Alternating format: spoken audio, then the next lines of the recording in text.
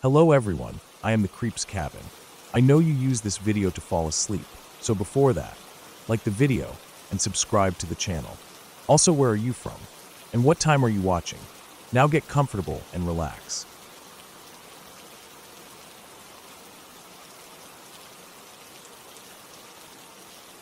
I live on a farm in New Jersey, a place that's been in my family for generations. My great-grandparents were the ones who first settled here, running the farm and living off the land. The old farmhouse where they raised their family was torn down years ago, and now my family's house stands where it once did, though it's newer and different. Still, the land feels the same, like it carries the weight of all the years and memories it's seen. The farm itself is split into several fields. There are 3 big fields of corn, one to the north of the house, one to the south, and one on the west side. Across the street, on the east side, are the soybean fields. The rows of corn grow tall and thick in the summer, and come harvest time, they stretch out like a golden sea that ripples and waves in the wind. It's beautiful during the day, but at night, the cornfields are a whole different world. I moved into this house when I was 12, and ever since that day, I've been scared of those cornfields.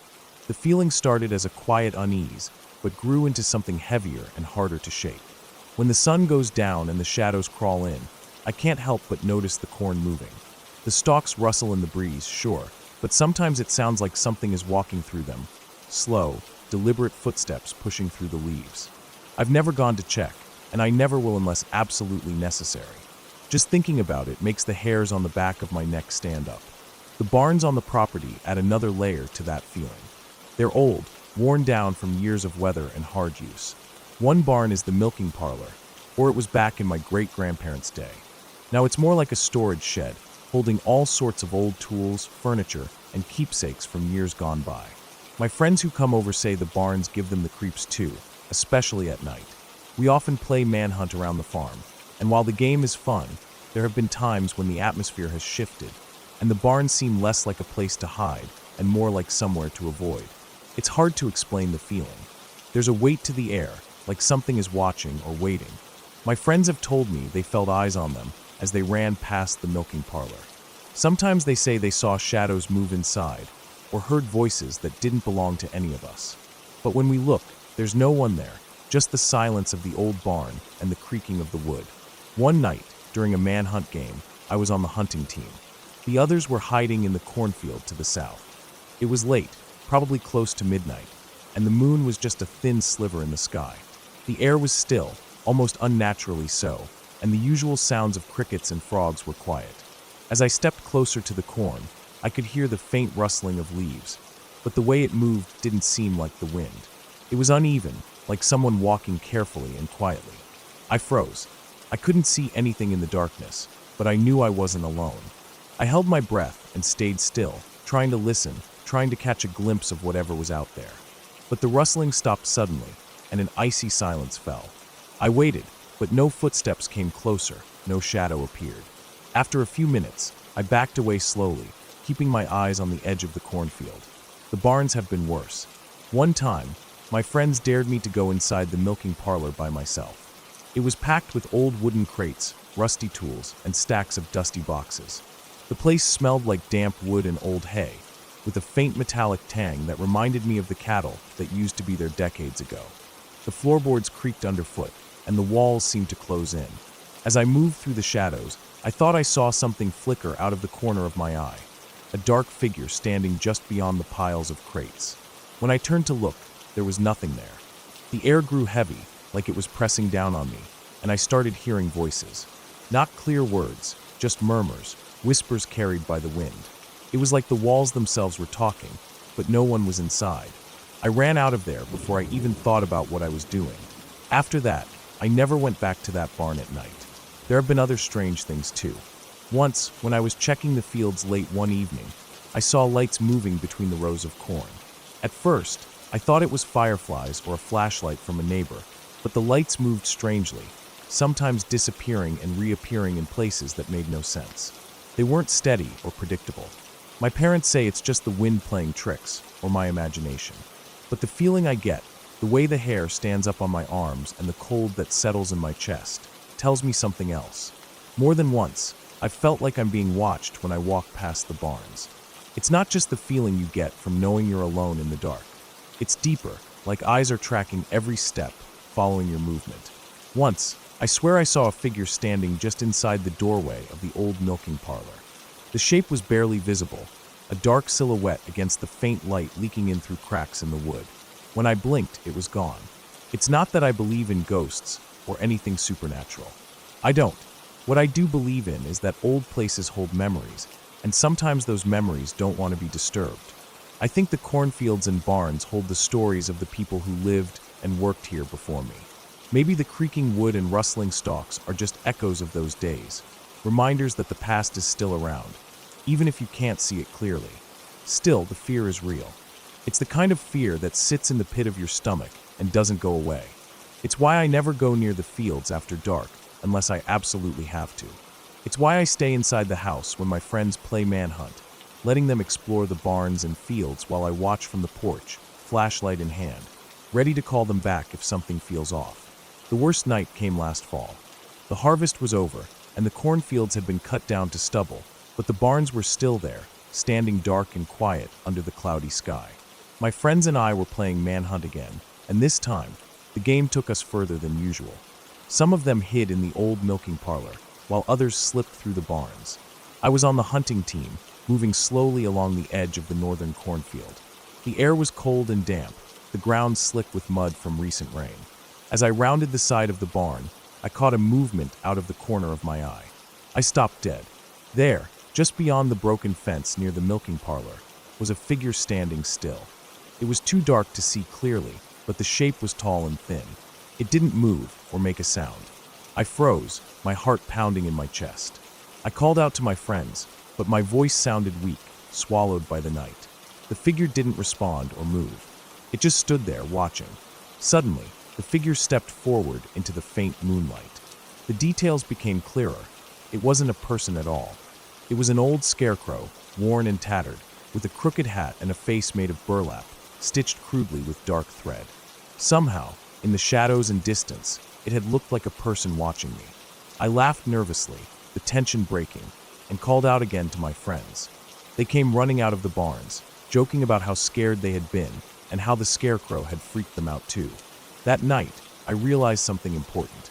The fear I felt wasn't because the farm was haunted or dangerous in some strange way. It was because my mind played tricks on me, turning shadows and shapes into something more frightening than they really were. The rustling corn wasn't a person walking, just the wind through the stalks. The voices I heard were probably the night sounds mixing together, making strange noises in my head. I don't say this to dismiss what I felt. The fear was real. The feeling of being watched was real. But understanding where that fear came from my own imagination, from the history and atmosphere of the farm, gave me a sense of control. It didn't make the night any less dark or quiet, but it helped me face the fields and barns without running away. Now, when I have to go out after dark, I keep my flashlight and phone with me. I stay aware of the sounds and shadows, but remind myself that they're just that, sounds and shadows. The farm is still my home, and the fields are still the fields my family has worked for generations. The barns may be old and creaky, but they're just buildings, not something to fear. I still don't like being out there at night, but I'm learning to live with that feeling. After all, some places hold memories that reach deep into the silence, but they don't have to control us.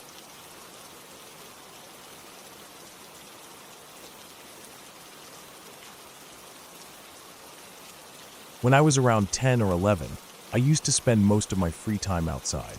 My parents encouraged it. They liked that I wasn't stuck to a screen all day, and we lived in a quiet, small community where nothing really ever happened. We were surrounded by woods on all sides, and everyone knew everyone. It felt safe back then. I wasn't worried about anything when I left the house. No online horror stories, no true crime podcasts to fill my head. Just me, my sneakers, and wherever the trees took me.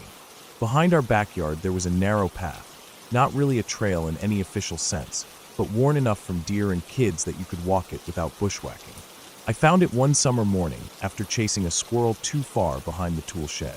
The path wound its way through a patch of tall trees, then opened up and narrowed again, curving left and right like the game trails I used to follow.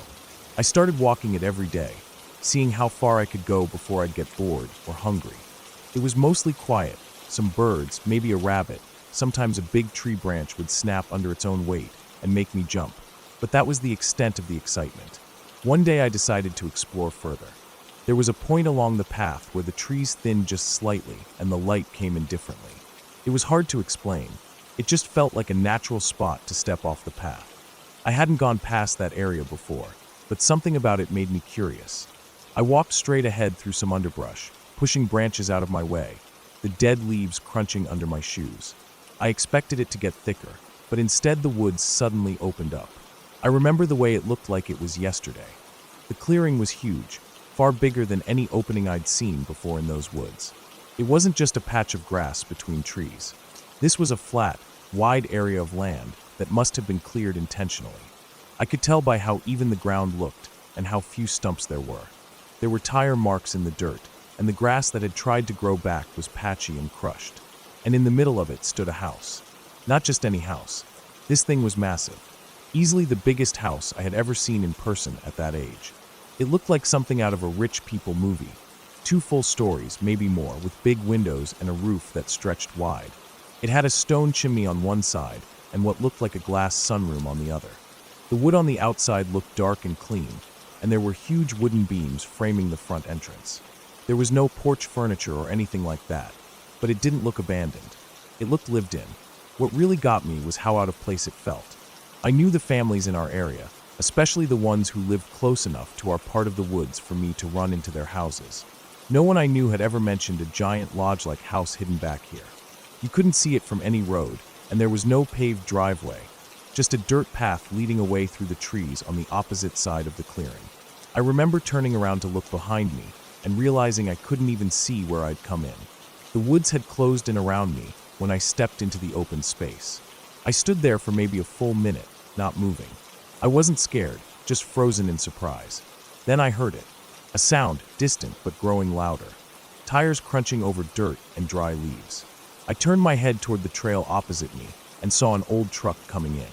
It looked like a beater, one of those rusted-up models with dents in the fender and mismatched paint. It was crawling slowly toward the house like it belonged there. Something about that moment made my stomach twist. I didn't want to be seen. I ducked low and crept back toward the tree line, trying to stay out of view. I didn't run, didn't even make much noise. I was too afraid of drawing attention. I made it back into the woods and then ran until I hit the path, then ran some more until I could see my backyard through the trees. I didn't stop until I was back inside my house. That night I told my parents what I saw. I described the house, the clearing, the truck. My dad raised his eyebrows, but neither of them seemed especially alarmed. My mom figured it was private property, maybe a hunting lodge or a retreat someone had built. I asked if they knew who owned it, but they didn't. My dad said maybe someone had bought a big lot out in the woods and never told anyone. It didn't seem like a big deal to them, but it bugged me. That house didn't make sense. I'd lived there all my life. I rode my bike all over town, and everyone knew everyone. Someone would have mentioned a mansion being built in the woods behind my house. The path I used had always been there. If a construction crew had brought in materials, machinery, anything like that, I would have noticed. My parents would have noticed. That kind of house didn't just appear overnight. Still, I let it go for a while. I didn't go back for about a week, maybe a little more. I don't know why I waited. I guess I didn't know what I expected to see. When I finally did go back, I remember feeling nervous. I walked the same trail, found the same spot where I'd stepped off, and headed into the woods. But something was off. The trees weren't how I remembered them. I knew I was in the right spot. I could feel it in my gut, but the underbrush had changed. It was thicker. There were more fallen branches, and I had to push harder to get through. I kept thinking, maybe I missed the spot. Maybe I was one trail bend off. So I backed up, returned to the main path, walked a bit further, tried again. Still nothing. I spent nearly an hour circling the area, trying to retrace my steps, looking for the edge of the clearing, the tire marks, anything. But it was gone. The woods were unbroken in every direction, thick with trees, undergrowth, fallen logs. The clearing had disappeared. I know how that sounds. It's the kind of thing you'd hear in a ghost story. But this wasn't some dream or fantasy. I knew what I saw. I'd stood in that clearing, seen that house with my own eyes. The trail I had taken to get there hadn't been hard to follow. I wasn't guessing. And the clearing hadn't just been a patch of dirt. It was wide, huge even. You don't just misplace something like that. It had been cleared by machines. The tire marks were deep. It had taken years to look like that. But now it was just forest again. Nothing but trees. No signs of a foundation, no leftover boards or bricks, no driveway, no scrap wood or beer cans or cigarette butts. Nothing. Like it had never been there. I remember walking home slowly that day, confused and honestly kind of unsettled. I tried to think of every possible explanation. Maybe I had gotten lost. Maybe I imagined it. But none of that sat right. I wasn't prone to imagining things. I had no reason to make it up. I had a decent sense of direction. And besides, I hadn't just seen the house, I'd seen the truck. Heard it. Felt that moment of fear when it came around the bend. That had been real. I told my parents again, and this time they seemed more doubtful. I think they thought I was exaggerating. My dad said maybe I just got turned around. My mom reminded me not to go too far off the path alone. I stopped bringing it up after that. But I started asking around in subtle ways. I talked to neighbors, older kids, even the mailman. No one had ever heard of a big house out in the woods. The guy down the street who hunted deer every fall said there weren't any new clearings in the area he knew of. Everyone said the same thing. The woods back behind our place were untouched. Nothing had been built there. Not ever. Eventually I let it go. What else could I do? I couldn't find it again. I couldn't prove it. And talking about it only made me sound like I was trying to get attention or tell stories. So I stopped bringing it up. But I never stopped thinking about it. As I got older, I kept going back to that day in my mind. I'd look at satellite maps, try to find aerial views of the woods behind our house. I never found a clearing that matched what I saw. Even the oldest maps didn't show anything out of place. Years later, when I was in my late teens, I went back one last time. The woods were denser than ever. The path was still there, though more overgrown. I followed it, stepped off at the same spot. Nothing. No clearing. No house. Just thick forest, darker than I remembered. I've talked to a couple people since then who've had similar experiences. Not exactly the same, but strange things in the woods that didn't make sense. Places they stumbled into that weren't there the next time. Things they saw once and never again. Maybe there's some weird psychological thing that happens in the woods. The mind playing tricks, the light shifting in odd ways. Maybe I crossed onto private land that someone didn't want people knowing about, and they buried it fast. But even that doesn't feel right, because I was there. I remember every detail. The chimney, the truck, the way the ground looked, the strange feeling in my gut that I shouldn't be seen. It happened, and whatever that house was, someone didn't want it to be found.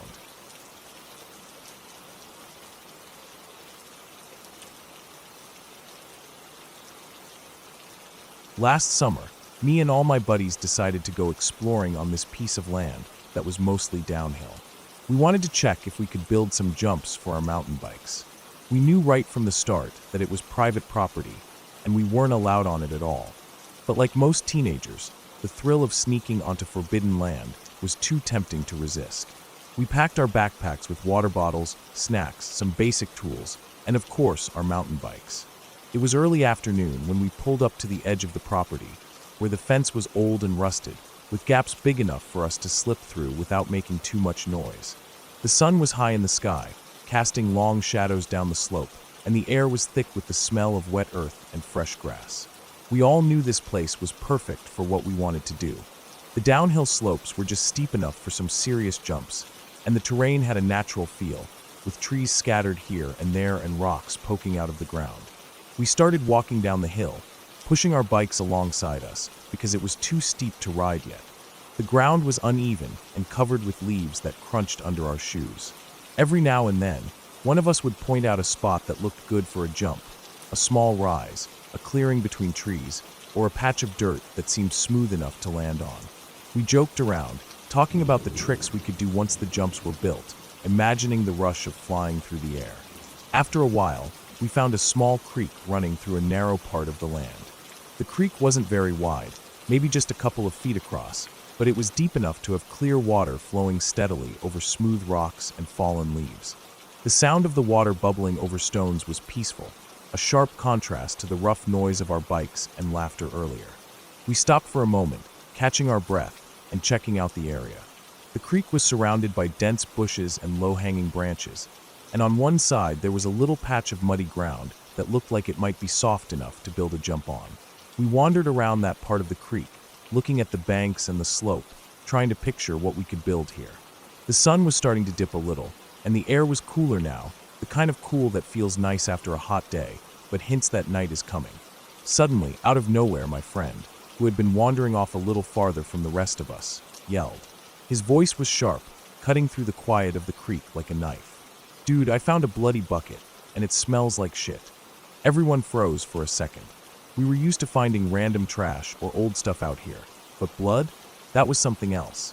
We ran over to him, pushing through the thick bushes and slippery rocks. Right in front of him was this bucket. It used to be white, but it was covered in dried blood that had soaked deep into the plastic. The smell hit us before we even got close, a thick, rotten stench that mixed with the damp earth and made our stomachs churn. It was the kind of smell that sticks to your skin and makes your nose itch. The bucket looked like it had been sitting there for a long time. The blood was dark red and brown in places, crusted and cracked, but it was still fresh enough that you could tell what it was.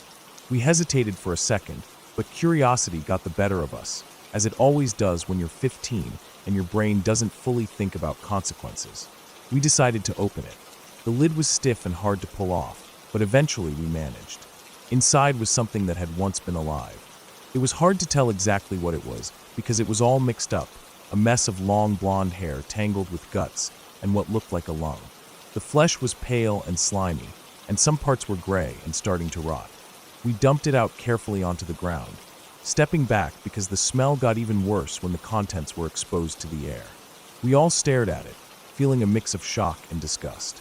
None of us could say what exactly it was, but the hair was definitely human, long and blonde, tangled with clumps of something that looked like intestines and other organs. The lung was the most recognizable part, but even that looked wrong, swollen and misshapen. The blood on the bucket and the contents made it clear that this was not just an animal or trash. It felt too real, too horrifying to be ignored. Then, like a stupid pack of kids, we started picking through the mess, separating the hair from the guts, trying to find anything else inside the bucket that might give us a clue about what it was or where it came from. Maybe we thought we'd find a name, a note, something that could explain why this was here.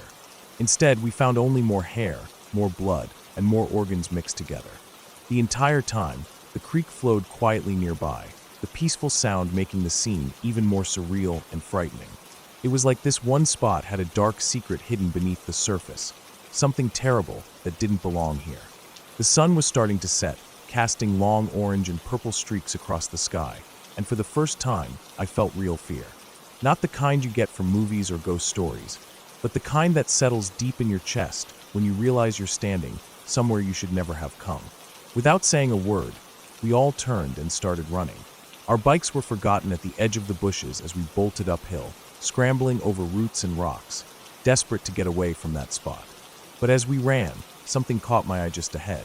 There were 3 more white buckets, sitting in a row near the edge of the creek. They weren't as covered in blood as the first one, but each had dark red stains smeared on the sides and the lids. We didn't stop to look inside. We didn't want to see what was in those. We just kept running, adrenaline pumping through our veins, lungs burning as we sprinted toward the fence and back to the car. When we finally made it back to the car, our hands shaking and faces pale, we pulled out my phone and called the cops. We told them everything about the property, the bloody bucket, the smell, the stuff inside, and the other buckets we saw. The person on the line sounded serious and told us to stay where we were until officers arrived. It wasn't long before we saw a couple of patrol cars pull up, their lights flashing red and blue, reflecting off the trees and casting eerie shadows on the ground.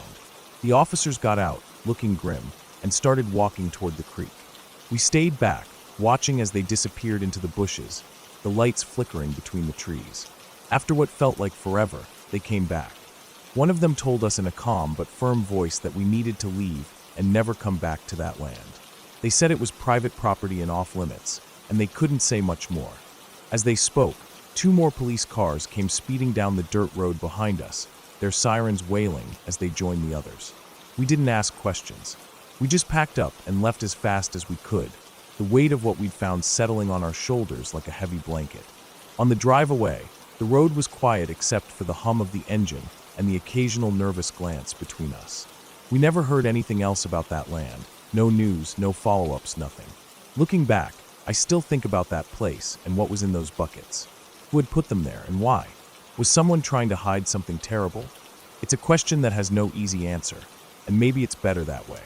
Sometimes, when I'm out riding my bike, I remember the smell, the blood, the pale hair, and the sound of the creek flowing quietly nearby. And I know some places aren't meant to be explored, no matter how tempting they seem. Some secrets are buried for a reason.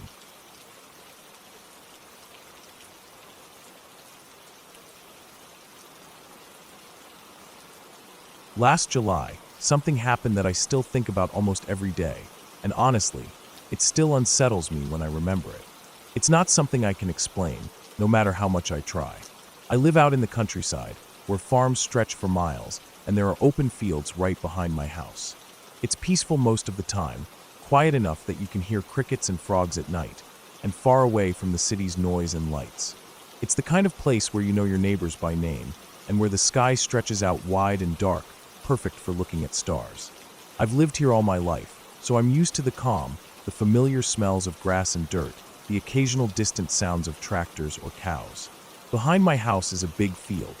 The first 7 acres belong to my family, but we don't farm that part.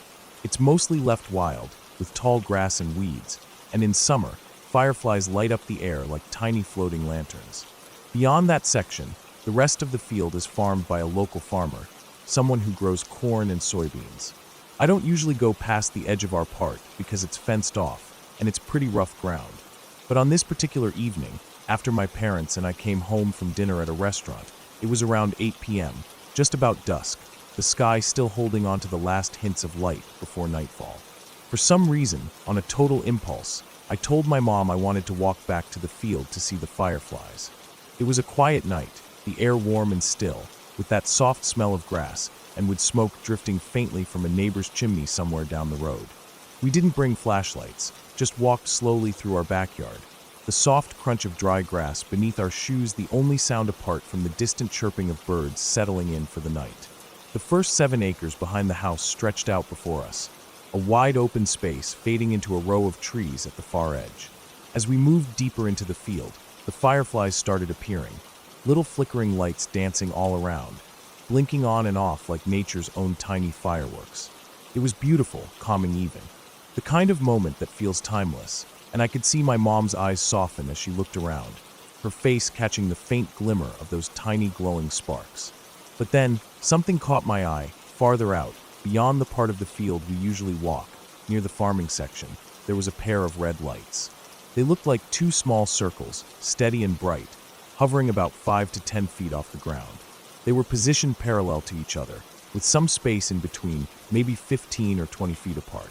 They weren't blinking or flickering like the fireflies, just steady, like the glowing eyes of some animal.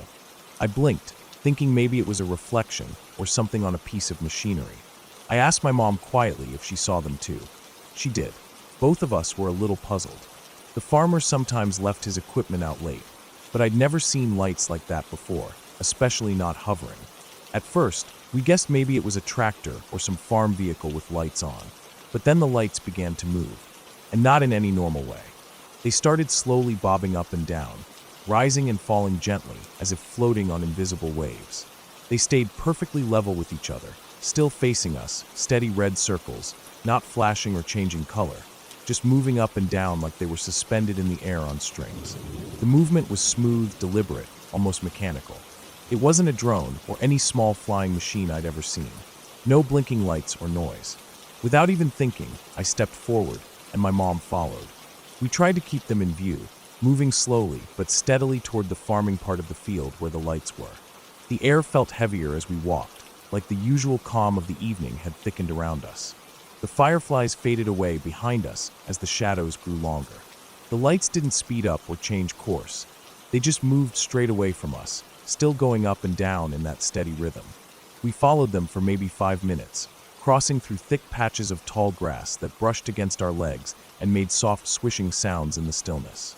The smell of earth and grass was strong, and somewhere nearby a cricket was chirping persistently. The sky was nearly dark now, but not quite black.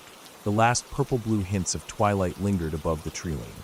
Then the lights passed behind a small cluster of trees at the edge of the field and disappeared.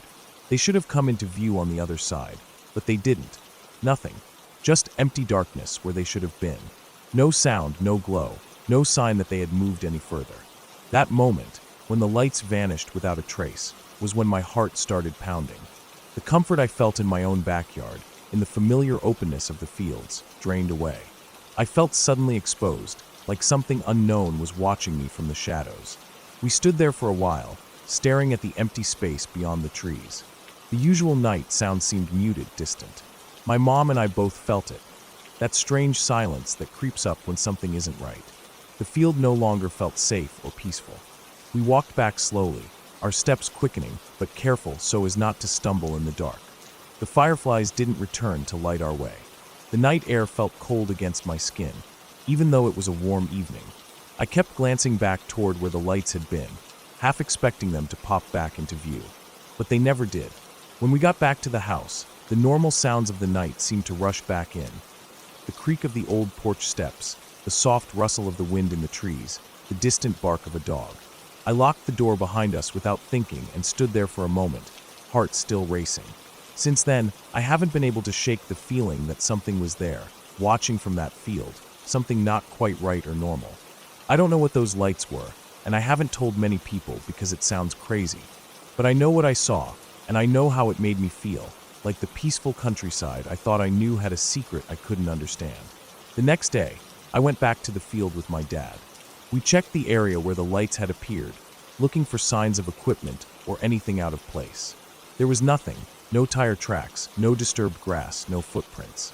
The farmer's equipment was parked down by the road, far from where we saw the lights. I asked around the neighbors, but no one else had seen anything like it. No reports of strange lights or noises. Just normal farming and quiet nights. That summer went on as usual, but I never walked back to that part of the field again after dark. I tried to convince myself it was some kind of drone or maybe a trick of the light. But the steady, slow up and down movement, the perfect symmetry of the two red circles, and the way they vanished behind the trees without a trace, none of it fits with any explanation I can come up with. Sometimes when I'm outside in the evening, I look out over the fields, watching the fireflies flicker in the grass, and I think about those lights. They didn't seem dangerous or angry. They just felt out of place, like something not meant for this world, but still here, watching quietly from the shadows. That night changed how I see my home. What was once a place of peace now holds a secret I can't explain. And even now, thinking about it makes my skin crawl. I'm glad I live in a quiet, open place, but that night reminded me that even in the calmest fields, there can be something unknown lurking just beyond the trees.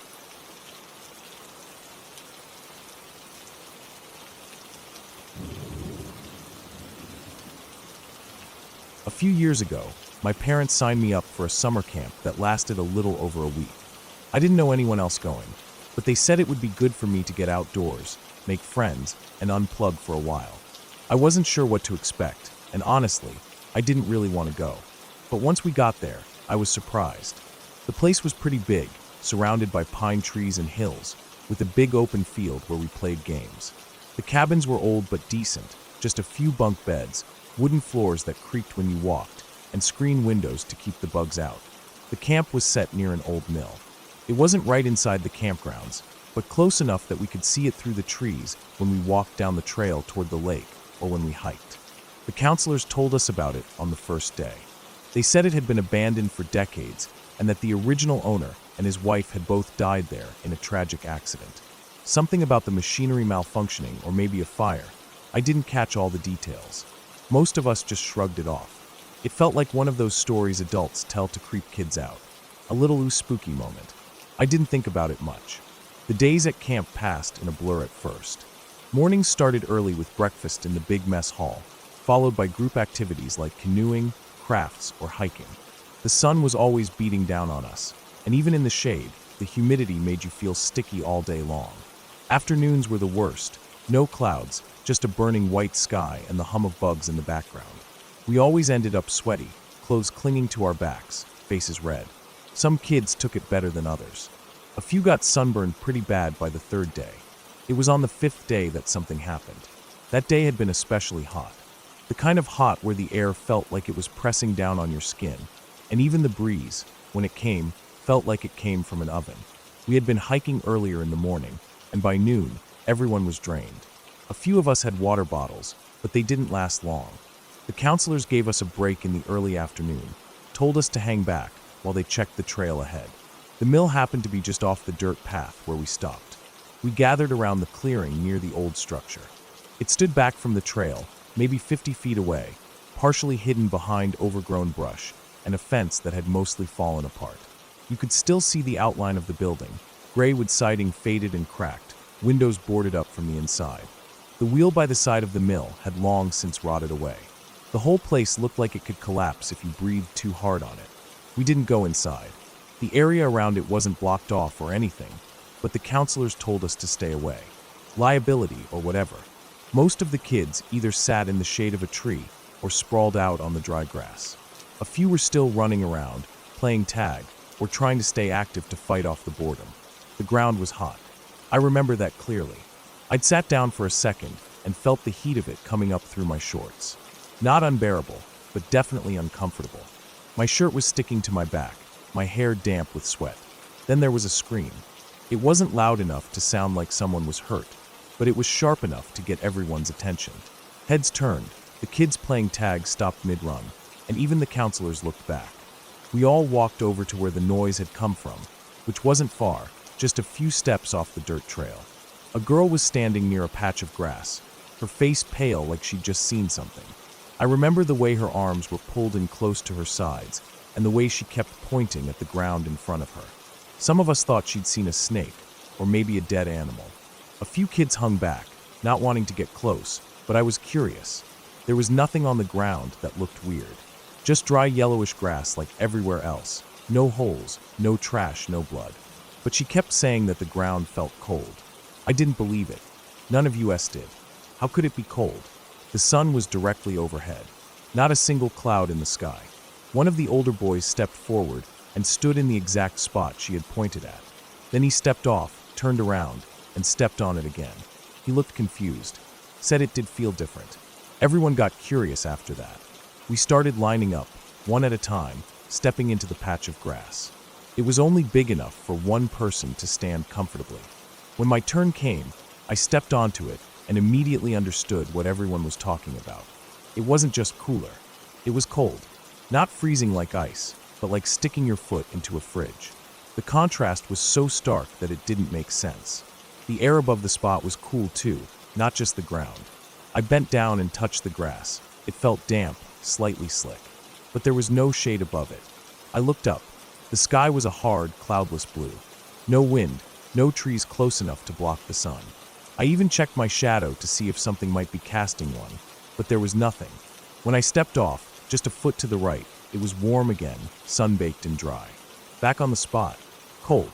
I did it 3 times just to be sure I wasn't imagining it. Other kids were doing the same, stepping on and off, shaking their heads or laughing nervously.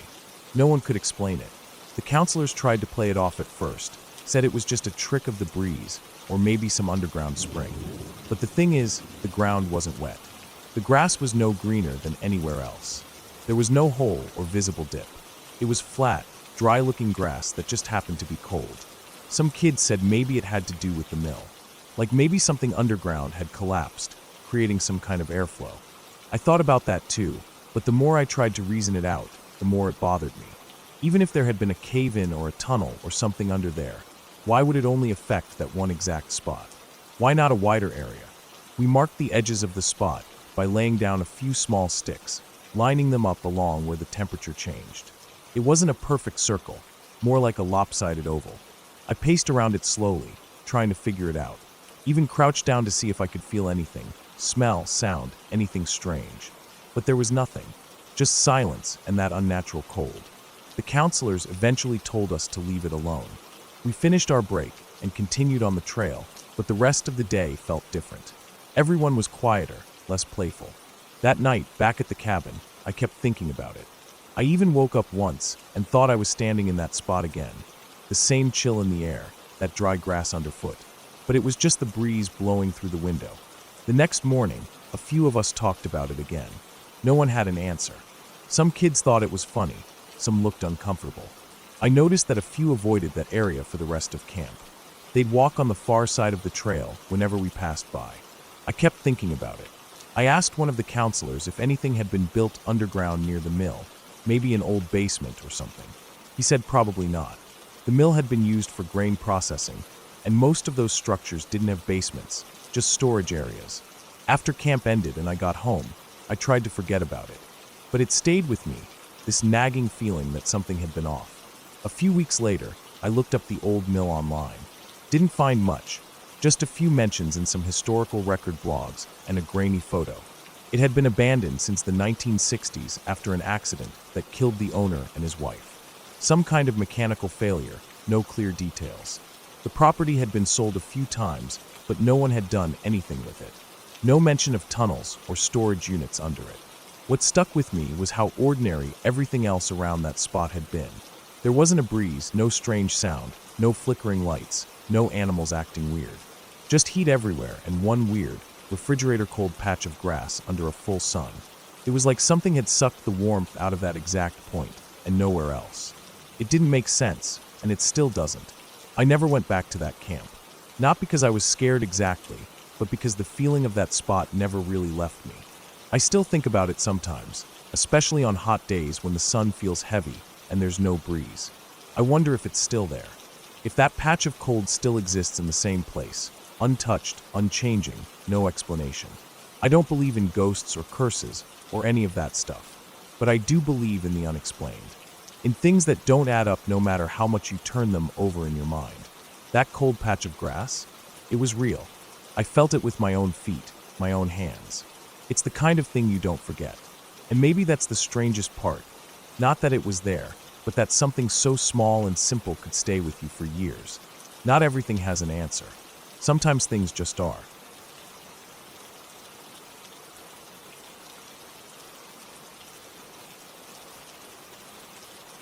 It happened a long time ago, before everyone had phones with flashlights and GPS.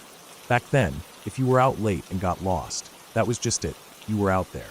My dad and 3 of his close friends, V, S, and K, had gone out one evening just walking around, talking and messing around like young guys do. There wasn't much to do in their small town at night, so they often ended up wandering around aimlessly, not really caring where they went. That night, they were walking along a set of old train tracks that cut through the edge of town and ran off into the woods.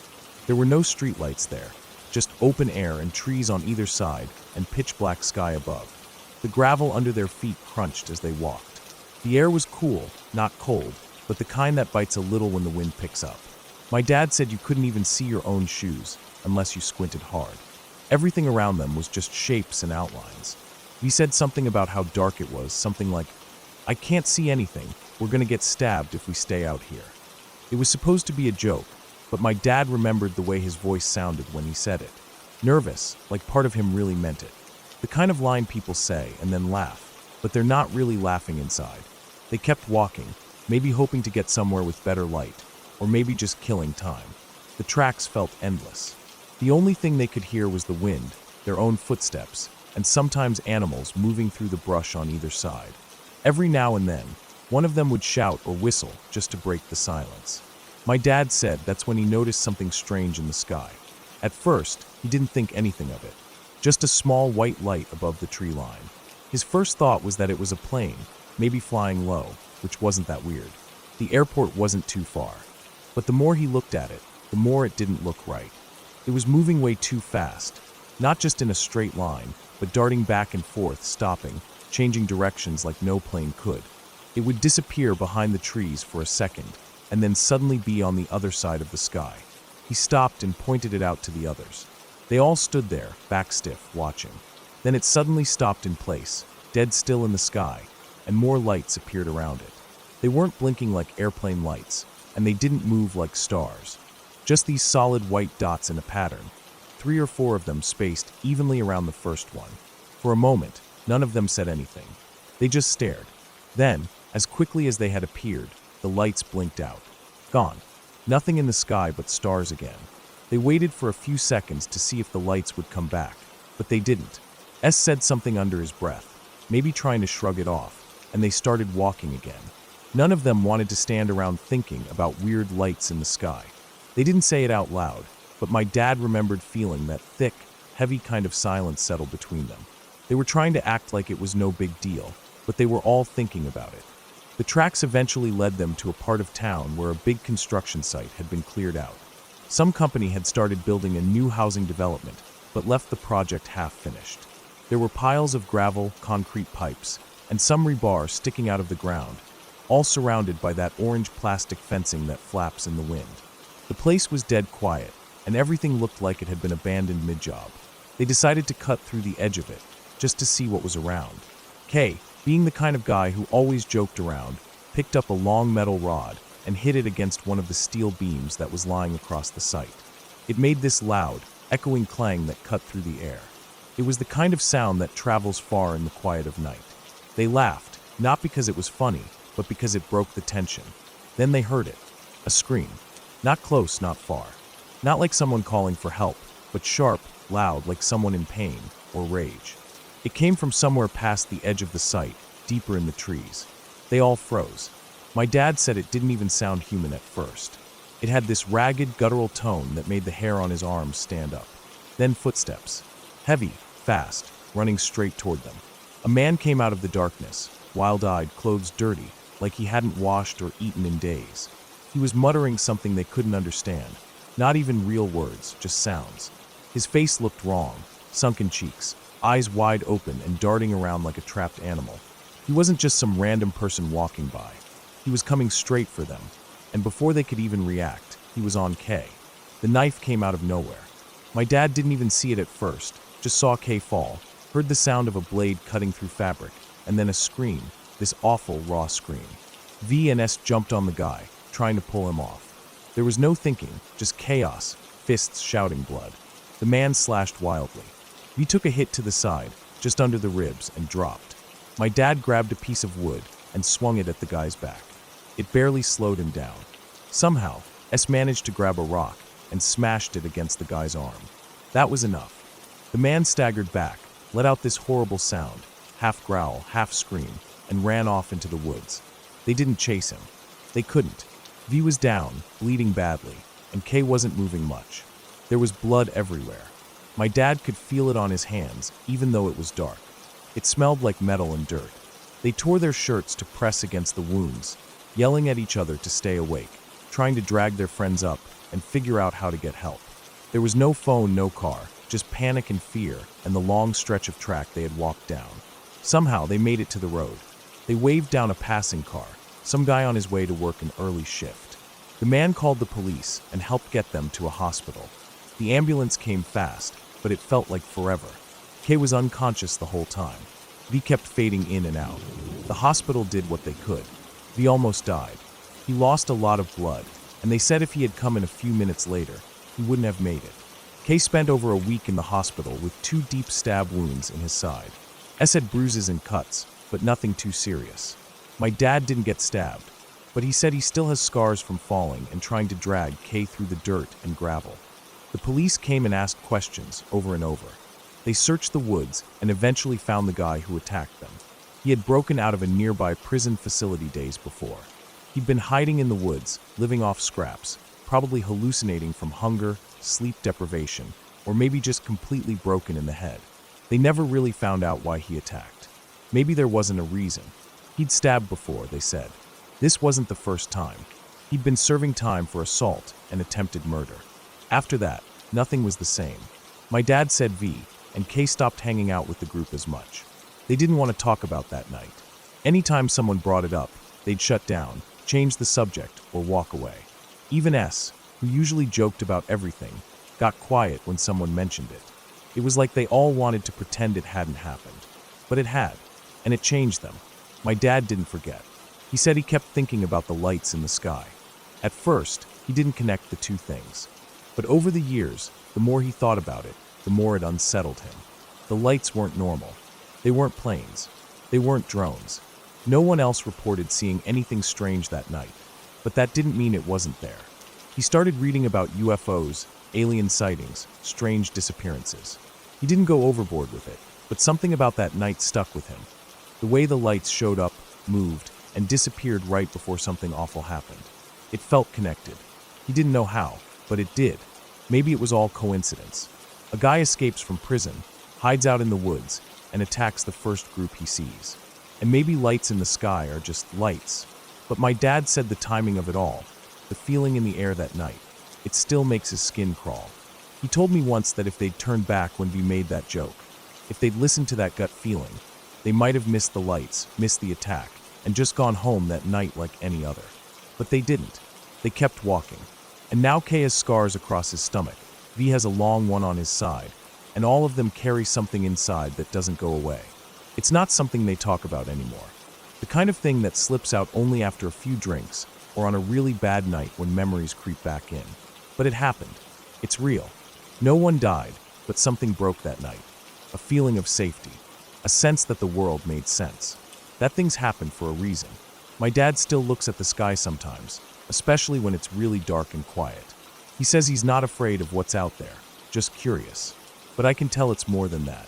There's a look in his eye, like part of him is still back there on those tracks, watching lights dance in the sky and wondering what they meant. Wondering if the universe was trying to say something, or warn them, or if it was just watching. He never walks near train tracks at night anymore.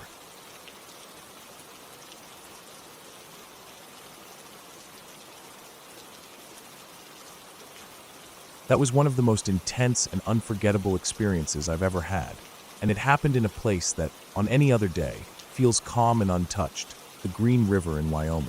My dad and I had been planning the trip for weeks, and we were both itching to get on the water early in the morning. It was late spring, just that time of year when the days are getting longer, the weather is warming up, but the mountains and skies can still be unforgiving. We got to the riverbank just as the sun was beginning to rise, the early light shimmering off the slow-moving water. The air was cool, carrying the crisp smell of pine and damp earth from the night before. The river was wide there, not too deep, with those perfect pools and riffles that fly fishers like us dream about. Dad had his favorite graphite rod, and I had mine, both tuned and ready. The kind of rods that pick up every little twitch and pulse from a fish taking the fly. We knew the fish were there, maybe waiting under a ledge or behind a submerged log, and we were ready for a good day. As we waded into the river, the water was cold but refreshing. The stones underfoot were slippery but steady. The sky was mostly clear, but a distant bank of dark clouds was creeping in from the west. The smell of ozone, a faint electric scent, hung faintly in the air, but neither of us paid much attention at first. It was just another day out on the river, until things started to shift. I was casting my line when I first noticed the tiny hairs on my forearms standing up.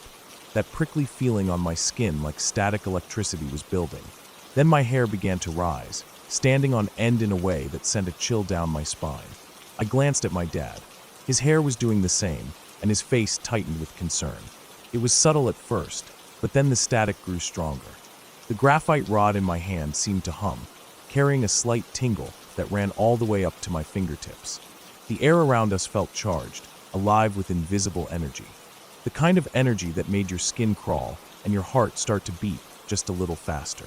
We both knew what that meant, danger. Without a word, my dad shouted to drop our rods and move back to the truck. There wasn't time to debate or question. We scrambled out of the river, slipping on the wet rocks, our boots splashing as we rushed through the mud and brush toward the safety of the vehicle parked a few hundred yards away. The sky was darkening fast now. The distant rumble of thunder was growing louder, more frequent. Clouds rolled in, thick and heavy, blotting out the sun. The wind picked up, rustling the leaves in a rising howl. The storm was closing in. We slammed the truck doors shut, the sudden quiet inside the cab feeling almost like a refuge. The rain hadn't started yet, but the air was thick, heavy with electricity. Our breath fogged the windows. We sat there, listening to the storm getting closer, watching the sky pulse with streaks of lightning far off in the distance. Neither of us said much. We were both holding on to the hope that it would pass quickly and we could get back out on the river to fish. And then it happened. Right there, maybe 100 feet away from us, just beyond the edge of the road embankment, a ball of electricity suddenly formed out of thin air. It wasn't like lightning flashing from the sky or a crack of thunder that shakes your bones. This was different, something I had only read about in science books or seen in videos. The ball hovered there, glowing and buzzing with raw energy. It was about the size of a basketball, but seemed to pulse and shimmer like it was alive. It flickered with lightning white light and blue sparks that danced and snapped like miniature bolts. The air around it crackled with static so intense I could feel it on my skin, even inside the truck. The graphite rods we'd left behind had been left inside the vehicle, but the truck itself vibrated slightly, the radio crackling with static that shifted in rhythm with the balls buzzing. I sat frozen, completely caught in awe and disbelief. My dad's eyes were wide as well, locked on that floating ball of energy. I swear I half expected some kind of mechanical creature to emerge from it, some kind of cyborg or alien. But it was just electricity, raw and untamed, like nature had somehow bottled a bolt of lightning and set it spinning in midair. The ball moved slowly, gliding along the road embankment like it was following an invisible track. It moved about 30 feet, the buzzing intensifying as it traveled, then suddenly exploded in a flash of light, so bright it made me blink hard. The flash was over in an instant, just as fast as the ball had appeared. With the ball's disappearance, the static charge that had filled the air vanished too.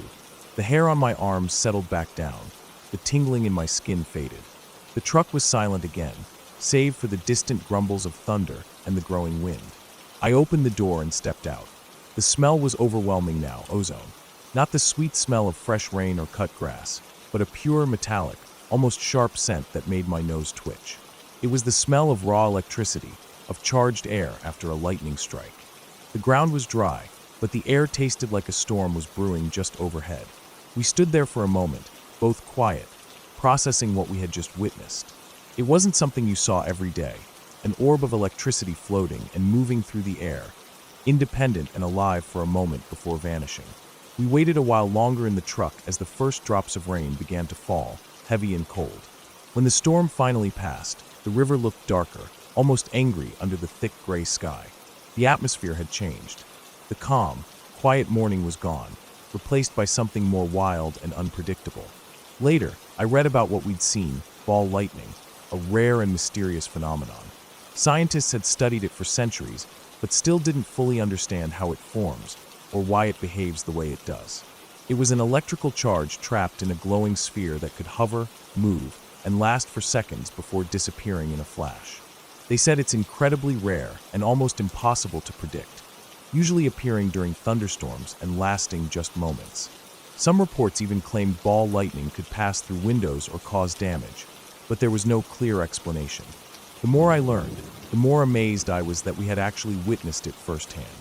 Most people never see such a thing in their entire lives, and here we were, sitting safely in a truck on a riverbank when it chose to show itself. That day changed how I think about nature, the wild, electric forces that surround us, and the mysteries still hiding in plain sight. It was a reminder that even the most familiar places can surprise you in the most extraordinary ways. And sometimes, those moments come when you least expect them, quiet, fleeting, and almost impossible to believe. I never forgot that afternoon on the Green River, the feeling of static crawling over my skin, the hum of electricity in the air, and the eerie, glowing orb that floated just beyond the embankment, a reminder that the world still holds wonders beyond understanding.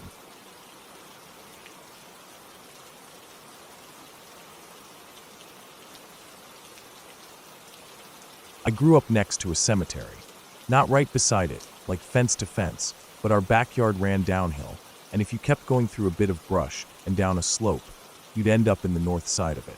From our upstairs window, you could see the gravestones through the trees if the leaves were down, and even in spring or summer when things got thick, the taller monuments still poked up like stone teeth. I was never scared of it. I guess I was just used to it being there. It wasn't one of those clean-cut, flat-lawn cemeteries with neat rows and fake flowers. This one had age to it. The older section went back to the 1800s, with crooked, tilting markers and names half worn away by rain and moss.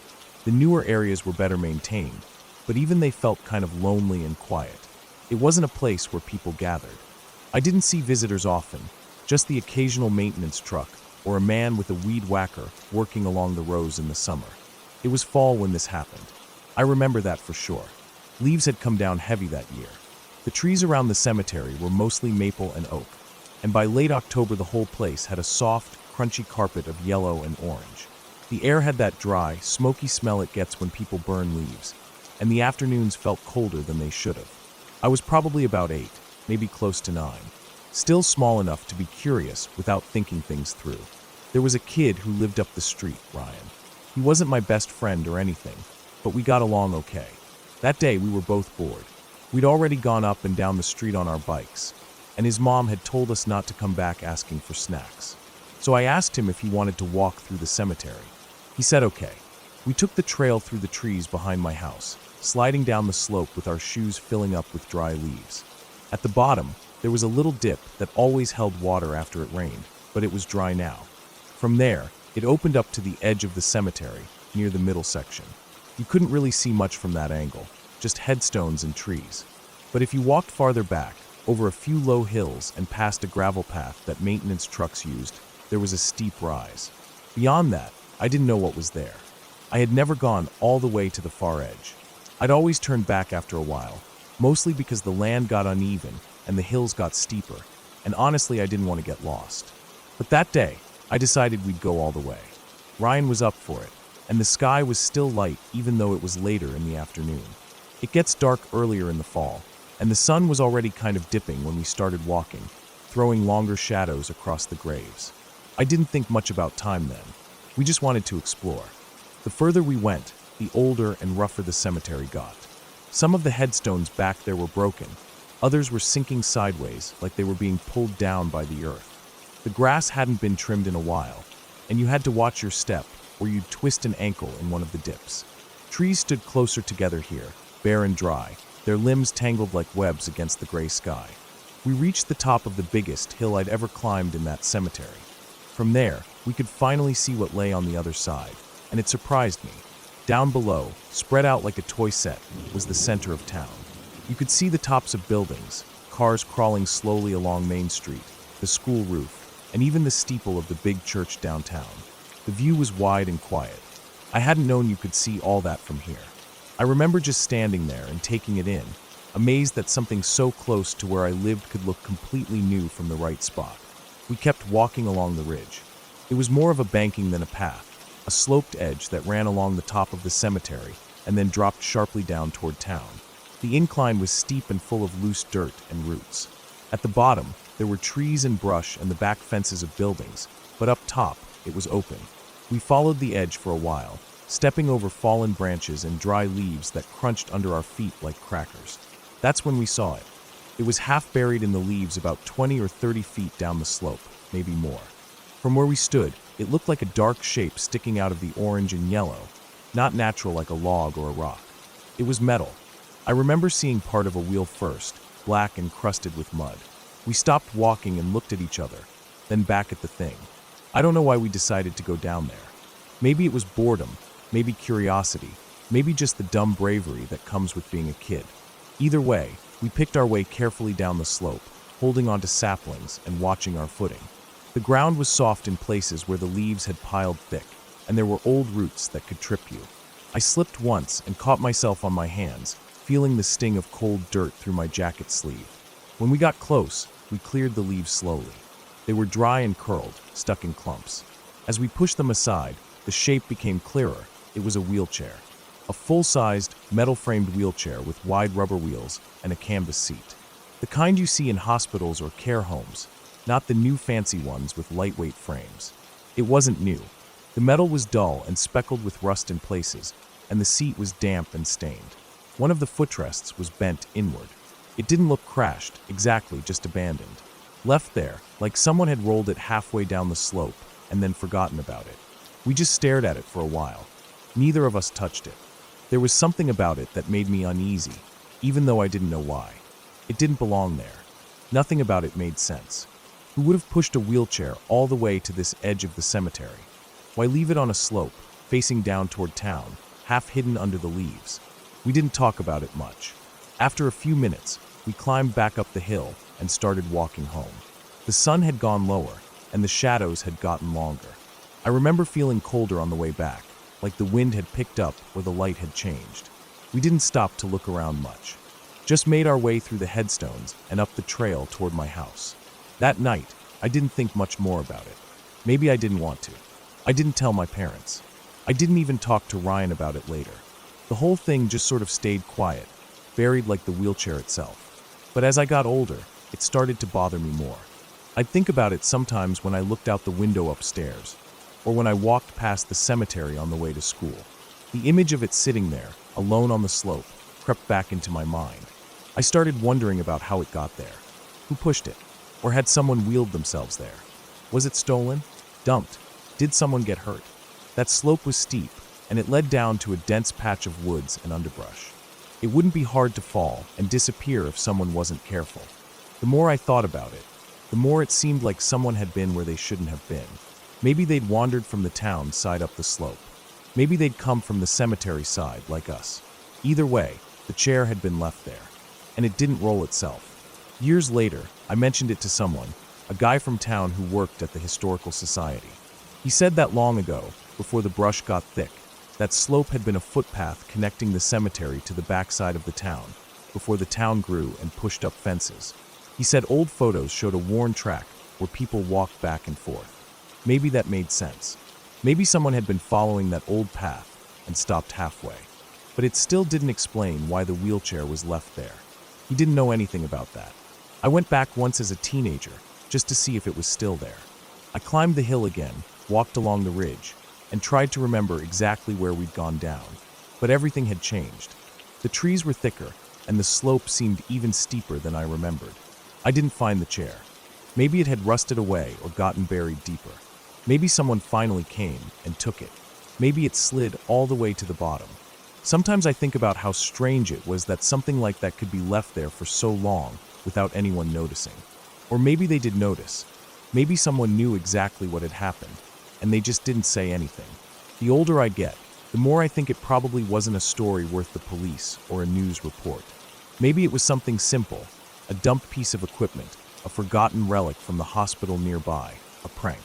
But then I remember how it felt seeing it that day, half covered by leaves, bent and stained, out of place in a quiet place full of names and stones. There was something about that chair, something that didn't feel right, even though there was nothing obviously wrong. And every fall, when the leaves start coming down again and the air gets dry and smoky, I think about it. I think about walking along that ridge, looking down over the town, and finding something that had no business being there. And I wonder if maybe someone somewhere is still thinking about it too.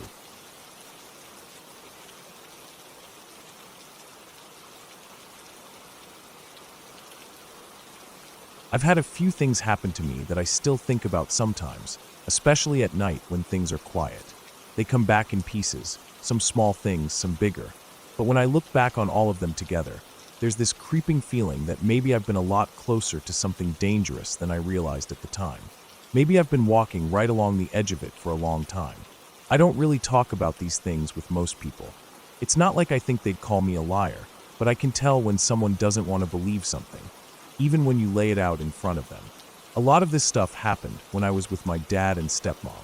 It's almost funny now how often weird things happened when the three of us went somewhere together. Like we were cursed or just unlucky. I don't know.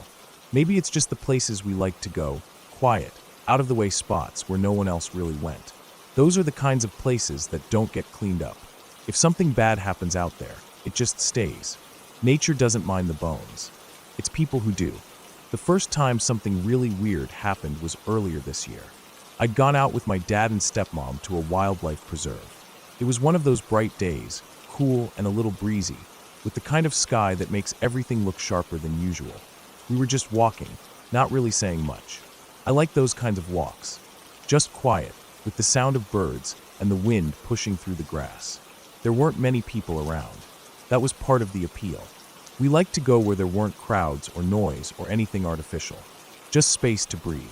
We were on this trail, packed dirt with grass and weeds growing up along the edges, and suddenly my dad told me to take a step left. He didn't sound panicked or anything, just calm like he noticed something and didn't want to startle me. I moved and asked why. He just told me to look down. I did. I had been standing in the ribs of a dead dog. It wasn't fresh. The fur was almost gone, just scraps of it clinging to the bone. The ribs were curved like white fingers rising up from the earth. I could see the spine, too, and what was left of the skull, half buried under leaves and dirt. One leg was still kind of intact, skin dried out and stretched over it like leather. There wasn't any smell that I noticed, but the way the ribs stuck up made it look like the thing had been left there for a long time, like nothing had come to drag it away. No vultures, no coyotes, just lying there, rotting into the ground. I stepped back and just stared at it. My dad didn't say anything else, and neither did my stepmom. We just kept walking after a minute. Nobody said a word about it. I don't know why. Maybe it was because it felt wrong somehow. Not like a normal animal death. It had been left too clean, almost like it had been posed. I still think about that sometimes, the way the bones were just right there on the trail, like someone wanted someone else to find them. That stuck with me, but it didn't really scare me. Not like the next thing that happened. Last year, the three of us went to the beach. It wasn't some touristy spot. This was one of those stretches of coast where there are no houses or restaurants, just sand and rocks and gulls wheeling around overhead.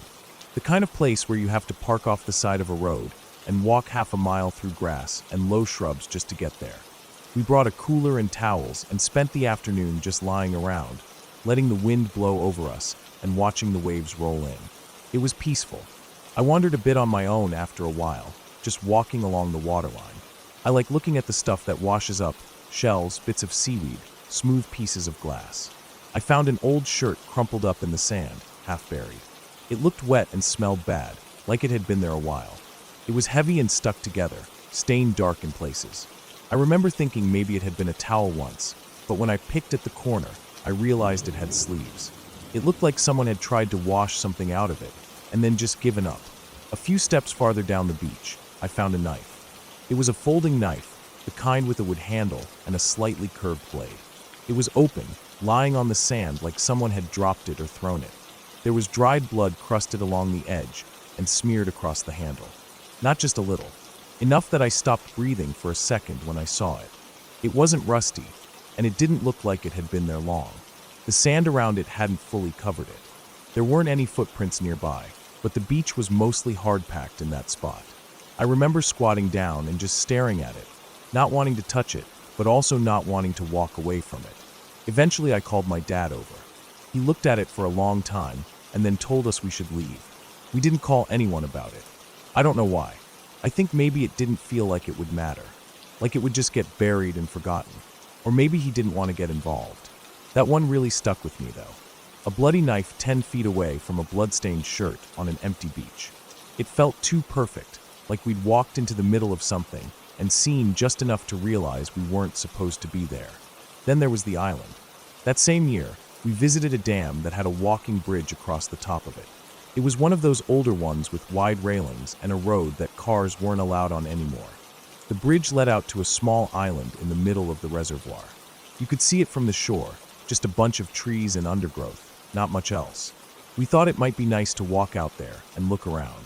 It was quiet that day, a little overcast, and we didn't see anyone else around. The island wasn't big, but as soon as we stepped off the bridge, we noticed something strange. There were bones, not just scattered randomly like a deer had died there and animals had dragged parts around. These were in piles and patterns. Some of the bones were small, raccoon maybe or squirrel, but some of them were big, human-sized. Long bones, femurs maybe, and pelvises. Some of them looked clean and white, others were brown and cracked. There were little altars made of rocks stacked up, and more than once I saw heart-shaped stones placed carefully beside the piles. There wasn't any sign of a fire or blood, or anything obvious like that. Just bones everywhere, as if someone had been collecting them for a long time and arranging them in patterns only they understood. We didn't say much. We just kept walking slowly, looking at the piles. I started to feel sick after a while, not like I was going to throw up, but like something deep inside of me was trying to shut down. Like my brain didn't want to believe what I was seeing. This wasn't a Halloween decoration or some leftover science class display. These were real. This was something someone had done on purpose. It didn't feel like art. It felt like ritual, quiet and strange and old. We left quickly. None of us wanted to talk about it. I kept looking back over my shoulder on the walk back across the bridge, half expecting to see someone standing on the edge of the trees, watching us go. But the worst thing that happened, maybe the worst thing in my whole life so far, was from when I was a little kid. We were living in a trailer not far from an old Girl Scout camp that had been shut down years before. I didn't know the story when I was that age, but I learned it later. Some girls had gone missing. Others had been found dead in the woods, jabbed in the neck with something long and sharp. The police said it was a kind of hook used for fishing, spearing fish, not just catching them with a line. The camp closed after that, and the land sat empty. Just woods and buildings falling apart, getting swallowed by the trees. That place was maybe a mile from our trailer. We had a lot of problems back then. Rats in the trailer, skunks under it, all kinds of stuff. Sometimes we couldn't even sleep inside because of the smell or the noise or just how bad it got. One night we were sleeping outside in a tent. I remember lying there, so small I barely filled my sleeping bag. The stars were really bright, and the air smelled like pine needles and dirt. I was scared. I don't remember why, maybe just because I was little and we were outside. I started praying out loud, asking that a bear wouldn't come and eat me. I kept whispering it over and over, hoping it would help me feel better. And then I heard a voice. It wasn't my dad. It wasn't anyone I knew. It was deep, too deep to be someone I lived with. It came from just outside the tent, maybe only a few feet away. It said something like, "I am God. No bears will harm you tonight, I promise. Now go to sleep." The voice was calm and certain and didn't sound like a joke. It didn't make me feel better. It made me freeze. I didn't sleep after that. I don't think I even blinked. I just stared at the roof of the tent and waited for something to happen. But nothing did. Just the sound of wind and distant owls, and eventually the slow breath of my dad sleeping beside me. We moved not long after that. A few months later, maybe not even a full year, my dad found something in the bushes outside the trailer. It was a hook, the kind used for spearing fish. Long and curved, with a wicked sharp point. It was rusted, and there was blood on it. Old blood, dried and crusted into the metal. He threw it away, I think. Or maybe he kept it. I never asked. I still think about that voice sometimes. I can't explain it. I know it wasn't something I dreamed. I know it wasn't my imagination. It was real. And someone was standing outside that tent, waiting until they heard me speak, and then they answered. They were close enough to hear me whisper. Close enough to speak back without raising their voice. None of this feels finished. That's the worst part. Like whatever it was, whoever it was, they're still out there somewhere. Still walking the woods. Still arranging bones on islands and tossing bloody knives into the sand, and whispering through tent walls to children who can't even understand what kind of danger they're in. And I wish my dad would quit finding evidence of murder.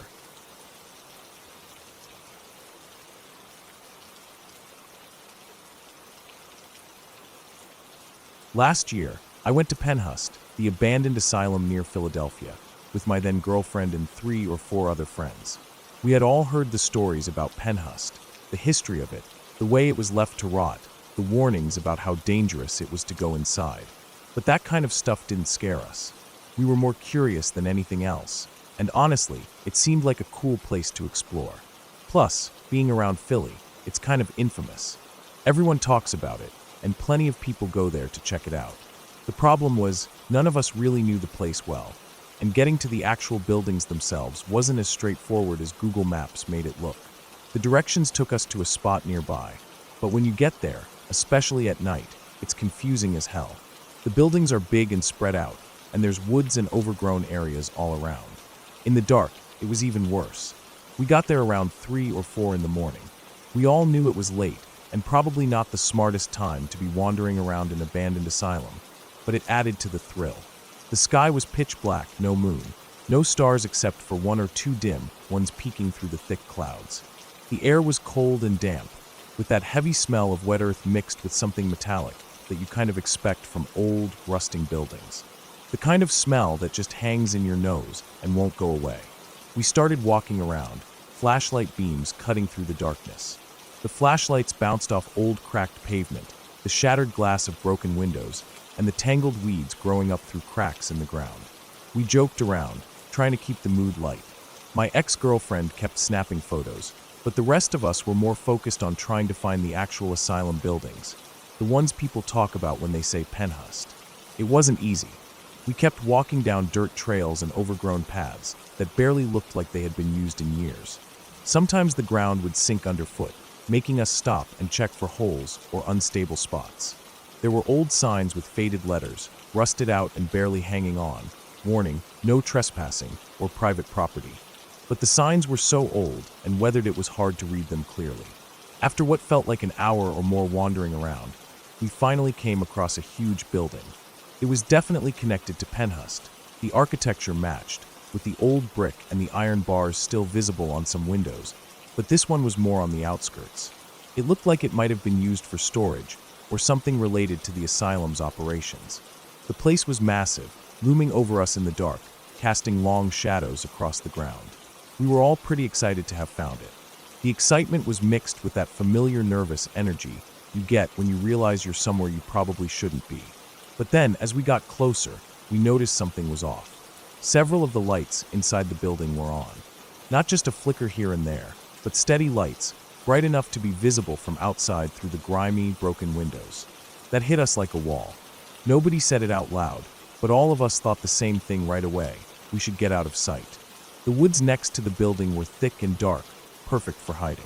Without saying much, we all moved quietly, slipping into the woods as quickly as we could, trying to keep low and out of view. The branches scratched at our faces and arms, but none of us cared. We crouched down behind a cluster of bushes, hearts pounding, trying to listen. Inside the building, it was noisy. We heard random banging, like something heavy being knocked over, footsteps moving fast, voices. At least 2 or 3 people talking in low tones, but we couldn't make out what they were saying. The noises sounded chaotic and urgent, like they were in the middle of something serious.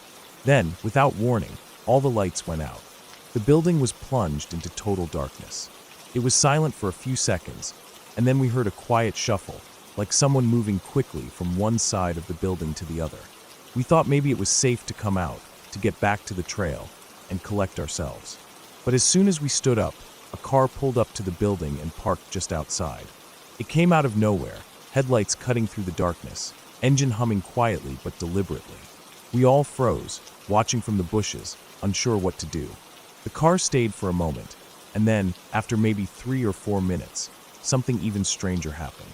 One by one, at least 5 more cars appeared from the same direction, all pulling up to the building, then leaving again. It was like a convoy, silent but urgent, circling the place and then disappearing back into the night. None of us had any idea what was going on, but the whole thing made our skin crawl. That night, the rest of the time we spent walking around Penhurst was tense. Every noise made us jump. The slightest shadow felt like someone watching us. We moved quickly, sticking together, flashlight beams sweeping over the trees and the old buildings. I remember my heart nearly stopping when, while we were walking back on the trail, I saw what looked like someone shining a flashlight directly at me from the darkness. It was such a clear beam, cutting through the trees and pointing right at me. I stopped dead, holding my breath. But then when I blinked and looked again, I realized it was just a star. The way it was blocked and shaped by the branches made it look like a flashlight waving back and forth. It was a small relief, but it showed how tense we all were, how ready we were to see something that probably wasn't even there. Looking back now, I try to make sense of what we saw. It wasn't cops. They don't roll through Penhurst with 5 cars in the middle of the night without flashing lights or sirens. It wasn't some official crew either. The way they came and went was too quiet and too fast. Theories bounced around in my head. Maybe a drug deal? The timing, the secrecy, the number of cars. It fits. Maybe some kind of cult meeting? Penhurst has that creepy reputation, so it wouldn't surprise me if some group used it for that. But a party? That seems unlikely. The building itself isn't exactly safe. Some floors are close to collapsing or flooded. Cops patrol the area now and then, and anyone planning a party would be nuts to do it there. Whatever it was, it felt sketchy, dangerous, like we stumbled onto something we shouldn't have seen. The rest of the night, I barely spoke. We stuck to the main paths and didn't get anywhere near the buildings again. My ex and I walked side by side, but I could tell she was just as freaked out as I was. Everyone else kept looking over their shoulders. It was the kind of night where you want to laugh it off, but can't because the feeling in your gut says, don't trust it. Eventually, as the first light of dawn started to push away the darkness, we made our way back to the cars parked miles away. The walk back felt long and slow, every sound from the woods making us freeze and listen. The birds started waking up, and the world slowly became normal again, but none of us spoke much until we were all packed in the cars heading home. That night at Penhurst stayed with me, not because of anything supernatural, but because of how real and raw the fear was. We weren't scared of ghosts or monsters. We were scared because something real and dangerous was happening in those abandoned buildings, something people wanted to keep hidden. I never went back, and none of the rest of us did either.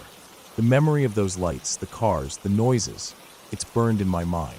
It's a reminder that some places, even when empty and abandoned, can still hold secrets better left alone. And that sometimes the scariest things aren't made up. They're just the dark, real things lurking where we don't expect them.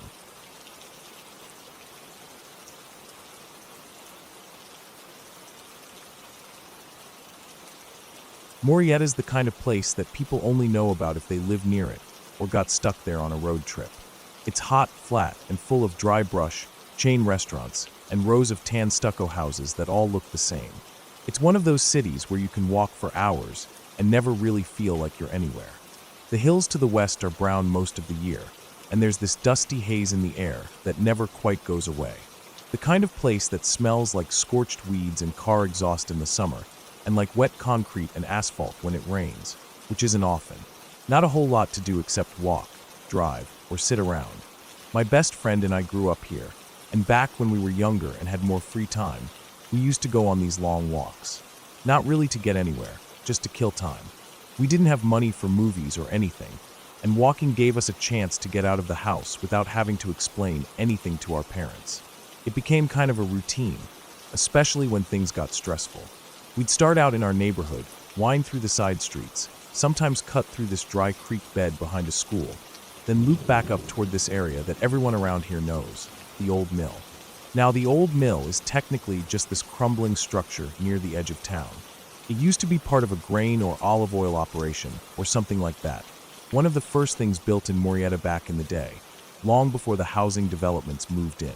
By the time we were growing up, it was already falling apart. You couldn't go inside anymore, but the city left it standing behind a rusted fence, probably for historical reasons. You can walk along the sidewalk right next to it though, and there's a crosswalk there, just where the road bends. It's famous, at least locally. There's this show, one of those paranormal ones that loves to overdramatize everything, and they ranked the old mill as number 8 on their top 30 most haunted places in California list. We watched it together when it aired, laughing at how ridiculous the reenactments were. Screaming actors, fake fog, all that nonsense. Still, we liked that it gave our boring town something interesting, even if most of it was bullshit. But there was another side to Morieta too. I don't know if it's the open sky or something else, but we used to see a lot of weird stuff at night. Lights that didn't move like planes. Shapes that floated just far enough away to make you wonder. We even kept a notebook for a while where we logged every UFO we saw on our walks. Most people would call them drones or helicopters or reflections from passing cars, but some of them didn't make sense. One time, we watched this red-orange orb hover in place above a ridge for maybe 10 minutes, then shoot straight up like it was yanked by a string. No sound, no trail. Just gone. That one stuck with me. But none of that weird stuff hit me quite the same way as the thing with the old lady. It was late spring when it happened, I think. The air was finally warming up after one of those wet winters we sometimes get where everything stays brown anyway. We started our walk late that afternoon. I remember because the sun was low enough to throw long shadows, but still warm enough that I wasn't wearing a hoodie. We just left our neighborhood, cut across a parking lot behind a CVS, and made our way down the street that borders the old mill. That stretch of road is quieter than most. 2 lanes each way, a weirdly wide median, and barely any traffic during certain hours. No bus stops, no businesses right there. It's the kind of place where you can stand on the sidewalk for 10 minutes without seeing another person. As we got closer to the crosswalk near the old mill, we saw someone waiting there. An older woman, standing at the edge of the curb. She was wearing this long, heavy coat that didn't match the weather, light brown or maybe faded olive green, with huge buttons down the front. I think she had one of those thick, knitted scarves wrapped around her neck, the kind old people wear indoors and outdoors, even when it's not cold. Her posture was slightly hunched, hands clasped over the top of a cane. Not one of those metal ones you buy at the pharmacy. This one looked like carved wood, maybe even handmade. She was staring across the street like she'd been waiting a while, even though there were no cars coming either way. Something about her made me feel like we should stop. So we did. We asked if she wanted help crossing. She nodded once, not overly friendly, but not rude either. Just neutral. So we matched her pace, which was slow, and started across the street. It wasn't a long crosswalk. Maybe 4 car widths, but with her cane and pace, it felt longer.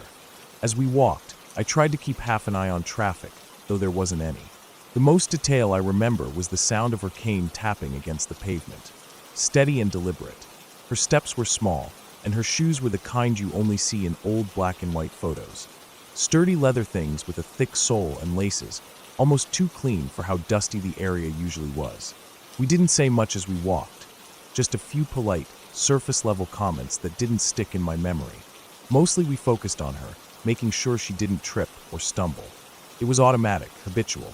Something about her reminded me of my grandmother, and for a moment I stopped paying attention to the old mill behind us, to the dry wind that kicked up every few minutes and carried the smell of cracked asphalt and sagebrush.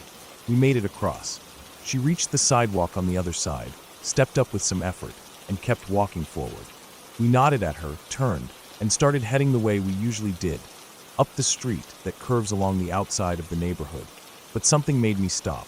Not even a sound or a feeling, just a kind of impulse. I turned around, maybe to wave goodbye or just to make sure she was okay. She wasn't there. I blinked. The street behind us was empty. No one in the crosswalk. No one on the sidewalk. Nothing behind the bushes or the tree near the fence. I turned to my friend. He'd already turned around too. We just stared at each other for a second, not saying anything. Our minds were trying to catch up, to make sense of it. We'd walked slowly with her. We weren't far from where we'd left her. She couldn't have just disappeared unless she moved with impossible speed or dropped into a hole in the ground. But she was gone. We jogged back toward the crosswalk, scanning both sides of the street, the bushes, even the fenced-off area around the old mill. Nothing. The sidewalk was empty all the way to the end of the block. I remember checking behind one of those big electrical boxes set in the ground, just in case she'd sat down behind it. There was nothing. My friend climbed halfway up the chain-link fence that borders the mill lot to see over it. Still nothing. Just dry weeds, rusted scrap, and cracked concrete. We must have circled the area for 10 minutes, walking faster than usual. Not running, but close. We looked down the side street where the sidewalk leads, checked behind a parked car, even knocked on the metal dumpster at the back of a construction site nearby. Nothing. No one. Eventually, we stopped and just looked at each other again. The silence was louder than it should have been. The sun was even lower now, maybe half an hour from setting, and everything had that golden edge to it, like the world was holding its breath. We didn't talk much after that, not for a while. We finished our walk, but we both kept glancing back, scanning the streets, looking into shadows like we expected something else to happen. It didn't. The night came and went. Nothing followed us home. No strange dreams or knocks at the door. But we never really stopped thinking about it. The weirdest part wasn't just that she vanished.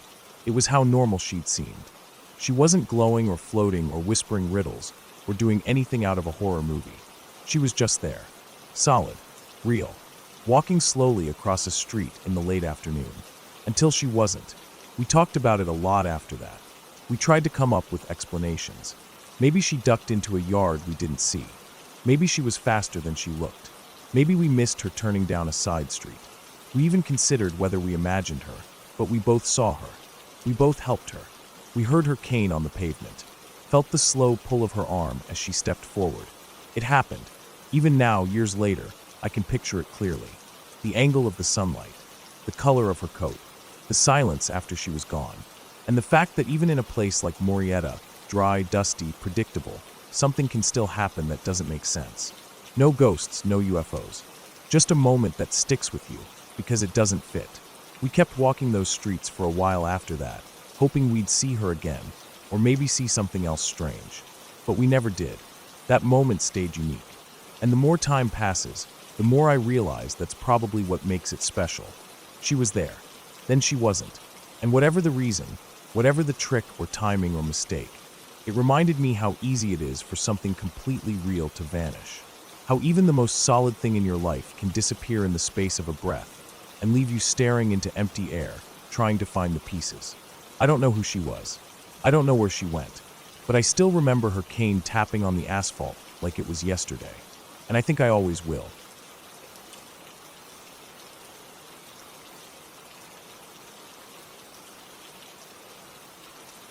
It was a normal afternoon in early fall.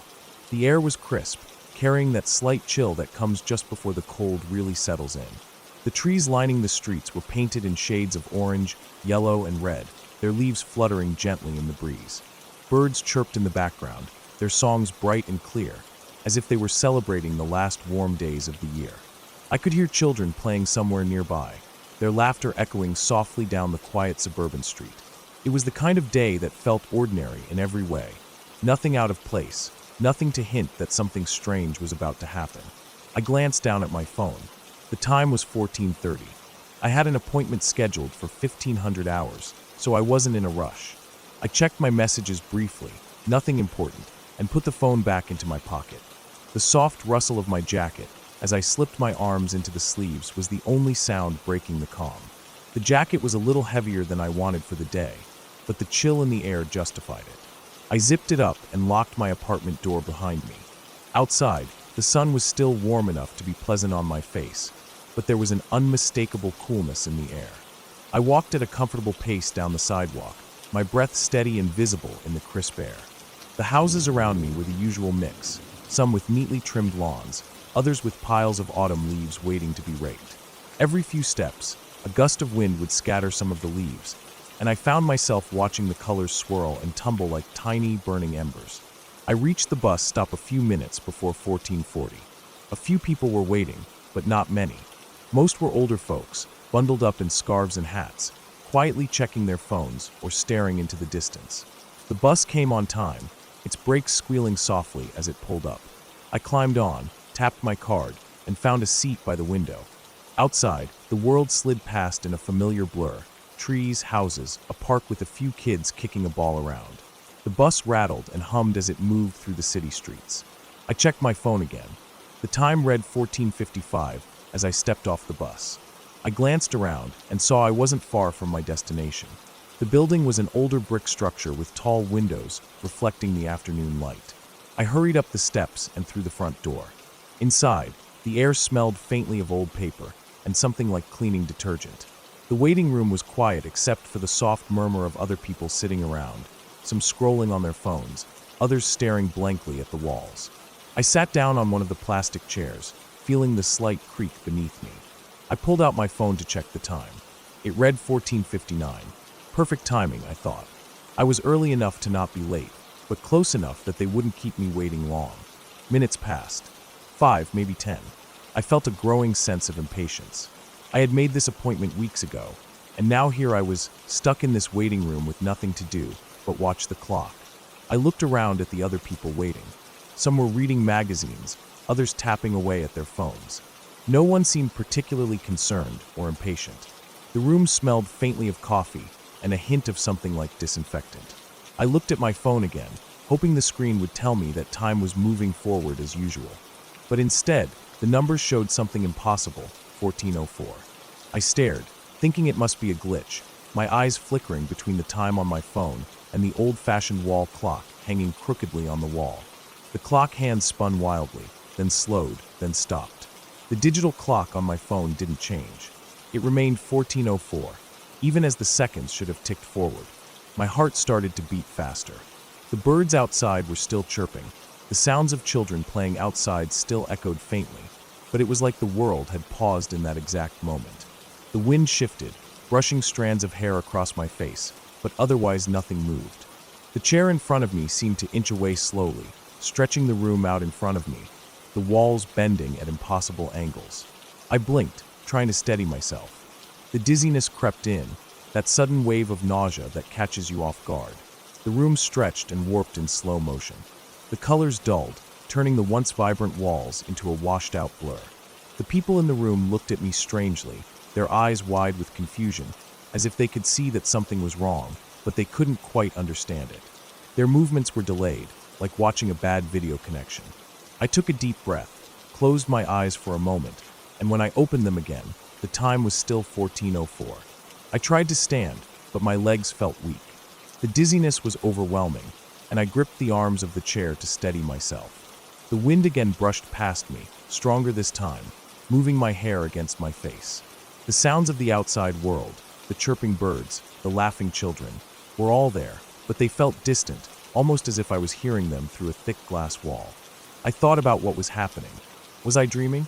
Was this some trick of the mind brought on by exhaustion or stress? I hadn't felt tired before, but now everything felt unreal. The waiting room, the people, the time frozen on my phone, it all seemed like a scene from a movie, a badly edited one. I looked at the people again. Their expressions were fixed in a mix of worry and confusion. One older woman had her mouth slightly open, as if she had just been about to speak. Another man had a hand raised halfway to his face. None of them were moving properly. It was like I was the only one trapped in this strange bubble of slowed, distorted time. Minutes, or what felt like minutes, passed. I couldn't tell if time was really moving or if I was stuck. The dizziness worsened, and the room continued to stretch and bend. I felt a cold sweat breaking out on my forehead. Suddenly, with no warning, everything snapped back into place. The room shrank back to normal size. The clock on the wall ticked forward normally. The people in the room moved again, resuming their activities as if nothing had happened. The time on my phone jumped forward, and for the first time in what felt like hours, it showed 15:05. I sat there, breathing heavily, trying to make sense of what I had just experienced. The sun was still shining outside. The birds still sang. The kids' laughter still drifted in from the street. Everything was as it should be, but something inside me had shifted.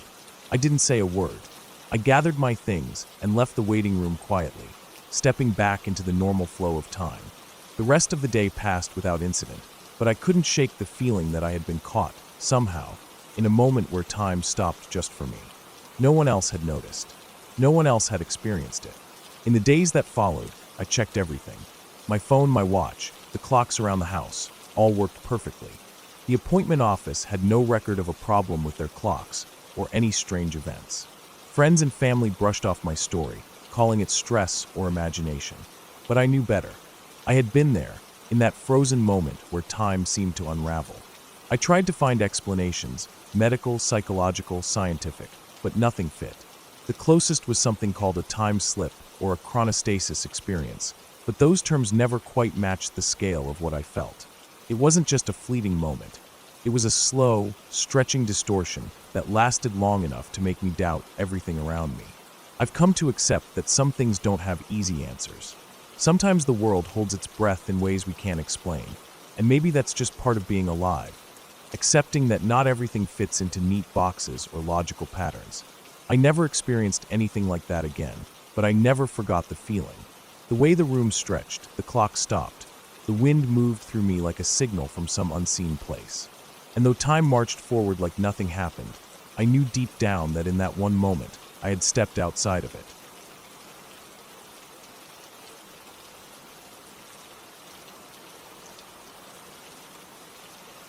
I want to tell you about something that happened years ago, something that still lingers in my mind and sometimes wakes me up at night. It's not some ghost story or anything supernatural, nothing like that. It's a real memory from a time when my family was struggling and something strange happened that shook my beliefs to the core. Back then, my family wasn't religious at all. My parents, my grandparents, none of us were the type to pray or believe in anything spiritual. I was a complete atheist, firm in my disbelief. Science, facts, logic, that was my world. Faith seemed like a crutch, something people used when they couldn't explain life. I looked down on it, honestly. But life has a way of shaking your confidence in what you think you know. We were deep in financial trouble. I mean the kind where bills pile up, and you can hear the faint creak of your front door opening, knowing someone's about to ask for money you don't have. It was a suffocating feeling. My parents worked hard, but it wasn't enough. Every day was filled with stress and worry, and the tension in our small house was like a heavy fog that wouldn't lift. One weekend, my grandparents came over. They were older, quiet people who had lived through tough times themselves, but they didn't talk much about religion either. Still, that day they suggested something, an idea that felt strange and out of place for us. They proposed doing a kind of seance, not like the spooky kind you see in movies with candles and Ouija boards, but more like a spiritual ritual to seek help. It was something they had done or seen done in their youth, they said, when they needed guidance. I remember the living room clearly. We moved the furniture aside and spread out a big, soft blanket on the floor. The texture was rough, woven from thick yarn, but it was warm and comforting under my bare feet. The whole family gathered around it. My sister and I sat off to the side, bored out of our minds. We were kids, after all. We didn't understand what was happening, just that the adults were serious and quiet, except for the occasional whispered instructions. In the center of the blanket, my mom and I prepared a bowl. It was a simple, round ceramic bowl, white with blue patterns around the edge. Inside, we carefully poured a layer of salt, smoothing it out with the back of a spoon. Then my mom covered it with a lid. The salt felt cool and grainy in my hands. It smelled faintly of minerals, like the beach after a storm. Once the bowl was ready, my parents and grandparents placed it on the table in the middle of the room. They sat around it, close enough to almost touch, their hands folded or resting nervously on their knees. My sister and I watched from the edge of the blanket, unable to hide our boredom and impatience. The room was quiet except for the occasional creak of wood and the distant hum of traffic outside. Then my parents and grandparents started taking turns saying prayers. It wasn't like any prayer I had ever heard or been taught. It was a mix of different languages and phrases, some Arabic, some broken English, and some I couldn't place at all. Their voices were soft at first, almost like a chant, then growing louder with more confidence. I didn't understand the words, but I could feel something in their tone, a kind of hope, a desperate belief that maybe things could get better. After what felt like hours, though it might have been just minutes, my parents and grandparents lifted the lid off the bowl. My sister and I leaned forward, curious despite ourselves. That's when something impossible caught our eyes. Inside the salt, perfectly inscribed and sharp against the white background, was the name Ali, written in flawless Arabic script. It wasn't messy or smudged, but precise, like a calligrapher's work. I blinked, thinking maybe it was a trick of the light or the salt itself shifting, but no. The name was clear and unmistakable. The adults started shouting with excitement. They laughed, clapped their hands, and told us to come closer, to look at what had appeared.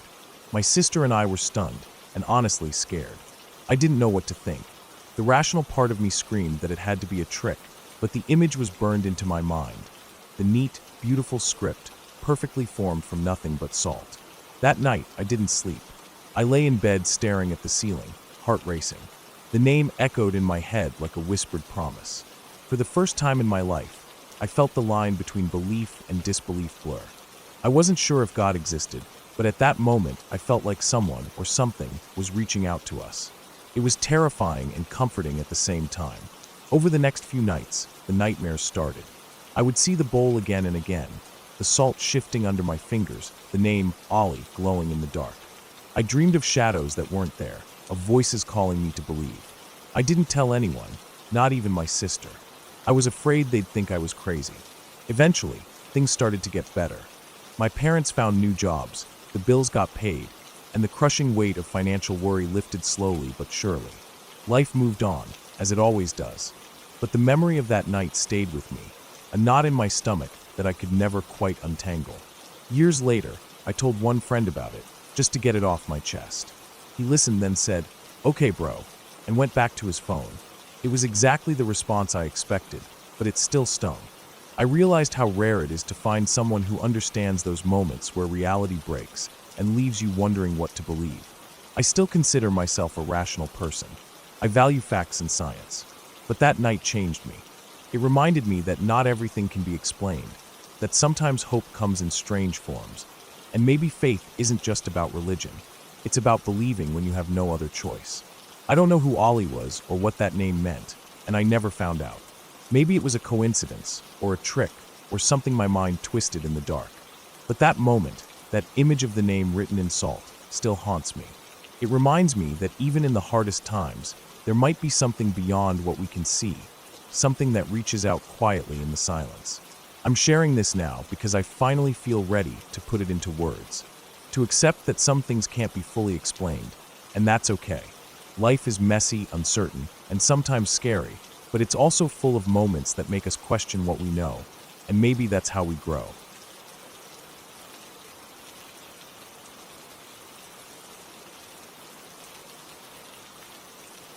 It was a clear, late summer night, one of those nights where the air felt cool but not cold, and the sky was so dark you could see every star scattered across it like tiny diamonds. The kind of night that makes you want to sit outside and just stare up, feeling small in this huge world. My two friends and I had planned this for weeks. We wanted to watch the annual August meteor shower, the Perseids. It was supposed to be the best one in years, with hundreds of shooting stars visible if the sky stayed clear. None of us were really into partying or anything like that. Just three normal guys who liked looking up at the sky and trying to count how many meteors we could see. We drove out of town and found a quiet spot at the edge of my friend's family's cornfield. The field stretched out wide and open, the tall corn swaying gently in the slight breeze. The nearest houses were miles away, and there were no streetlights or signs of civilization close by. Just us, the corn, and the vast night sky. My friend opened the tailgate of his pickup truck, and we sat on it, backs resting against the bed, legs dangling down. The truck smelled like old leather and fresh-cut grass from the field nearby. We had blankets and some snacks, but mostly, we were just focused on the sky. The moon was a faint crescent, hanging low in the western sky, giving just enough light to see the outline of the corn stalks, but not enough to drown out the stars. We started counting meteors quietly, each one streaking across the sky like a flash of white fire. At first, it was easy to lose track because they came so fast, but after a while, we all settled into a calm rhythm, eyes locked upwards. Time slipped away. Minutes turned into hours. Around 3 or 4 in the morning, the air felt colder now. My breath started to make little clouds in the air. I pulled my jacket tighter around me. The stars kept flashing, but something else caught my eye. I was staring straight east, toward the horizon, where the cornfield ended, and beyond that was nothing but flat land and empty sky. I noticed a bright light. It was steady, not blinking like an airplane or flashing like a tower light. Just a constant, glowing white orb far off in the distance. At first, I thought maybe it was one of those radio towers that sometimes sit in the middle of nowhere, shining a big light to warn aircraft. But I knew this area pretty well, and there weren't supposed to be any towers like that around here. The light stayed there for a few seconds, then started moving, slowly at first, almost drifting. I looked back at my friends, and I saw one of them was staring off in the same direction, eyes wide. He didn't say anything. He just sat frozen, staring. I felt the hair on the back of my neck stand up. The light got brighter and bigger. It wasn't a tiny dot anymore. It was growing, moving closer. It didn't have any colored lights or any blinking signals, just this steady, blinding white glow that seemed to fill more and more of the horizon. It moved smoothly, like something gliding, not flying with engines or rotors. The way it moved was almost unnatural, too steady and silent. The cornfield was pitch black around us, except for that light. We signaled the third guy to look, and he turned his head slowly, his face blank as he locked eyes on the same thing. The three of us sat there in silence, the kind of silence that feels thick and heavy. None of us said a word, but inside, I felt something twisting, a mix of fear, confusion, and disbelief. The moon was up, clear and bright enough to confirm it wasn't a trick of light or a reflection. We were in the middle of nowhere, with no airports or highways nearby, no planes scheduled, and yet this thing was coming toward us. It wasn't making any sound. No hum, no engine noise, just total silence except for the faint rustling of corn in the breeze and our own breathing. Minutes passed, but it felt like hours. The thing kept getting bigger, growing brighter, filling more of the sky in front of us. My heart started beating faster.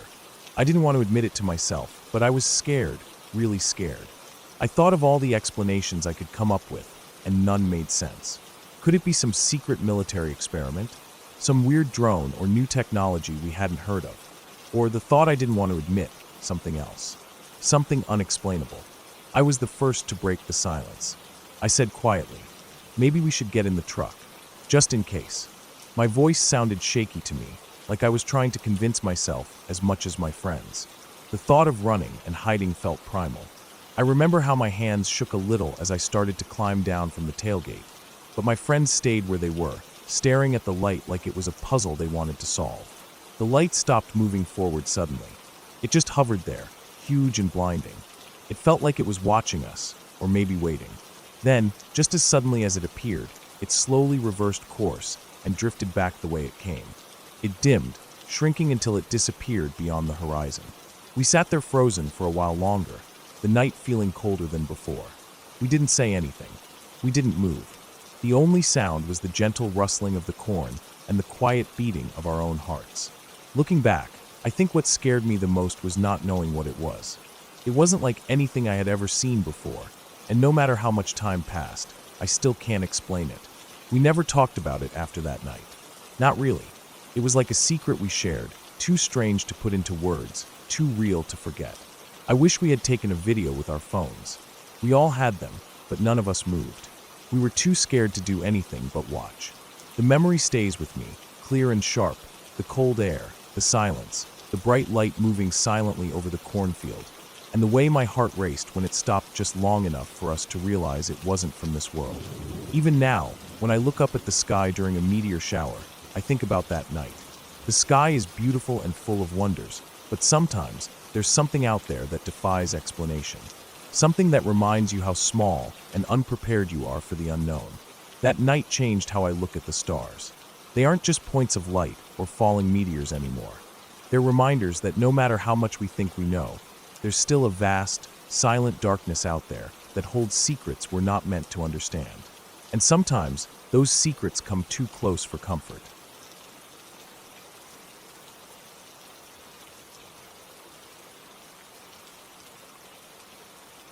The sun had already dipped below the horizon by the time we reached the entrance to the road. It wasn't marked by any official sign, just the way the trees leaned in, their branches arching over like the bent ribs of some giant creature. The opening felt almost unnatural, too perfect, almost like a tunnel carved by nature itself. The thick forest walls on either side were dark, dense with layers of leaves and twisted roots. You could almost feel the weight of silence pressing in, like the whole area was holding its breath. We had come there because honestly, it sounded like a good thrill. The road was known locally as Haunted, a name tossed around more as a dare than anything serious. Still, there was an edge to it that made the hairs on the back of my neck stand up. We were a small group, spread across 2 cars. My friends and I were in the lead, and the second car was trailing behind, stuck at a red light further back on the main road. That delay meant we were alone at the entrance for a few minutes, alone enough for the silence to stretch in a way that started to feel uncomfortable. The gravel crunched under our tires as we pulled up to the narrow start of the road. There was no shoulder to pull over on, no way to turn around, just this slim strip winding into the dark woods. The deeper shadows between the trees seemed to pull at us, making the air thick with a tension that was hard to describe. It was the kind of place where every sound echoes too long, and even the slightest rustle feels like a warning. We sat quietly for a moment, just watching the stillness around us. Then it began, the softest of sounds, barely more than a breath. At first, I thought it was the wind slipping through the trees. But then the sound sharpened into something that didn't belong, a whisper. It wasn't words, not really, just the faintest hiss of voices that seemed to rise and fall with the breeze. It felt like it was coming from all around, circling us, making the hairs on my arms stand straight up.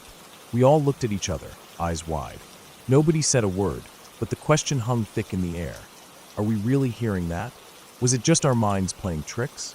The whispers grew a little louder, closer, or maybe we just noticed them more. There was a sudden, shared understanding without needing to say it. We needed to get out of there.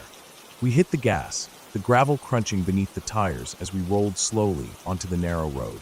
It was a one-way lane, with dense trees packed so close you could barely see through them. There was no turning back, no place to stop except maybe the very end. For the first few minutes, the drive was quiet, the car's engine the only sound breaking the heavy silence. The headlights cut through the darkness, illuminating the twisted trunks and tangled underbrush, but beyond that, the woods seemed endless. The road was rough and uneven, winding tightly with almost no room for error. Every curve felt like it could hide something just out of sight. Then, without warning, I felt it. It was like a cold, wet blanket brushing across the side of my face. Not a breeze, nothing like wind. It was too sudden, too close, and it wasn't just on my skin, it was in my mind. The feeling sent a sharp pang through my chest. Before I could stop it, tears started rolling down my cheeks. They came fast and steady, like they had a mind of their own. I wasn't sad or scared in the way you expect. It wasn't an emotion I could name.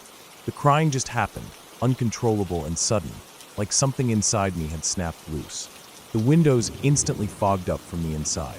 My friends in the car looked over, confusion written across their faces, but they didn't say anything. Then I saw it. Slowly, a handprint appeared on the windshield, right in the corner of the driver's side. It wasn't perfect, just the faint outline of fingers pressed against the glass. I could see every ridge, every crease. I blinked, and the handprint began to change. It stretched and warped, the fingers merging together, the shape flattening into a soul. The handprint turned into a footprint.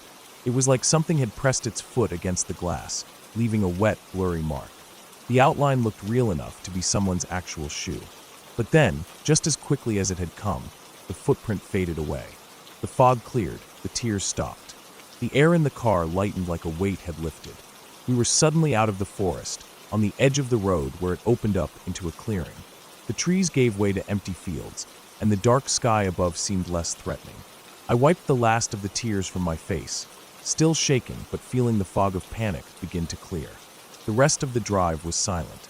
The second car caught up shortly after, their faces pale and eyes wide. We all knew we had felt something that night, even if none of us could explain it. To this day, that stretch of road still sends a shiver down my spine. It's quiet now when I think about it, but I remember every detail. The way the trees bent over the entrance like they were warning us not to go in, the whispering sounds that felt like they were right beside us but nowhere to be seen, and the cold, wet touch that came without a cause. Despite everything, people still go there. The road is a local legend, a challenge, a dare for those who want to feel that strange, heavy silence and see if the whispers come back. I understand why. There's something about that place that pulls you in, even when every part of you wants to turn away. But I know what I felt, and I'm sure of one thing. Some things on that road aren't just stories. They're real. And sometimes, reality doesn't need ghosts or monsters to be terrifying. Sometimes, the fear is just the way the silence falls, the way the air moves when no wind is there, and the feeling that something unseen is watching, waiting for the moment you let your guard down. I don't go back. Not anymore. But I'll never forget what that night felt like stepping through a door that should have stayed closed.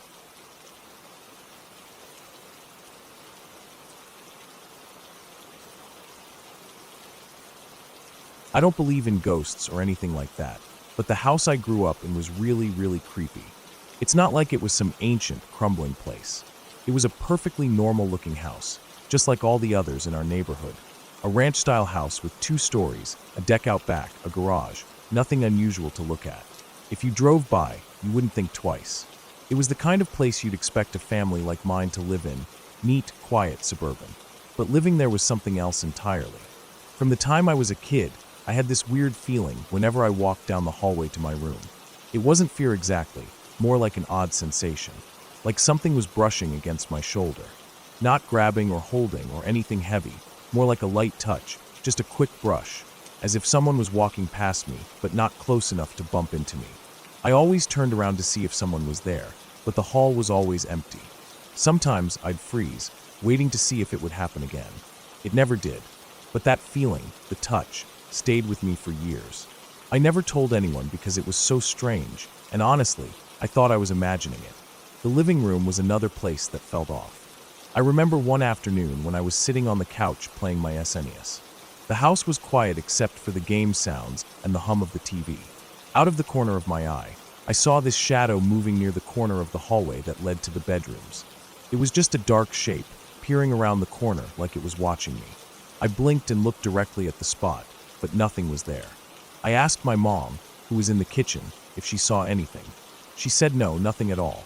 So I tried to shrug it off and went back to playing. But my hands were shaking and I couldn't focus. The shadow didn't come back, but I kept glancing over my shoulder, half expecting it to be there. Then there was the basement. That part of the house gave me the worst feeling of all. The basement was really more of a den, unfinished and sort of cold. It was the space right across from the garage door when you came in from outside, and the stairs to the main floor were right there. There was nothing special about it except it had this thick smell, like old wood and dust mixed with something else I couldn't place. My parents put the piano down there. I liked playing piano, but for some reason, they never put it anywhere else. Every time I went down there, I felt like I was being watched. Not like someone was there, but something else. I hated the basement. It felt like the walls were closing in. I never told my parents how much I hated it. One time, the only thing that happened down there was when I was compelled, for no real reason I can explain, to trim the cat's whiskers. The family cat was this big, fluffy gray tabby named Smokey.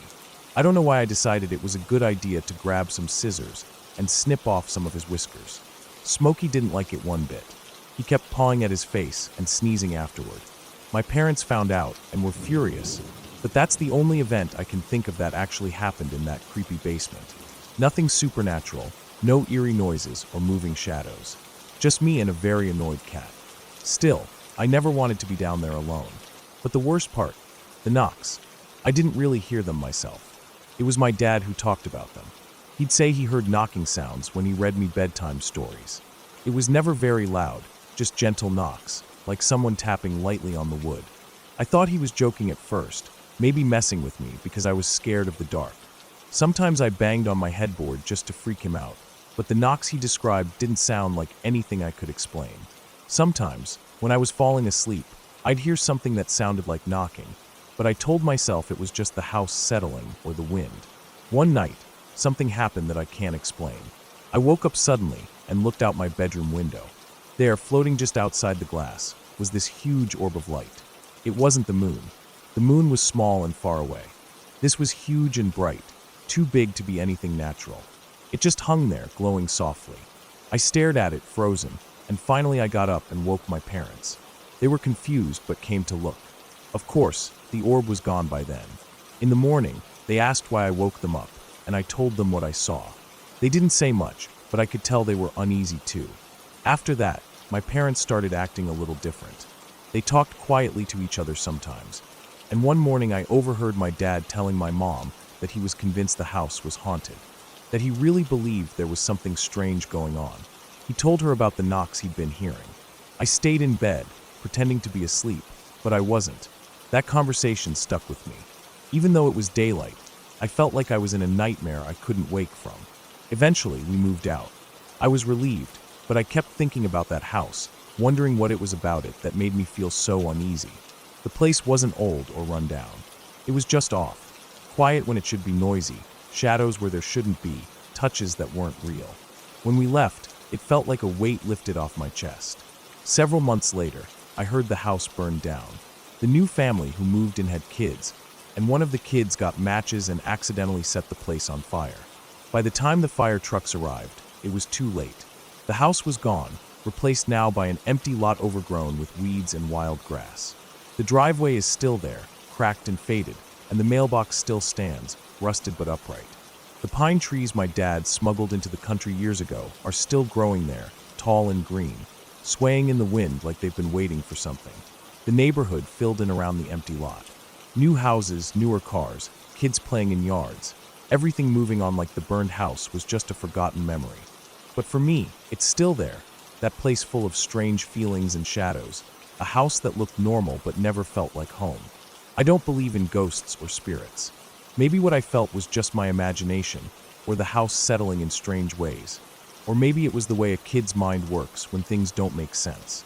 But every time I walk past that empty lot, I feel the weight of all those touches and shadows, like the house is still watching, waiting, even though it's nothing but a memory now.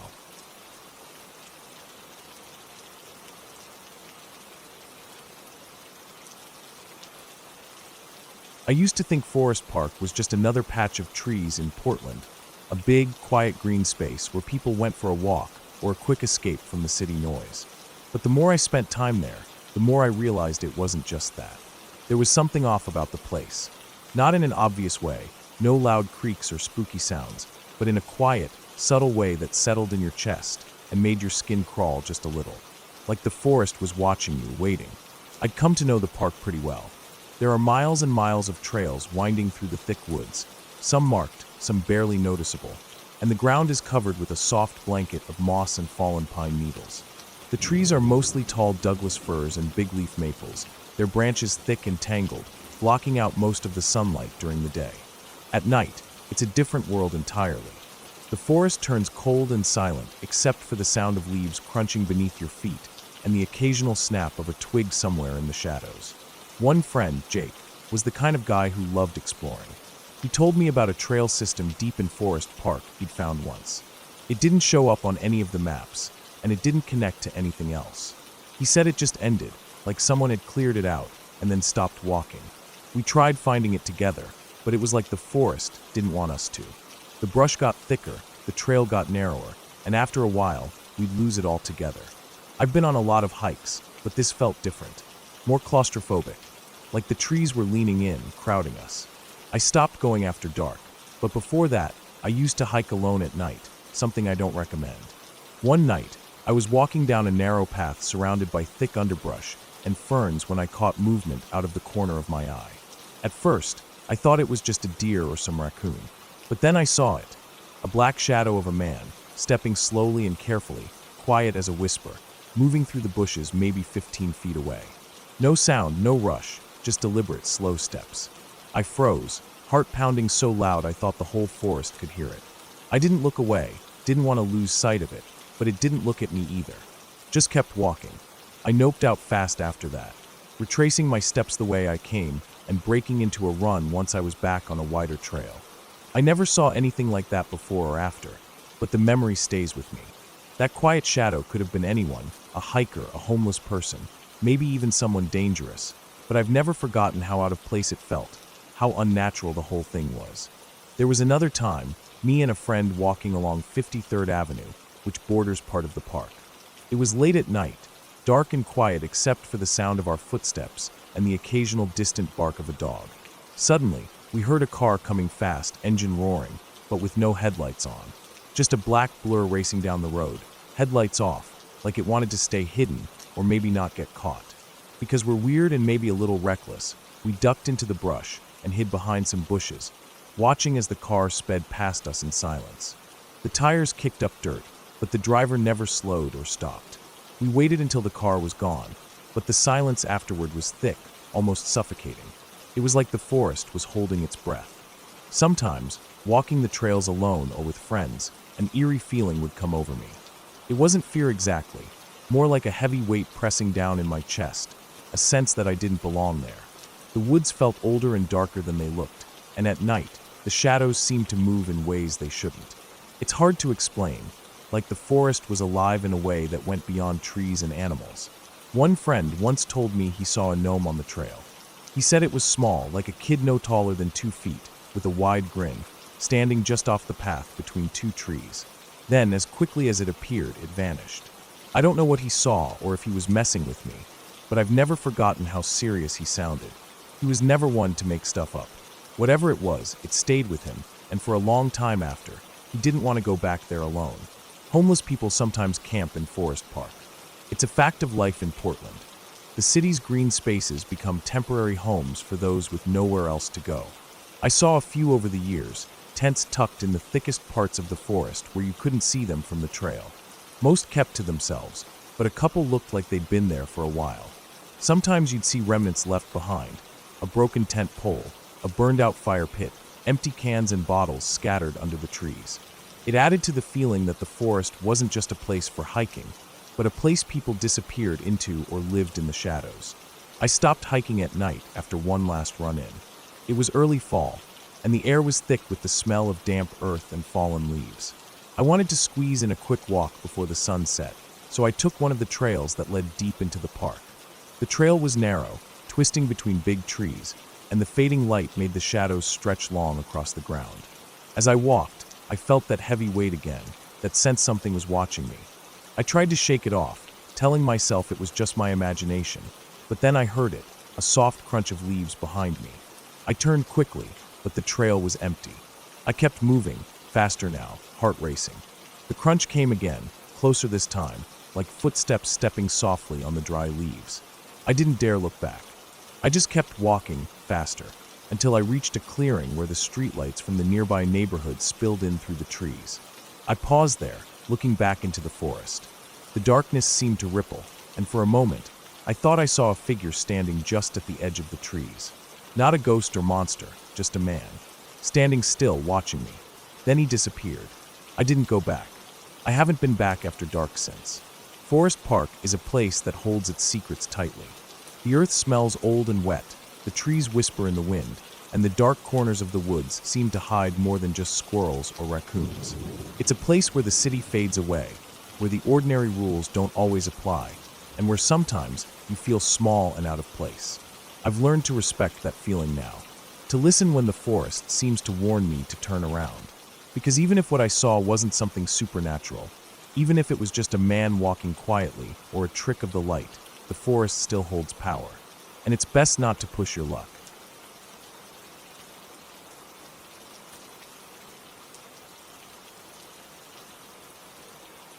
Back in 1999, I was part of a Girl Scout troop, about 6 girls, all between 11 and 14 years old, plus 2 adult leaders.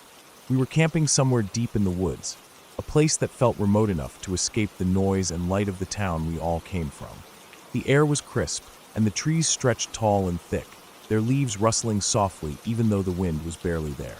That night, someone had the idea, maybe one of the leaders or maybe just a suggestion from one of us, to go on a midnight hike to heighten our senses.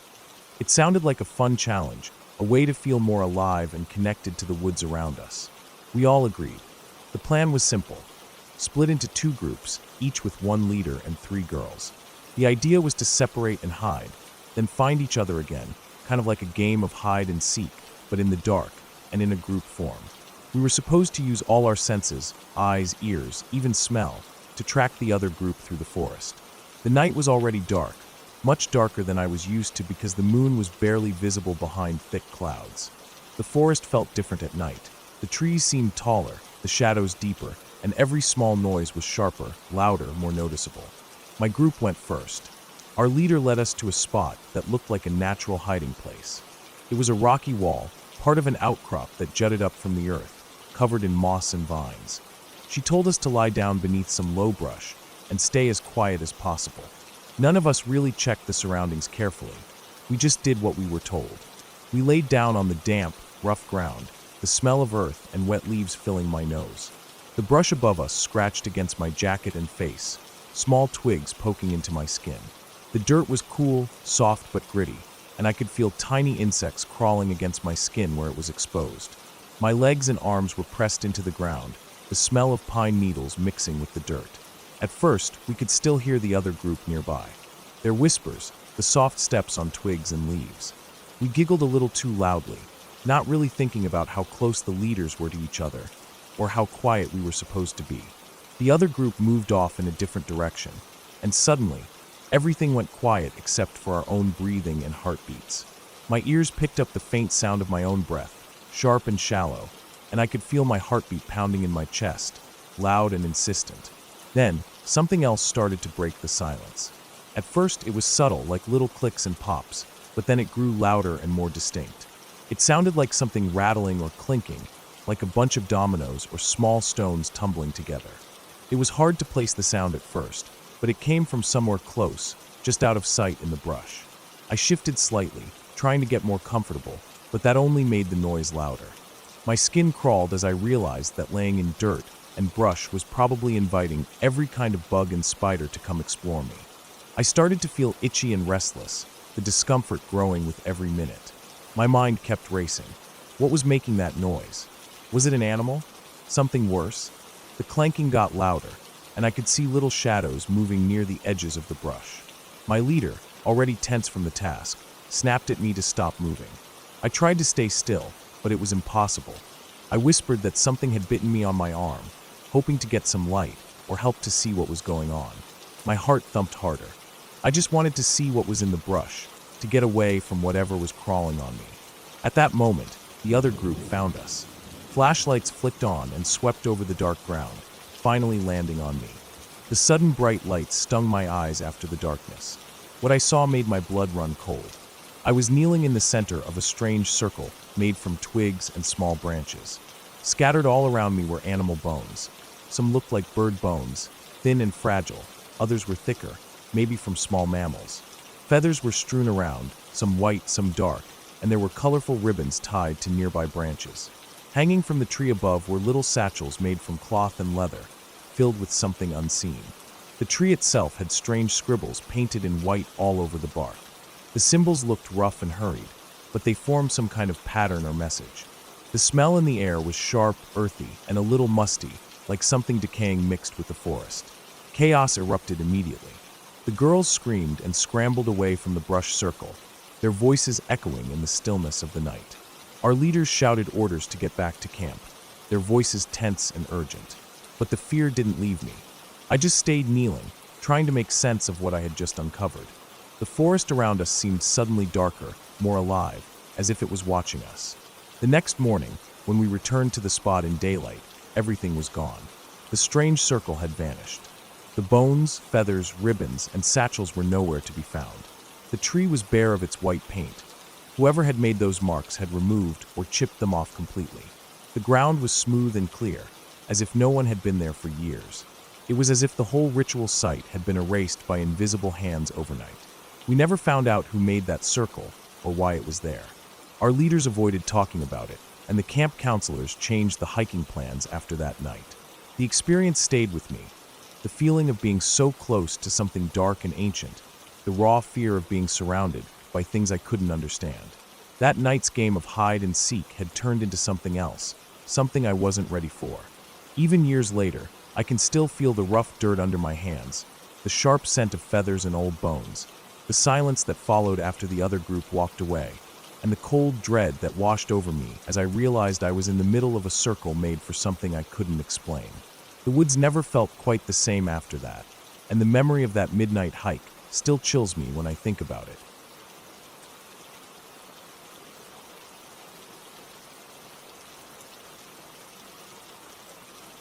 That night was one I'll never forget. It started like any other summer evening. The air was heavy with heat, the kind that sticks to your skin and makes you want to open every window and door in the house. I was sitting in my room, hunched over my computer, just like usual. The glow of the screen was the only light in the room, except for the moonlight filtering through the open windows. The hum of the fan and the occasional chirp of crickets outside filled the background as I typed away, lost in whatever I was doing online. Our house sits at the edge of a quiet neighborhood, but behind the backyard, there's a stretch of woods, dense and wild, where the trees grow close and the shadows deepen quickly after sunset. Usually, the woods feel calm. Sometimes you hear owls or the rustling of small animals, but nothing too loud or threatening. I've always liked having the windows open during the summer. The fresh night air feels good, and the sounds of the natural world help me relax. But that night was different. Suddenly, piercing through the night came this horrible, blood-curdling scream. It was sharp and loud enough to stop me in my tracks. It wasn't just a scream. It was like someone was being strangled, gasping for air, mixed with a high-pitched, desperate wail. The sound seemed to come from just beyond the backyard, somewhere deep in the woods. I froze, heart pounding in my chest. The scream was unlike anything I'd ever heard before. It was so raw and awful, it felt like it was tearing through the night air. It didn't sound like any animal I knew. It sounded human, like a woman screaming in terror and pain, but layered with weird choking noises that almost sounded like the person was being strangled or suffocated. My mind immediately jumped to the worst thoughts. I was alone in the house, windows open, and I could hear this scream clearly. What if someone was hurt back there? What if there was something dangerous lurking in those woods? My imagination started running wild. I thought of all the horror stories and legends you hear about in the country, the idea of a demon or a wendigo or some kind of evil spirit stalking the woods. The scream was so unnatural and chilling that it triggered every scary story I'd ever heard. The scream lasted maybe 30 seconds, but it felt like an eternity. Then there was silence, except for the normal nighttime, sounds that resumed slowly, as if the world was trying to calm itself after something terrible had happened. I wanted to just ignore it, tell myself it was nothing, but the sound was still ringing in my ears. The hairs on my arms stood up. I debated whether to go outside and check it out.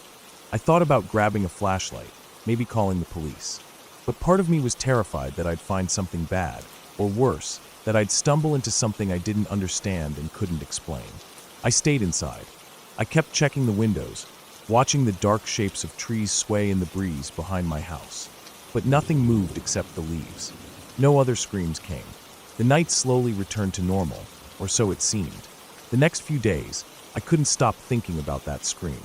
I was nervous every time I looked out the window at night, imagining eyes watching me from the shadows. My imagination made the woods seem darker and more threatening than ever. Finally, I decided to ask around. I didn't want to seem crazy or paranoid, but I had to know what that sound was. I started by asking neighbors, especially the ones who lived near the woods behind my house. Some of them had lived here for years and knew the area well. That's when I learned the truth. The neighbor who lived on the other side of the woods had a large chicken coop. They raised chickens for eggs and meat, and the coop was usually secure. But apparently recently, a Fisher cat had broken into their coop. A Fisher cat is a large, wild member of the weasel family, almost like a big, aggressive weasel with sharp claws and teeth. They're known to be skilled hunters and can be pretty loud, especially when hunting or fighting. What I had heard that night was the Fisher cat's call. the weird, almost human-like scream it makes when it's in the middle of a kill. The choking sounds were the frantic clucking and distress of the chickens as they were being attacked and killed by the Fisher cat. The sound was loud and chilling enough to carry across the woods to my backyard, which explained the blood-curdling scream I thought was a woman in trouble. The Fisher cat's scream is known to be eerie and can easily be mistaken for a human voice if you don't know what it is. Once I understood what it was, I felt a strange mix of relief and unsettled fascination. It was just a wild animal doing what it had to do to survive, but the sounds it made were so terrifying that my mind had turned it into a nightmare creature. It was wild, primal, and raw, like the woods themselves had erupted into violence. From that night on, I made sure to keep the windows closed when it got late in the summer heat. And every now and then, I still hear strange noises coming from the woods, the rustle of movement, faint screams, or clucks that remind me of that night. I know now what those sounds mean, but it doesn't make them any less eerie. Nature can be brutal, and sometimes the wilderness just shows its darker side. I never saw the Fisher cat myself, but I respect it. It's a reminder that the woods behind my house aren't just empty space. They're alive with things we don't always understand. And sometimes, those things can sound downright terrifying. That scream changed how I feel about the woods forever. It's not a place of fairy tales or ghosts for me. It's real, wild, and dangerous. And the next time I hear a scream like that, I won't assume it's anything supernatural. I'll remember the Fisher cat and the chickens, and I'll know that sometimes the scariest sounds come from the natural world itself.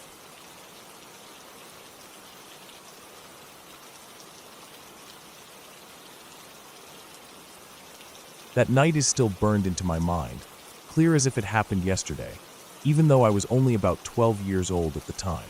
It was one of those quiet summer nights on Long Island, when the air is warm and thick but comfortable enough to sit outside without a jacket. My mom and I had just finished dinner, and she suggested we relax in the hot tub in the backyard. The tub was right next to the house, with soft lights glowing underneath the water and a fence that gave us privacy from neighbors. It was the kind of evening that felt perfect to just lie back, soak, and stare at the sky. Long Island isn't exactly a dark place at night. The glow from nearby towns always lights up the horizon, and the noise of cars and people is never fully gone. But what always stood out the most, at least for me, was the endless traffic above us in the sky. Airplanes, helicopters, all sorts of flying things passed overhead all the time because of the nearby airports and the Air Force Base. I could almost guess when one was coming, based on the faint sounds and lights that danced in the distance. But on this night, something was different. My mom and I slipped quietly into the hot tub, the warm water bubbling around us. The noise of the jets and planes was completely gone. It was unusual enough for her to point it out. She said quietly, "It's strange. No planes up there.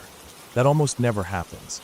I nodded, eyes drifting upward as I leaned back, my head resting just above the water's surface. The sky was clear and deep blue-black, scattered with a handful of stars. Usually, there'd be at least one or two airplanes blinking their red or white lights as they moved across the sky, tracing the usual routes toward the city or over the ocean. But this time, there was nothing. Then, as soon as she said that, something else happened. All the other noises around us stopped too. Not just the planes, but the distant sounds of traffic, the faint hum of the nearby highway, even the soft rustling of leaves in the slight breeze. All of it fell silent, as if someone had flipped a switch. It was like the world had paused. My attention was suddenly pulled toward the eastern sky, almost without me deciding to look that way. It was like my eyes were drawn to something I didn't understand yet, something that made the silence heavier, more intense. Then I saw it. At first, it didn't look like any aircraft I'd ever seen. It wasn't a plane or helicopter or anything like that. It was a shape, a dark crescent that seemed to be made of a smooth, black material that absorbed light. It appeared suddenly, almost as if it had just blinked into existence out of thin air. It wasn't moving slowly across the sky like a plane. It was there in an instant, sharp and solid against the backdrop of stars. The craft was enormous. It stretched across about a third of the sky, hanging silently just half a mile above us. I tried to figure out how far away that really was, but it was hard to judge in the dark. It had 4 large green lights that glowed steadily. No blinking, no flickering, just a calm, even glow that cut through the night. The lights were positioned evenly along the body of the crescent, spaced far apart, but balanced perfectly. They weren't bright enough to light up anything below, but they made the shape visible enough to see the smooth contours and the pitch-black surface. What really struck me was how silent it was. I was used to hearing airplanes miles away, their engines humming or roaring, but this thing made no noise at all. No engine sound, no whirring blades, no vibration or movement of air that you could feel. The silence was absolute. The craft hung still for a moment, then pulled up in a smooth, sudden motion, banking toward the south, heading over the ocean. Its movement was too fast to be a plane, and yet it didn't shake or wobble like a helicopter. It was fluid, precise, almost like it was gliding on a force I couldn't understand. As it passed, there was a strange feeling in the air, like static electricity or a charged energy that made my skin tingle. The hairs on my arms stood up, and the air felt heavier, thicker, almost like the atmosphere itself had been changed in those few seconds. After it disappeared over the ocean, the usual sounds of the night returned slowly.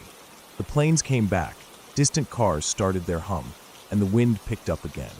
But the silence before, the stillness, and that strange charged feeling stayed with me long after the craft vanished from sight. I've lived near an Air Force base for years, so I've seen a lot of military aircraft and experimental planes. But nothing like this. The shape, the size, the perfect silence. It didn't match anything in the sky that I knew. No military jet, no commercial plane, no drone or helicopter moves like that. It was like it came from somewhere else, somewhere beyond our world.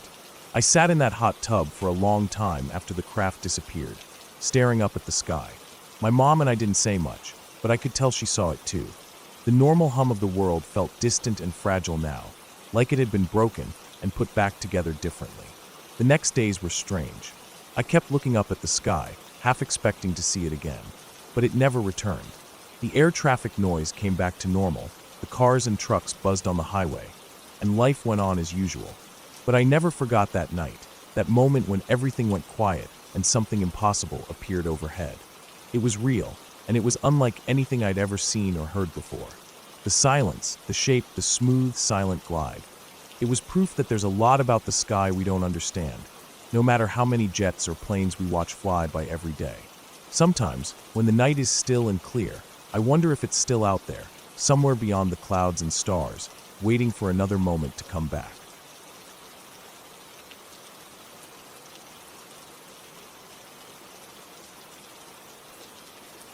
The air was thick with that uneasy kind of silence you don't notice at first, but settle into the moment you step onto the property. The abandoned house sat at the end of a private, tucked-away road, a long driveway stretching about 200 feet from the street to the front of the house.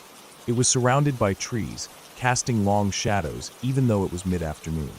The road itself was barely wide enough for a car to pass comfortably, cracked with weeds poking through the asphalt in places. On one side of the driveway stood an old, weathered storage shed, its paint chipped and peeling, giving it a forgotten feel, like it hadn't seen care or use in years. The house looked like it had been left to rot slowly over a decade or more, which fit with the stories we had heard. Stories that weren't just stories, or so they said.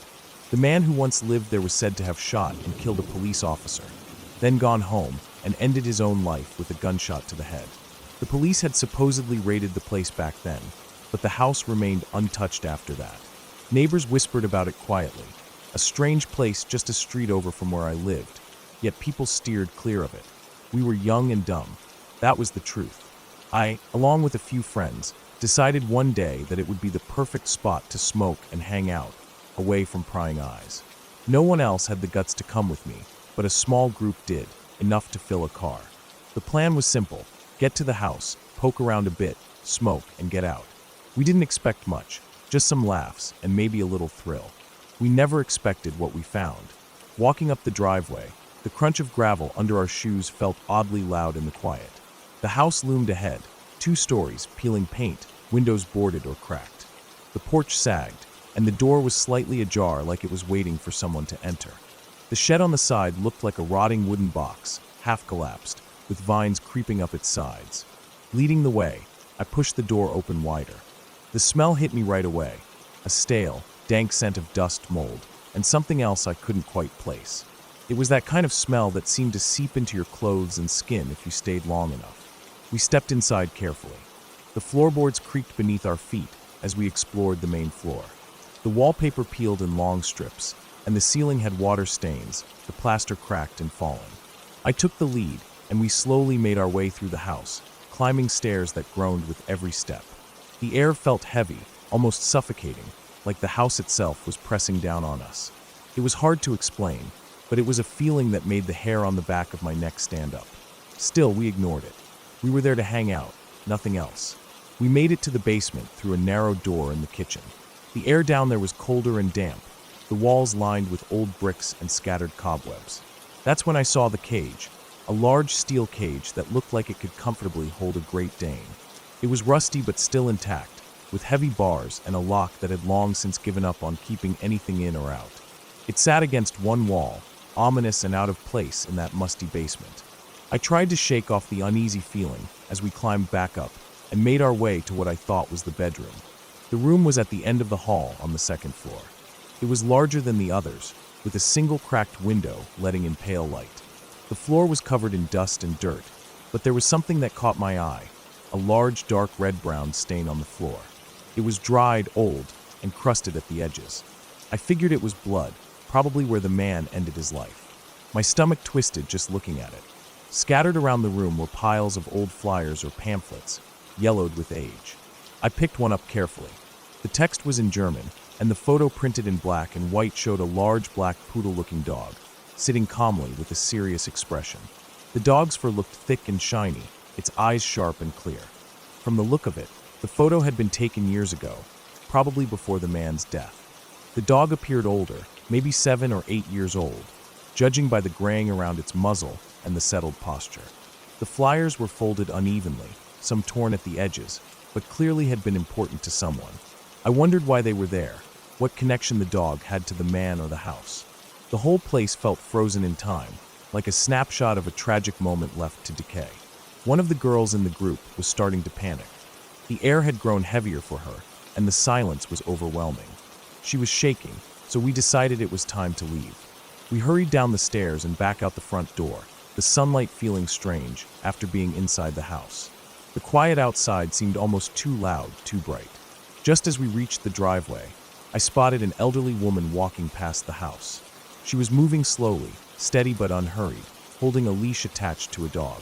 The woman didn't glance in our direction. Her face was set in a calm, distant expression, like she was lost in her own world. But the dog, my heart nearly stopped. The dog was exactly like the one in the photo. Same black fur, same size and shape, same eyes that seemed to hold a strange, familiar intelligence. I stared, unable to look away as the dog passed us, not barking or making any noise, just walking calmly. Its gaze locked on me for a moment, the same face, the same look from the old photo. It hadn't aged a day, even though the photo looked like it had been taken years ago. We all knew what we saw. None of us said a word. Our driver started the car, and as we reached the end of the driveway, just before turning onto the street, he suddenly stopped. His hands gripped the steering wheel tight, and his face was pale, like he had seen something that shook him to his core. We turned to look back out the windshield. There was no dog, just the elderly woman standing in the middle of the street, her posture rigid, staring right at us. She didn't move, didn't blink, just stood there like a silent sentinel. The house was behind her, hidden by shadows now as the sun dipped lower. We all sat in silence. The dog was gone, but that moment stayed with me. I knew what we saw wasn't just a trick of light or imagination. That dog had some connection to the house, to the man, or maybe to something else. I never wanted to find out. Since that day, I haven't gone back. I warned anyone who asked about the house to stay far away. It's not a place to visit for a thrill or a smoke break. That house, that dog, and that woman, they belong to a story that should stay buried. Sometimes, when I walk past that street, I catch a glimpse of something watching from the shadows. It's enough to remind me that some things don't change, no matter how long you leave them alone.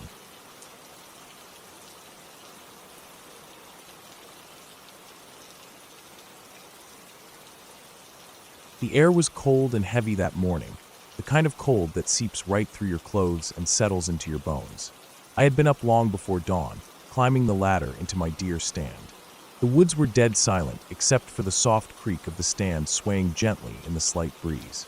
It was early April, still the kind of early where the night feels like it's holding on stubborn, not wanting to give up its dark grip just yet. I settled into the stand, pulling my jacket tighter around me, the chill biting at my fingers and ears. There wasn't even a sliver of moon or stars in the sky. It was pitch black, so black that I couldn't see the end of my own rifle barrel, let alone the trees in front of me. That kind of darkness where your eyes strain and adjust, but there's just nothing. Nothing at all. I kept my breath slow and steady, trying not to disturb the stillness around me. The forest was so quiet, I could hear my own heartbeat pounding in my chest. Time stretched out, every minute feeling like an hour as I waited, barely moving, every sense on edge. The scent of wet earth and pine hung heavy in the air. The ground below was damp from a recent rain, making the wood of the stand slick beneath me. Suddenly, breaking the silence, I heard it, a sharp, blood-curdling scream. At first, I wasn't sure what it was. It was high-pitched and desperate, full of terror and pain. Then I realized what it was, a rabbit dying. If you've ever heard a rabbit in distress, you know it's one of the most gut-wrenching sounds. The scream was long and raw, like nothing I'd ever heard before. It tore through the night, echoing between the trees like a warning. The sound sent a cold shiver down my spine. I sat frozen, gripping my rifle tighter, trying to pinpoint where it was coming from. The scream ended suddenly, but almost immediately, I could hear something else, fast, heavy movement in the underbrush. It was rushing, pounding, thudding against the earth like a storm. I knew right away what it was: coyotes. I've hunted in the wild enough to know their signs. Coyotes move in packs, and when they find prey, they can be relentless. The sound of their paws hitting the ground was like a thunderstorm, fast and heavy, coming closer and closer beneath me. I could almost feel the vibrations through the wood of the stand. They were moving with purpose, hunting, and they were close. Then, right where the rabbit's scream had come from, they stopped. And then it started, the howling and yapping. At first, it was a low rumble, but it quickly grew into a chaotic, loud noise that filled the woods. Coyotes were yipping and howling, their voices overlapping in a wild symphony of sound. It was a raucous pack, at least 10 or 15 of them, throwing what sounded like a wild party in the darkness just a few yards away. Normally, you think of coyotes as quiet, sneaky animals. But this was something else entirely. The volume of their calls, the way they all seemed to be communicating in that raw, animal language, it was unsettling. The yipping wasn't rhythmic or patterned, it was wild and frantic. The howls echoed through the trees, bouncing off the branches and the trunks, creating a disorienting cacophony. I could hear them fighting over something, probably the rabbit, their teeth snapping and bodies crashing through the brush. Even though I knew coyotes were common and not usually dangerous to a person, in that moment, in total darkness, with no way to see what was going on below me, it was unnerving. I couldn't shake the feeling that I was an intruder in their world, perched helplessly above as they gathered and made their noise. The fact that I couldn't see anything just made my imagination run wild, picturing shadowy shapes moving just beyond the edge of vision. I stayed perfectly still, careful not to make a sound. My fingers were numb from the cold, but I kept them wrapped tight around my rifle. The night air was thick and still, except for the chaotic noise from below. The coyotes kept yapping and howling, their voices rising and falling like a wild chorus. At one point, it sounded like one of them let out a deep growl, and then the pack suddenly went silent for a few seconds, as if something serious had happened. Then the noise would start up again, louder than before. Time passed slowly, maybe 20 or 30 minutes, though it felt much longer. The pack below finally began to move away, the pounding of their paws becoming faint as they disappeared into the woods. The silence that followed was almost worse, like the forest itself was holding its breath, waiting for the next sound. As the first light of dawn began to creep in, a faint glow behind the trees, I let out a slow breath I hadn't realized I was holding. The world was still dark, but the blackness was starting to fade. The woods that had felt endless and alive in the night began to look like the quiet forest I knew. I climbed down carefully from the stand, my legs stiff and shaky from sitting so long. Walking back through the underbrush, I could still hear the faint echoes of the coyote pack in the distance.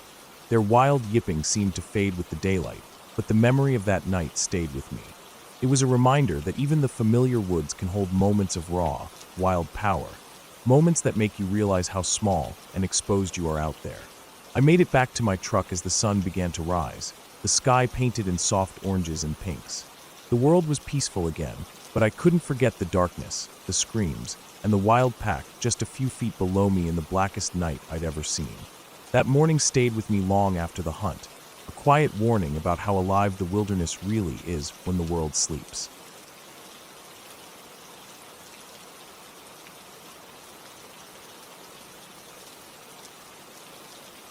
Every once in a while, my girlfriend and I like to get away from the noise of the town.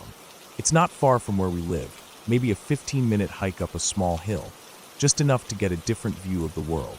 The path is nothing special, just a dirt trail with a few scattered rocks, a couple of scraggly bushes here and there, and trees that lean in as if they're trying to listen in on your conversation. Usually the hike is quiet, peaceful, with the kind of calm that feels good to hold on to after a long week. I bring my guitar with me on these trips. It's a beat-up acoustic, strings a little worn, but it sounds warm and honest when I play. We find a spot near the top of the hill, just a small flat clearing surrounded by trees, with the town spread out below like a patchwork quilt of lights. On a clear night, the stars feel close enough to reach for, and the cool breeze mixes with the faint hum of distant cars and night sounds from the houses below. That night was no different, or so it seemed at first. I finished playing a few quiet songs, some old favorites, some new ones I was trying out, and we settled down side by side on the rough grass. The sky was a deep black canvas, and the stars were scattered like scattered diamonds, shining in silent rhythm. We didn't talk much. Words seemed unnecessary, drowned out by the beauty around us. Instead, we just sat there, taking it all in, the soft rustle of leaves, the distant flicker of lights, the sharp smell of pine and earth. The kind of night that feels like it could last forever. Then, out of nowhere, it happened. A scream ripped through the night. Not a scream you hear from a person. No panic, no shouting. No reason behind it that you could understand. It was loud, piercing, unnatural. It didn't sound like an animal either. Not a coyote, not a mountain lion, not a fox or an owl. The closest I could describe it as was something primal, wild, and angry, like something deep in the woods trying to send a message nobody wanted to hear. The scream came from the trees behind us, maybe 15 or 20 feet away. But it wasn't coming from up high, like a bird or something in the branches. It was low, close to the ground, from somewhere near the roots or the thick brush beneath the trees. In that instant, my whole body tensed. I felt it right away, a wave of goosebumps rolling over my skin, a sudden cold that didn't come from the night air. My blood felt like it froze in my veins. I can still remember the sharpness of that moment, the way the scream sliced through everything else, cutting straight to some part of me that wasn't ready for it. My heart started pounding like a drum, each beat loud and quick in my ears. I didn't even think. I was already up, grabbing my girlfriend's hand and pulling her to her feet. I kept my eyes locked on the spot where the scream had come from, trying to catch any sign of movement, any shape that could explain the sound. I wasn't going to take my eyes off it, not for a second. I told her to start walking back down the hill. We didn't say anything, but the urgency was clear. I took the lead, but I walked backwards, still watching the trees as we moved. My guitar was in my free hand, held like a weapon. Not that it was much of one, but it was better than nothing. We walked quickly, stepping over roots and rocks, careful not to trip. The ground was uneven, but I barely noticed, my mind focused on what might be lurking in the shadows just beyond the edge of the light. The trees seemed darker, thicker, more menacing all at once. I kept glancing over my shoulder. Nothing moved. Nothing breathed or stirred. But the memory of that scream haunted the silence between us. The hike down felt endless. The trail we usually took without a second thought suddenly seemed foreign, dangerous. Every rustle in the bushes, every crack of a twig underfoot made me jump. I tightened my grip on her hand, and she squeezed back, holding on just as tightly. When we finally reached the bottom of the hill, where the last lights of the town flickered, it felt like stepping back into the safety of the world. The houses, the cars, the distant sounds, everything familiar and ordinary, a stark contrast to the dark, wild unknown behind us. I never did figure out what made that scream. I listened to dozens of recordings online afterward. Animal calls, bird sounds, even some weird mixes of growls and shrieks, but nothing matched. The sound was too sharp, too raw, too strange. Still, I think about it sometimes. That scream wasn't just a noise. It was a reminder, a warning from the wilderness that even in places we think we know, there are things we don't understand. And some nights, those things make themselves heard.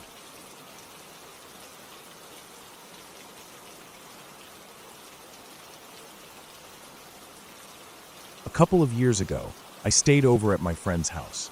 Her place was out in the middle of nowhere, with nothing around but huge fields full of cows. The house faced straight out onto those endless fields, stretching into the dark like some kind of vast, empty ocean of grass and animals. It was peaceful in the daytime, with the soft sounds of the cows chewing or lowing far off, and the wind brushing gently through the grass. But at night, it was different. The quiet stretched on, thick and heavy, like the silence was holding its breath, waiting for something to happen. We had spent the evening inside, just the two of us, watching some movies and chatting quietly. The house was old, creaky in some places, and the windows had those thick curtains that blocked out most of the outside world during the day. I liked that, because I'm always a little on edge in new places, especially at night. Something about unfamiliar spaces makes me feel exposed. We finally went to bed late.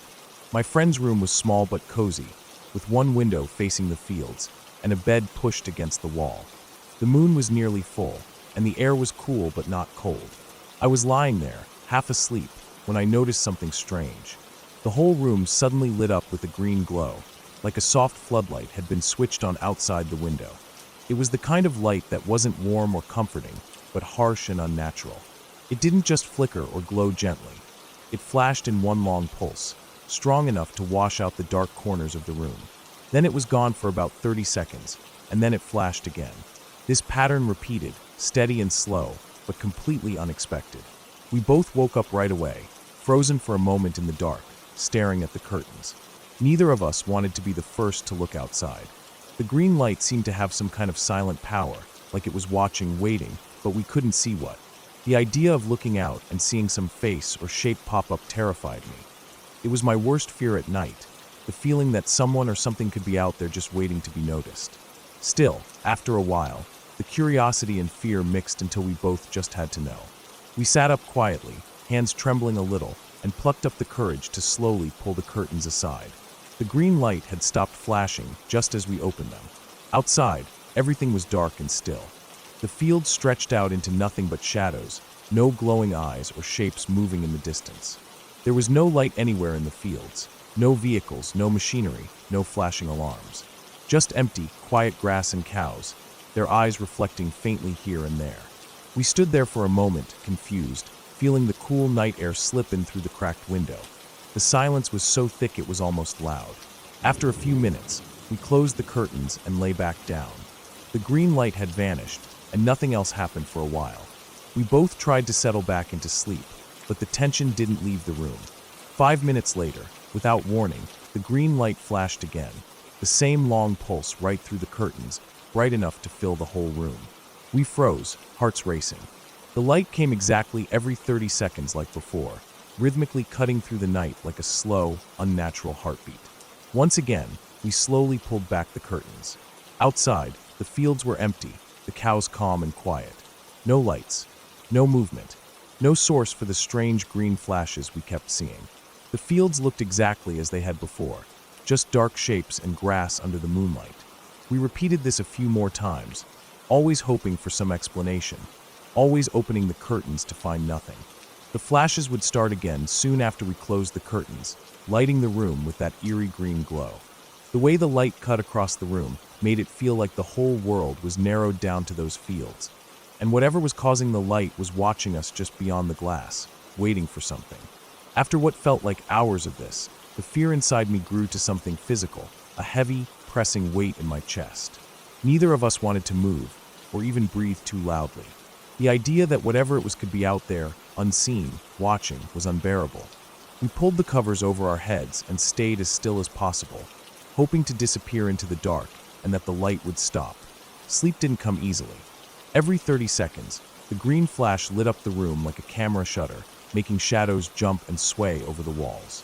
I kept imagining all sorts of things, someone out in those fields, some machine, or even something stranger, though I knew I had no proof for that. The mind loves to fill silence and mystery with stories. Morning finally came with pale sunlight filtering through the curtains, and the strange light didn't return.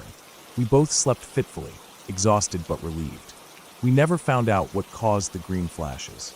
The next day, we got up early and walked out into the fields.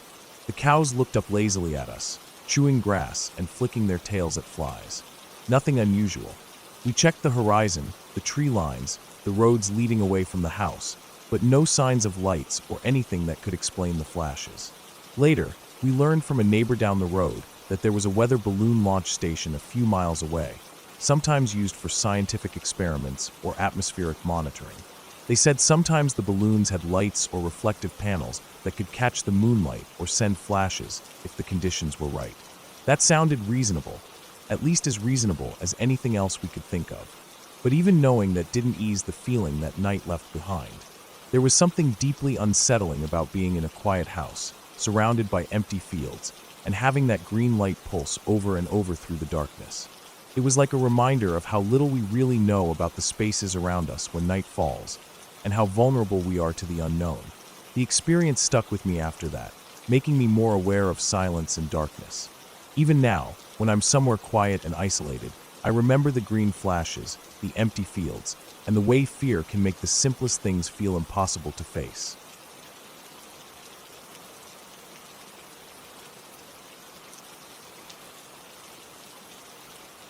It was just past 11 at night when my boyfriend and I decided to lay out on the beach.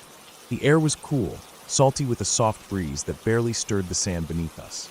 The small town we lived in was quiet, so quiet it almost felt empty. Not a soul in sight except the faint crash of the ocean and the distant hum of a late-night car somewhere far off. We were right under the lifeguard tower, slightly to the left of it. The tower itself cast a long shadow in the moonlight, a dark silhouette against the faint stars. The beach was deserted. Usually, even on weeknights, there'd be at least one or two people walking dogs or night fishermen throwing lines in the water, but tonight felt different. It felt like the entire town had pulled back inside their homes, leaving the shore to the sea and us. We had been talking quietly, listening to the waves, just soaking in the stillness. The sand was cool against our backs, and the ocean breeze tugged gently at my hair. Then, out of the corner of my eye, I noticed movement. A group of young guys, maybe 15, no older than their early 20s, came walking down the boardwalk toward the beach. They moved like they were on a mission, laughing and pushing each other, the noise cutting through the otherwise quiet night. Because of the way the boardwalk was positioned, from their angle, we were hidden. The lifeguard tower and some tall driftwood piles blocked the view, so they probably didn't even know we were there. At first, we didn't pay much attention. They were just a group of kids hanging out late. My boyfriend and I kept chatting softly, pretending not to notice them as they passed. But then something changed. The energy in the group shifted. I saw one of the bigger guys suddenly shove another into the sand, near the shoreline, right where the waves came in. The boy who got pushed dropped down to his knees with no fight. That's when I heard it, a low chant, something strange and repetitive, like a quiet rhythm that grew louder and more urgent. It wasn't a song or anything familiar, just a harsh murmur repeated over and over. My skin tightened with an uneasy feeling, a sense that we were witnessing something we definitely weren't supposed to see. My boyfriend's jaw clenched. We didn't say anything, but I could tell he felt it too. The weight of the moment, the quiet dread settling over the scene like a thick fog. I wanted to look away, but my eyes were glued to the shoreline, to the group surrounding the kneeling boy. There were too many of them, a wall of bodies blocking any clear view of what was really happening, just the shape of the ritual as it grew louder. My breath started coming fast and shallow. I could barely keep track of everything at once. The chanting, the dark shapes moving, the crashing waves mixing with the strange noises. Panic crept in, wrapping itself tight around my chest. I whispered to my boyfriend, my voice cracking, begging him to run.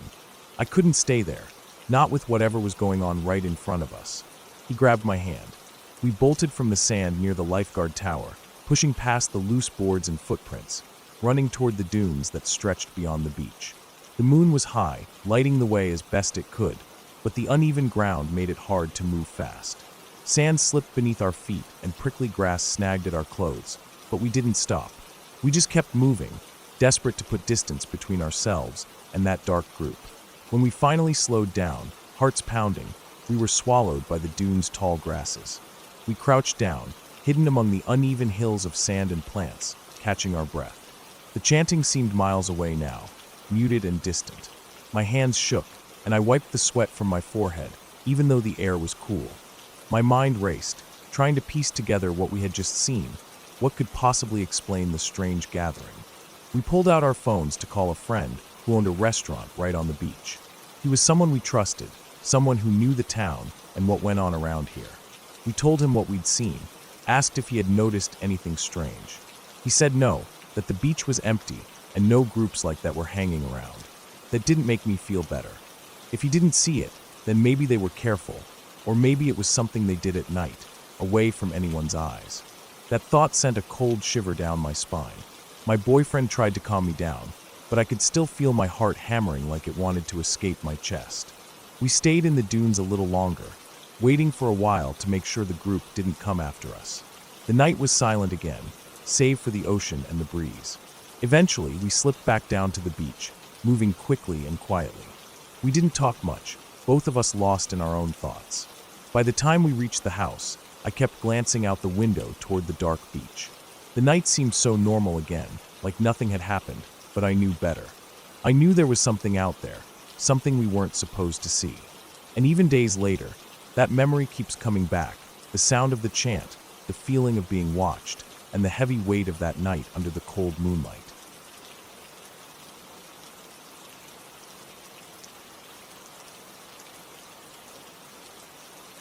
The summer nights were always the hardest for running.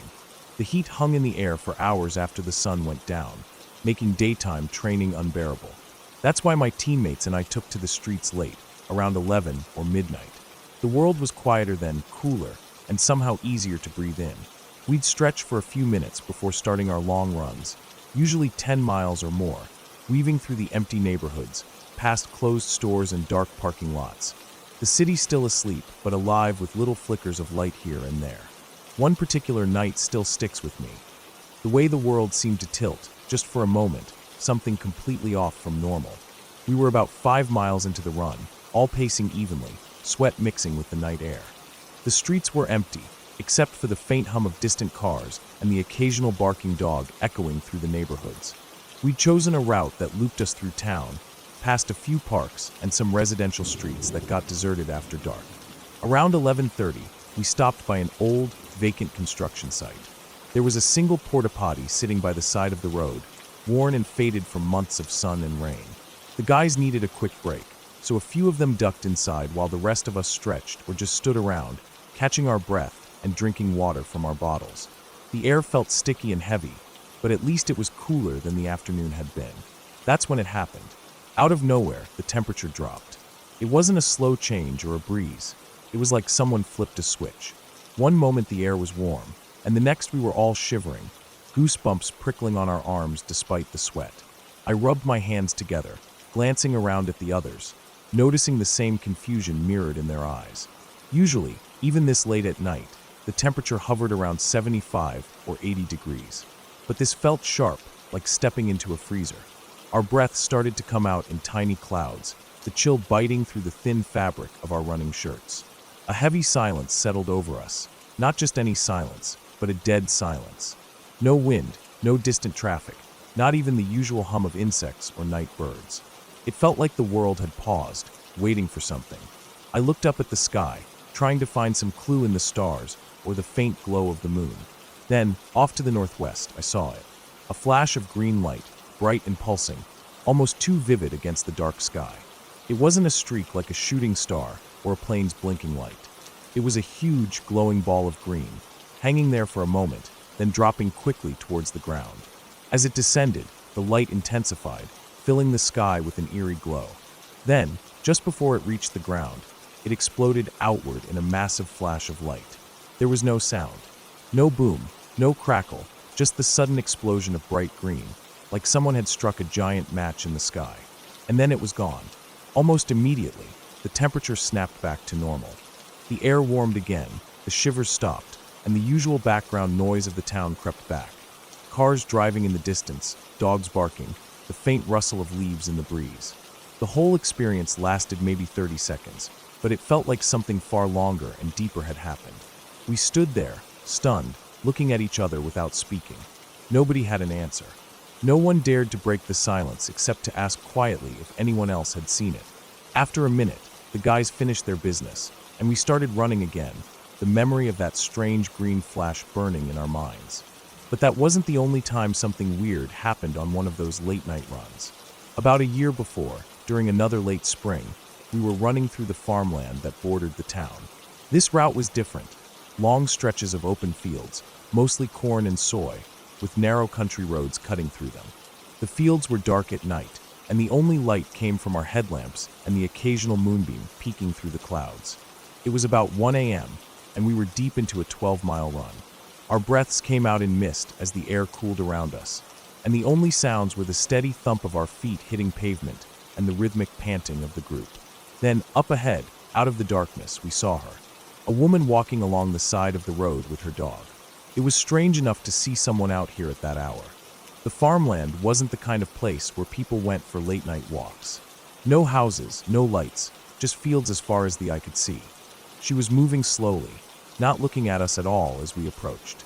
The dog walked obediently by her side, but neither of them paid us the slightest bit of attention. The woman's eyes were fixed on something in the distance, something beyond us, out in the fields or perhaps further. Her face was blank, emotionless, almost like she was in a trance. We slowed down, watching her, feeling a growing sense of unease. The way she walked, the way she ignored us, it was unnatural. Our curiosity quickly turned into discomfort. The dog didn't bark or react. It was as if they were both focused on something only they could see. Without a word, the team sped up and put distance between us and that woman. None of us wanted to stick around. We glanced back, but she kept walking steadily ahead, disappearing into the night like she was part of the dark itself. We didn't talk much about that encounter. Everyone knew it was strange. Everyone felt it too, that creeping feeling that maybe we weren't supposed to be out there, that something was watching or waiting in the fields. Those 2 nights stuck with me because they shattered the usual normalcy of our runs. Running late at night was always a little lonely and a little scary. The darkness wrapping around us, the silence thicker than the heat of the day. But that was different. Those moments made me realize how unpredictable the world is, especially when no one else is around. The strange green flash, the eerie woman in the fields, they didn't fit into any story or explanation I could come up with. They weren't ghosts or monsters, just odd, unsettling moments that left a cold spot in my chest long after the runs were over. Now, when I think back to those nights, I realize it wasn't about some supernatural event or a random trick of the light.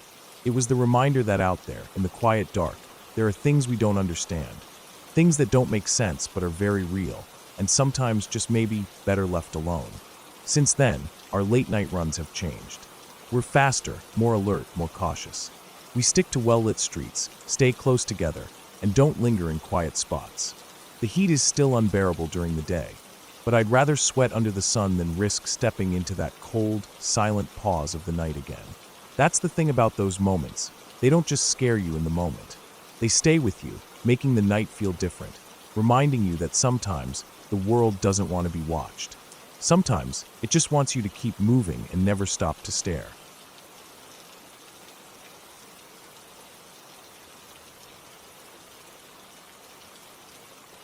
When I was in high school, Sunday mornings became my little escape. The house felt too quiet, too empty. My parents usually slept in, and my siblings were off doing their own things. I wasn't into the usual lazy weekend stuff, so I started going to the metro park near my house. It wasn't far, maybe a 10-minute bike ride, and I liked the trails there. The trees were thick, the air smelled fresh, and I could spend hours just walking, clearing my head. At first, I stuck to the main paths. They wound around ponds, through patches of forest, and occasionally opened up to wide grassy fields. I liked how peaceful it was, especially on Sundays when hardly anyone else was around. I would bring a water bottle, sometimes a sandwich, and just lose track of time. There was something calming about the quiet sounds, birds chirping, leaves rustling in the breeze, the distant splash of water from a small stream. But as the weeks passed, sticking to the trail started to feel too tame. I wanted to see more, to get deeper into the woods where the paths weren't marked. I knew the risks. I'd heard stories about people getting lost or stumbling on some strange stuff in the wild, but it was a feeling I couldn't shake. I wanted to know what was out there beyond the well-worn dirt paths. One Sunday, I took a turn off the trail where the underbrush was thick and the trees grew closer together. The ground was soft with moss and fallen leaves, and the sunlight filtered down in long streaks. I stepped carefully, pushing aside branches and watching for any movement. After about 15 minutes, I came to a small clearing. It wasn't big, maybe 20 feet across, and surrounded by tall oaks and maples. The grass was overgrown, wildflowers poking through in patches of color. But what caught my eye was something strange lying right in the center. It was a deer's leg. Just one leg, severed cleanly at the joint. The fur matted and dirty, but still fresh enough to make my stomach twist. I froze.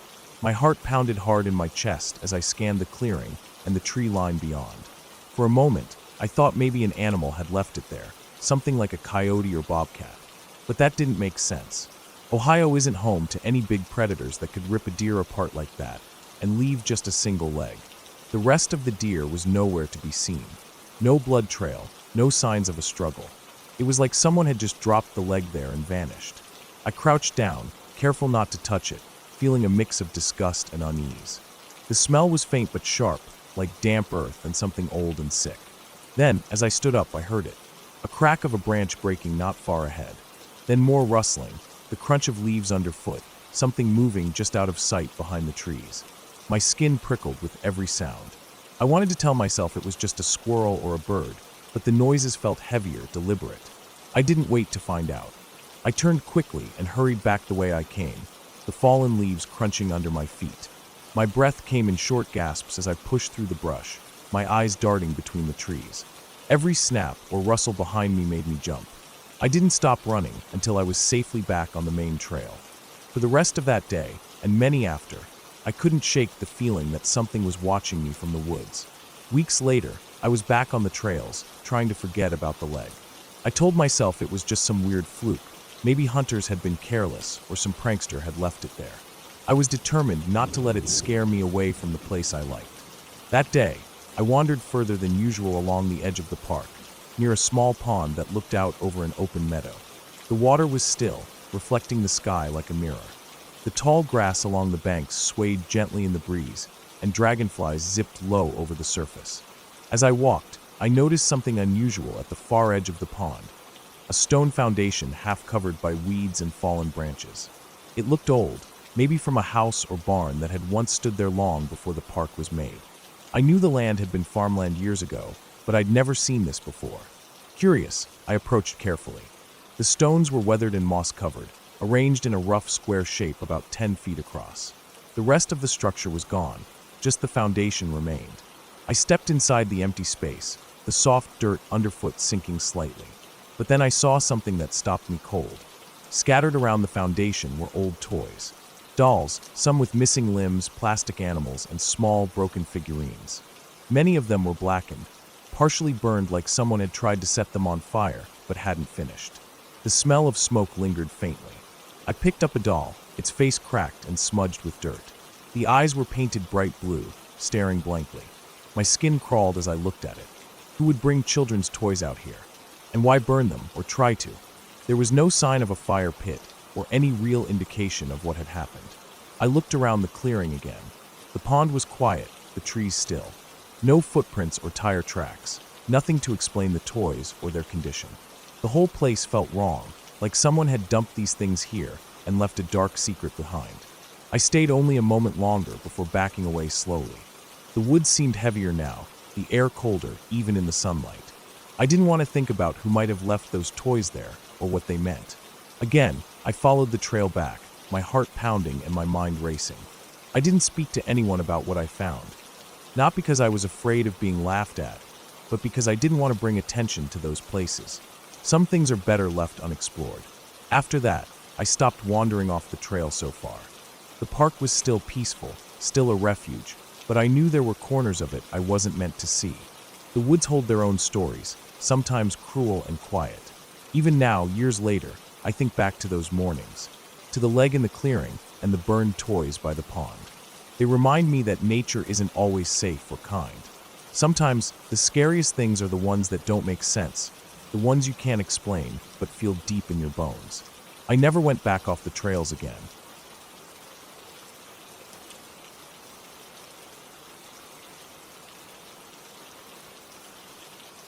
It started slowly, almost unnoticed. At first, I thought it was just normal stress keeping me awake, maybe a rough patch in life, nothing serious. I had trouble falling asleep one night, then the next, then it stretched into days. 3 nights, for then a whole week. Every time I closed my eyes, my mind raced, bouncing from one anxious thought to the next like a wild animal trapped in a cage. I told myself it would pass, that I just needed to relax, but it didn't. My body felt drained, like I'd run a marathon, but my mind wouldn't stop. I was caught in this endless loop where exhaustion clashed with an unrelenting wakefulness. I would lay in bed, staring at the ceiling or the faint outlines of trees visible through my window, but sleep wouldn't come. My eyes burned, my head throbbed, and my skin crawled. Eventually, I stopped trying to sleep. I got up, walked around the house in the dead hours of the night. The house was isolated, deep in the woods outside of town. My driveway was long and winding, surrounded by thick trees and brush. The only sound at night was the rustling of leaves and the distant hoot of owls. The silence was heavy. Driving was the hardest part. I had to go to work during the day, even though I hadn't slept in days. I drove the same lonely roads, headlights cutting through the dark, the forest pressing in on either side. At first, the shadows in the trees were just shadows, branches moving in the wind, deer grazing near the roadside. I convinced myself of that. Rational thoughts, the only anchor I had left. But then I started seeing things out of the corner of my eye. Movement, quick flickers, shapes that shouldn't have been there. At first, I thought it was a raccoon or a deer darting away from the car. I told myself it was normal. Wildlife is common in that area. I blinked and looked straight ahead, but then a black shape would zip past the side of my car, just beyond the trees. I would turn my head quickly, but nothing would be there. Just empty forest. It got worse over time, not just at night anymore. During the day, when the sun was high and everything was clear, I would catch glimpses of pure black shapes moving in the woods beside me. Sometimes it was just a shadow running along the edge of the road. Other times it seemed like something was moving toward me from between the trees. I could never see any features, just shifting blackness that didn't match any animal I knew. I tried to shake it off, telling myself it was just sleep deprivation messing with my mind. But it felt so real. The shapes were fast, unpredictable, and made my skin crawl. My heart would race. I felt like something was watching me, following me, hunting me. There was no sound, just a quiet, terrible presence. At work, I felt exhausted and unfocused. My coworkers noticed my pale face and dark circles under my eyes, but I didn't say anything.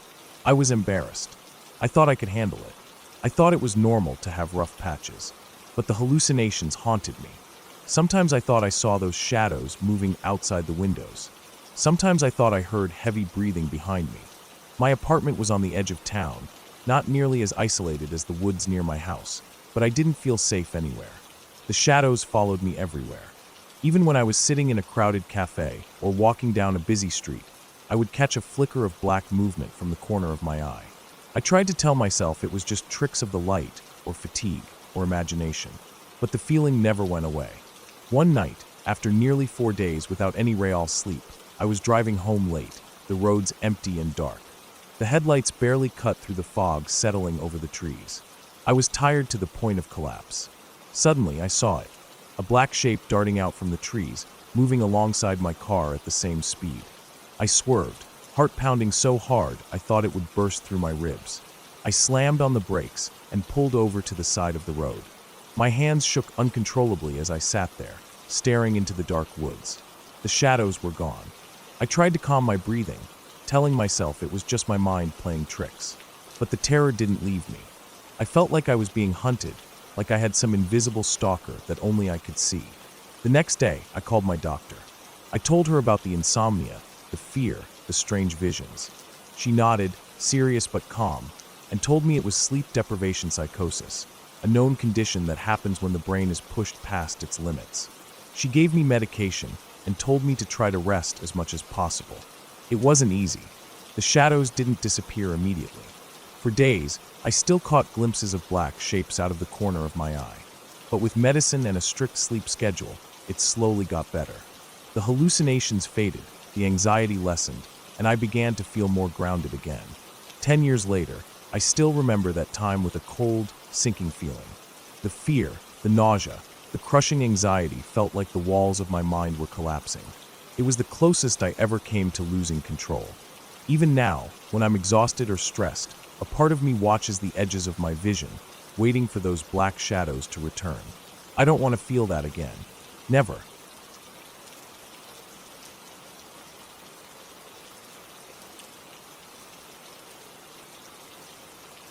When I was 12 years old, I got a phone that was kind of special for the time. It was one of those early flip phones, but it had this cool feature where the screen could turn sideways and turn into a camcorder. I remember feeling like I had a little movie studio in my hands. I took that phone everywhere and recorded everything. My brother and I would film our everyday stuff, silly moments, random things we found interesting. It was like I was capturing pieces of my life, and I never imagined any of those videos would hold something weird or scary. One summer afternoon, my brother and I went over to my cousin's house. He lived just across from a junkyard, a place filled with old rusted cars and piles of metal stacked up high like little towers. The junkyard wasn't very big, maybe just a few acres fenced off with chain link. The fence was old and bent in some places, and the gate was usually open just enough for kids like us to slip through.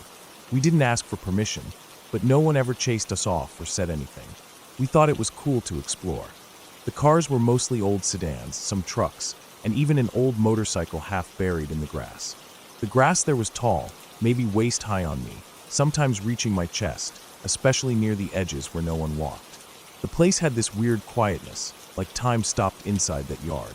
It smelled like rust, old oil, and the dry dirt from the summer heat.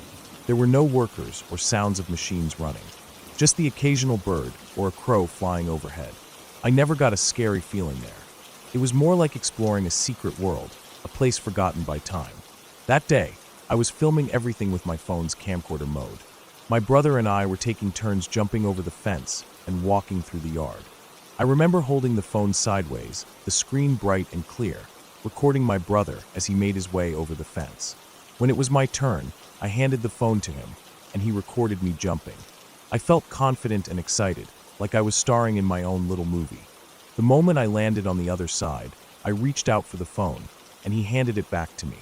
The camera was still rolling, pointing toward the ground for a second, then lifting up as I turned it back on myself. That's when I noticed it.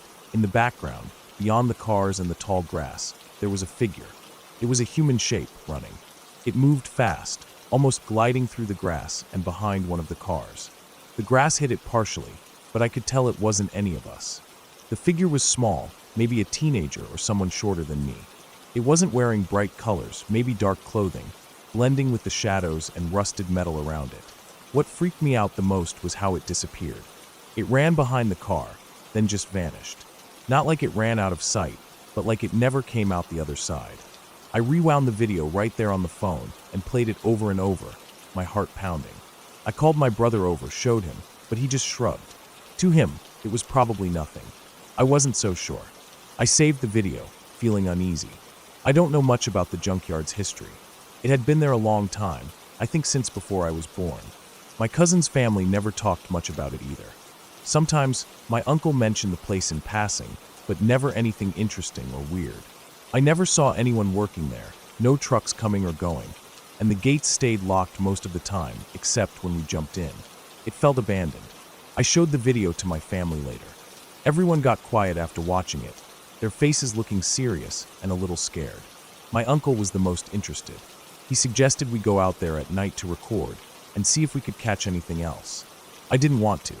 I was 12, and the thought of walking through that dark junkyard with tall grass and broken glass made me nervous.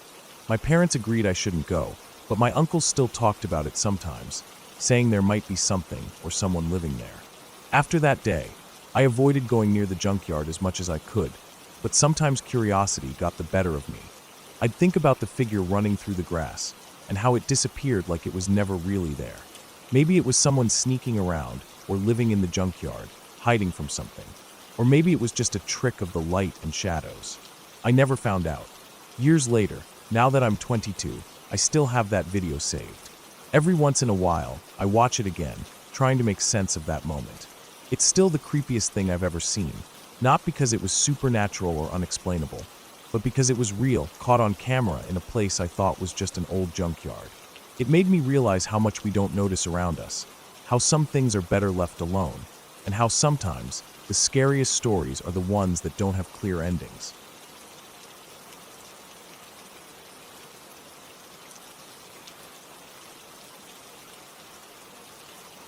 I had been biking all day, the sun beating down on me as I pedaled across Molokai Island, Hawaii. The island was quiet, almost empty in places, and the road stretched long and winding between thick patches of brush and tall trees. I was tired, my legs aching and sore, but the idea of camping on the beach at Halawa Bay kept me pushing forward. I'd heard the stories, how decades ago, a tsunami had wiped out a whole village there. The place was empty now, abandoned, no one willing to go back. Some said it was haunted by restless spirits, but I didn't believe in those kinds of things. I just wanted to rest. By late afternoon, I finally reached the bay. The beach was wide, with soft sand that cooled under my feet as the sun lowered in the sky. The water was calm, the ocean stretching out in front of me with gentle waves lapping the shore. It was peaceful, almost too peaceful. No other campers, no fishermen, no locals, just the wind and the ocean. I looked around for a good spot to set up my tent, and found a small clearing right on the sand, close enough to hear the water, but far enough from the tide line that the waves wouldn't reach me. I unloaded my gear from the bike, tent, sleeping bag, water, food, and got to work pitching the tent. My hands moved slowly, tired from the long ride. I made sure the stakes were in tight, and the tent fly was zipped completely closed. I double-checked, pulling the zipper all the way around so no bugs or other critters could sneak in. The sun was dipping below the horizon, turning the sky shades of orange and pink, and I felt a strange calm as I lay down inside the tent, the fabric pressing softly around me. I was out almost immediately, exhaustion dragging me under like a heavy blanket. I don't know how long I had been asleep, maybe an hour or so, when a noise woke me. It was a scratching sound, light but persistent, coming from the tent fly. At first, I thought it was just a branch brushing against the fabric, but the noise got closer, sharper. I sat up slowly, heart pounding in the sudden silence that followed the scratching. Then, out of the corner of my eye, I saw it, something small, about the size of a little dog, darting inside the tent, moving quickly toward me. It was low to the ground, its shape blurry in the dim light, but clearly moving with urgency. As it came closer, it let out a high-pitched screech, a sound that was sharp and almost unnatural. I couldn't tell what it was, but it wasn't any animal I'd heard before. I jumped up, startled and yelling out loud, grabbing my flashlight off the ground and swinging it around the inside of the tent. The beam caught on nothing but the bare walls of my shelter. I scanned every corner, shining the light under my sleeping bag, behind my backpack, along the tent's seams. Nothing. The scratching sound was gone, and so was whatever had run in. I unzipped the tent door and looked outside. The beach was dark and empty, the ocean quietly rolling in the background. No movement, no signs of anything that might have entered the tent. I checked the fly again. It was zipped closed, no holes or tears. I sat back down, breathing hard, the adrenaline still pumping through my body. My mind raced with questions. What was that? How did it get in? Was it some kind of animal? A rat, maybe? But the screeching sound was so strange. Nothing I knew of in Hawaii made a noise like that. I tried to calm down and convince myself it had been a dream, or maybe a hallucination from exhaustion. I was so tired, after all. But the fear lingered. I felt exposed, vulnerable, like I wasn't safe there. I packed up my tent quietly in the dark, being careful not to make noise. My hands trembled slightly as I rolled up my sleeping bag and stuffed everything into my pack. The night was heavy and still around me, the stars sharp points of light overhead. The only sounds were the waves and the soft rustle of palm leaves in the breeze. I decided to leave Halawa Bay that night. It was 2 a.m. when I started biking again, the road dark and empty, the headlights of my bike cutting through the blackness. My legs were sore and tired, but the fear kept me moving. 10 miles later, I reached a beach park farther down the island where other campers stayed, and finally, in the safety of a place that felt alive with people, I managed to sleep.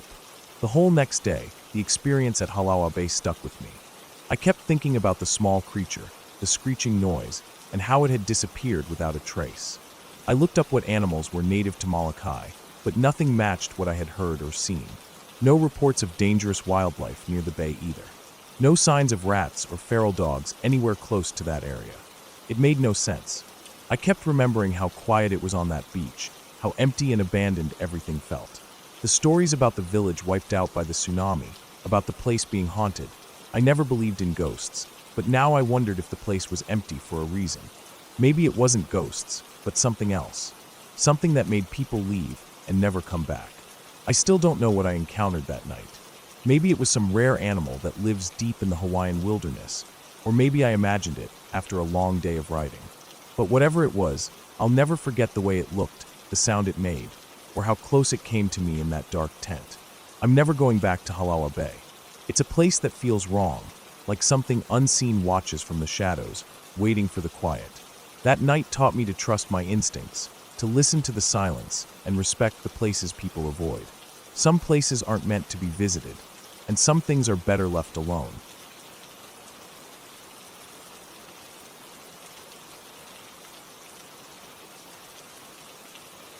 It was late at night when we finally got into the car, exhausted but happy after a long day of celebrating.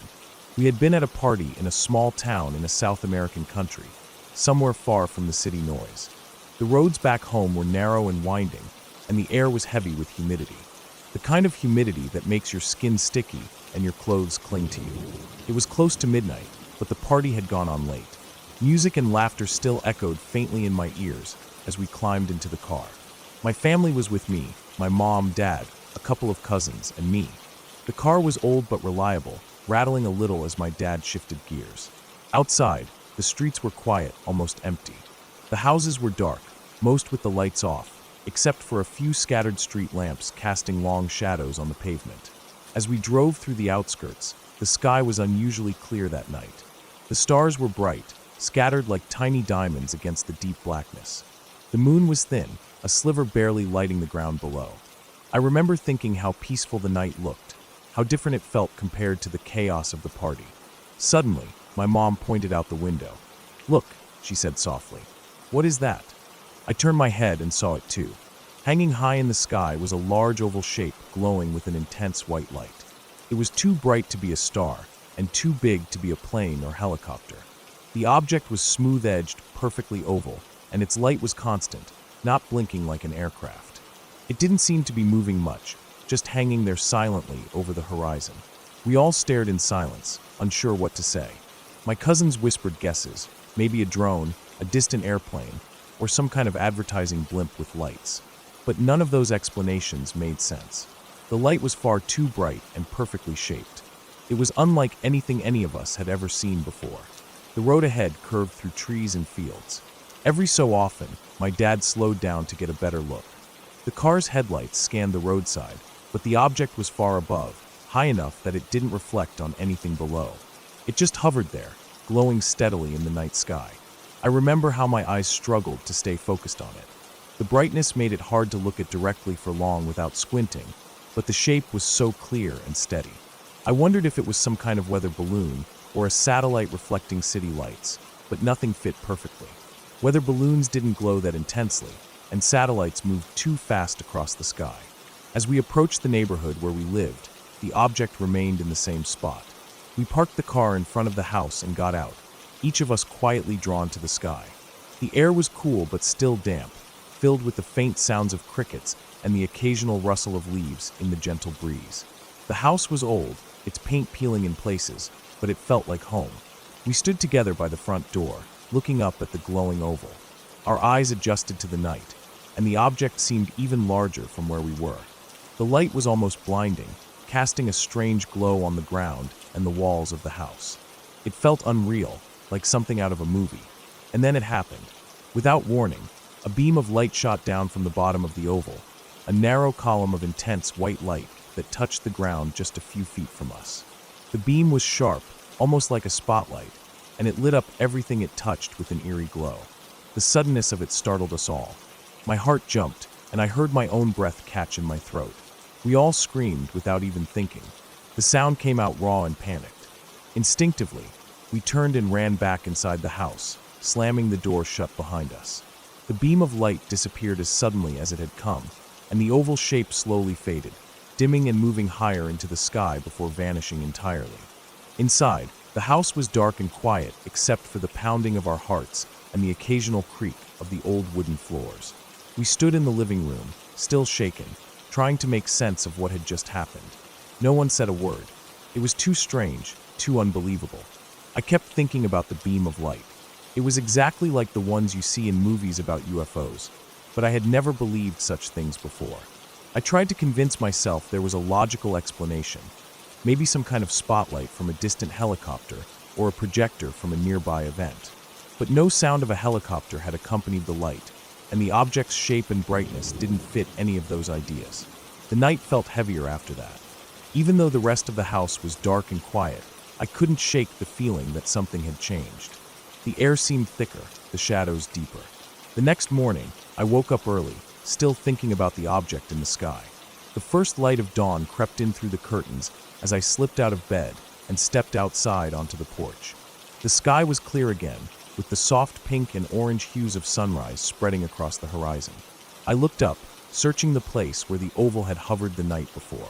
But there was nothing there. No glow, no bright light, no sign that anything unusual had been there at all. Just an empty, open sky stretching wide and blue. I stood there for a long time, feeling a mix of relief and confusion. The strange experience felt almost like a dream now, distant and hard to grasp. I wondered if anyone else had seen it, if it meant anything, or if it was just some rare atmospheric phenomenon that no one understood. Later that day, I talked to my family, but we all agreed to keep the story to ourselves. There was no proof, no photographs, and no one else to confirm what we had seen. I didn't want to sound crazy or be the subject of jokes, but inside, I couldn't stop thinking about that light, that beam, and the way it had made me feel. In the weeks that followed, I found myself checking the sky whenever I was outside at night. I studied the stars more closely, learning the constellations, trying to understand the normal patterns of the night sky. But I never saw the oval or the beam again. Sometimes I still wake up in the middle of the night and remember that moment. The bright light cutting through the darkness, the shock of it, the sudden fear that gripped me. It's strange how a few seconds can feel like forever, how something so brief can stay with you for years. I don't have answers. I don't know what we saw that night. It could have been a new kind of drone, or an unusual reflection of light in the atmosphere. Maybe it was an experimental aircraft or some rare natural event nobody understands yet. What I do know is that it felt real. It felt like something beyond our everyday world, something that reminded me how little we truly know about the sky above us. And even though I've never seen it again, that night stays with me, a quiet reminder that the world holds mysteries we can't always explain. Sometimes I think that's okay.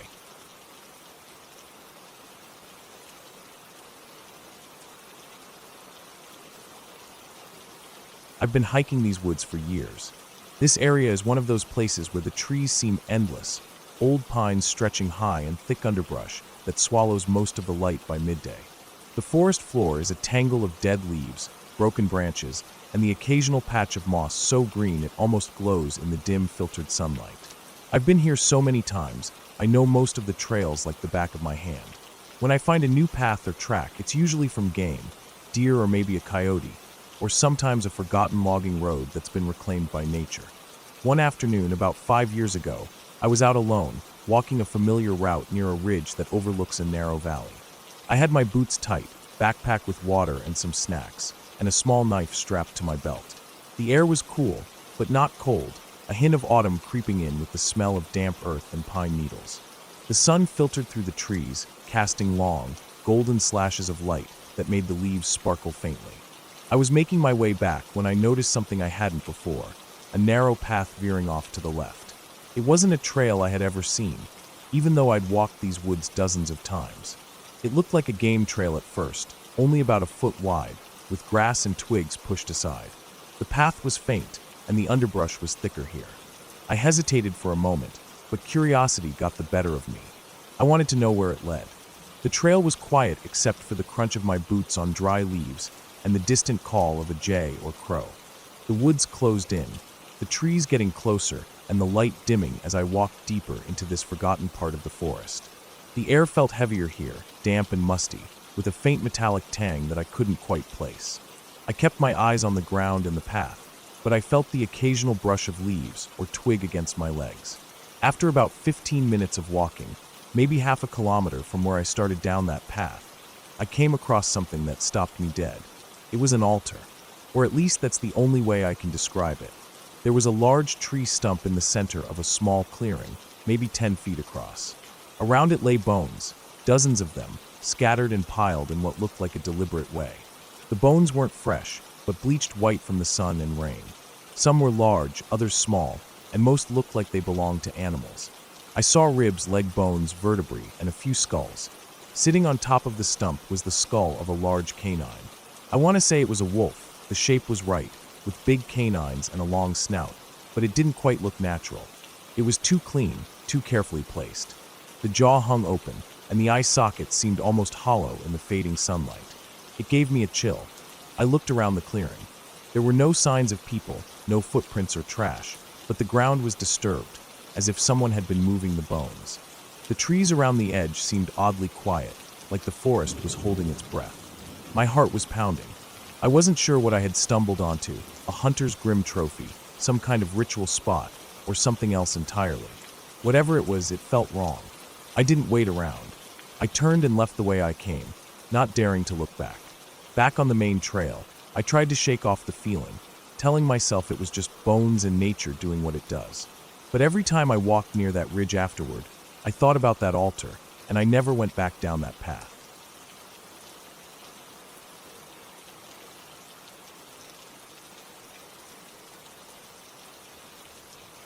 When I was about 7 or 8 years old, my family and I would spend the summer at my grandparents' cottages by a lake in the middle of Massachusetts. We did this almost every summer. The cottages were old but cozy, nestled deep in the woods where the trees grew thick and the air smelled like pine and earth. There were 2 cottages side by side, both made of weathered wood with green roofs and screened-in porches. The kind of place that felt like it belonged to another time, away from everything busy and loud in the city. That summer was no different at first. The whole family came out, as usual, cousins, aunts, uncles, and my parents. The cottages didn't have many beds, so there was always this weird arrangement every year to fit everyone in. Because the beds were all taken, I ended up having to sleep on the porch with my younger cousin. The porch was screened off to keep bugs out, but the screens were old and a bit torn in some places. You could hear the forest at night, the crickets, the frogs, the occasional call of an owl far off in the distance. The porch had a couple of wooden chairs and an old mattress where we laid our sleeping bags.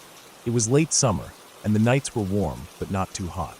The air smelled fresh, mixed with that wet mossy scent that only comes after a day of sun and a little rain.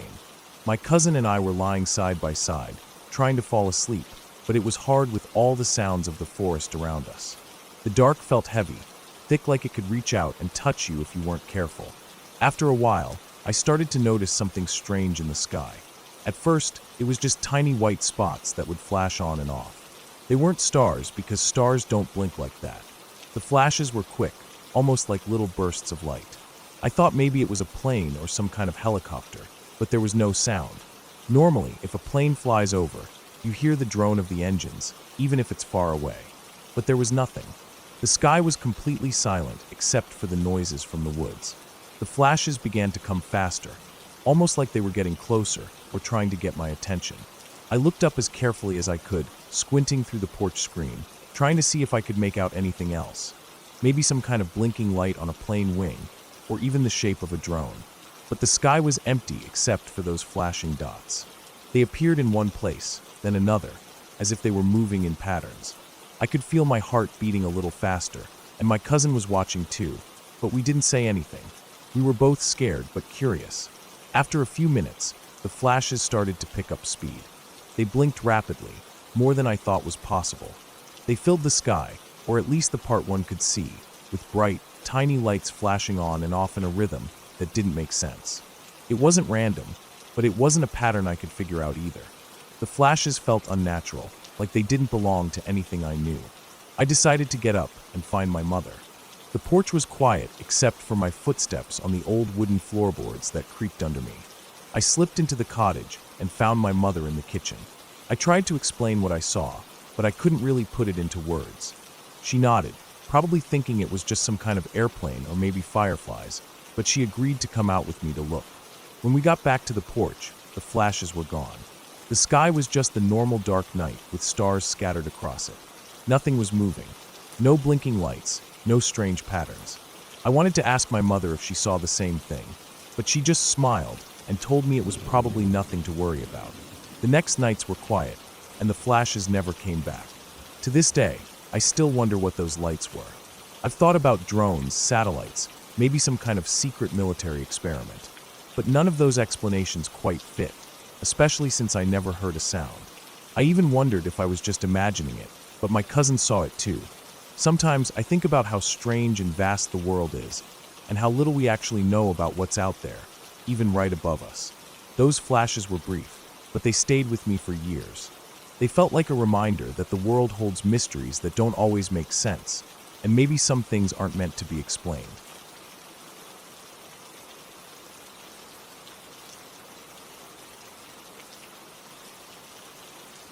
Many years ago, I went hiking with some of my relatives on a mountain slope in Canada.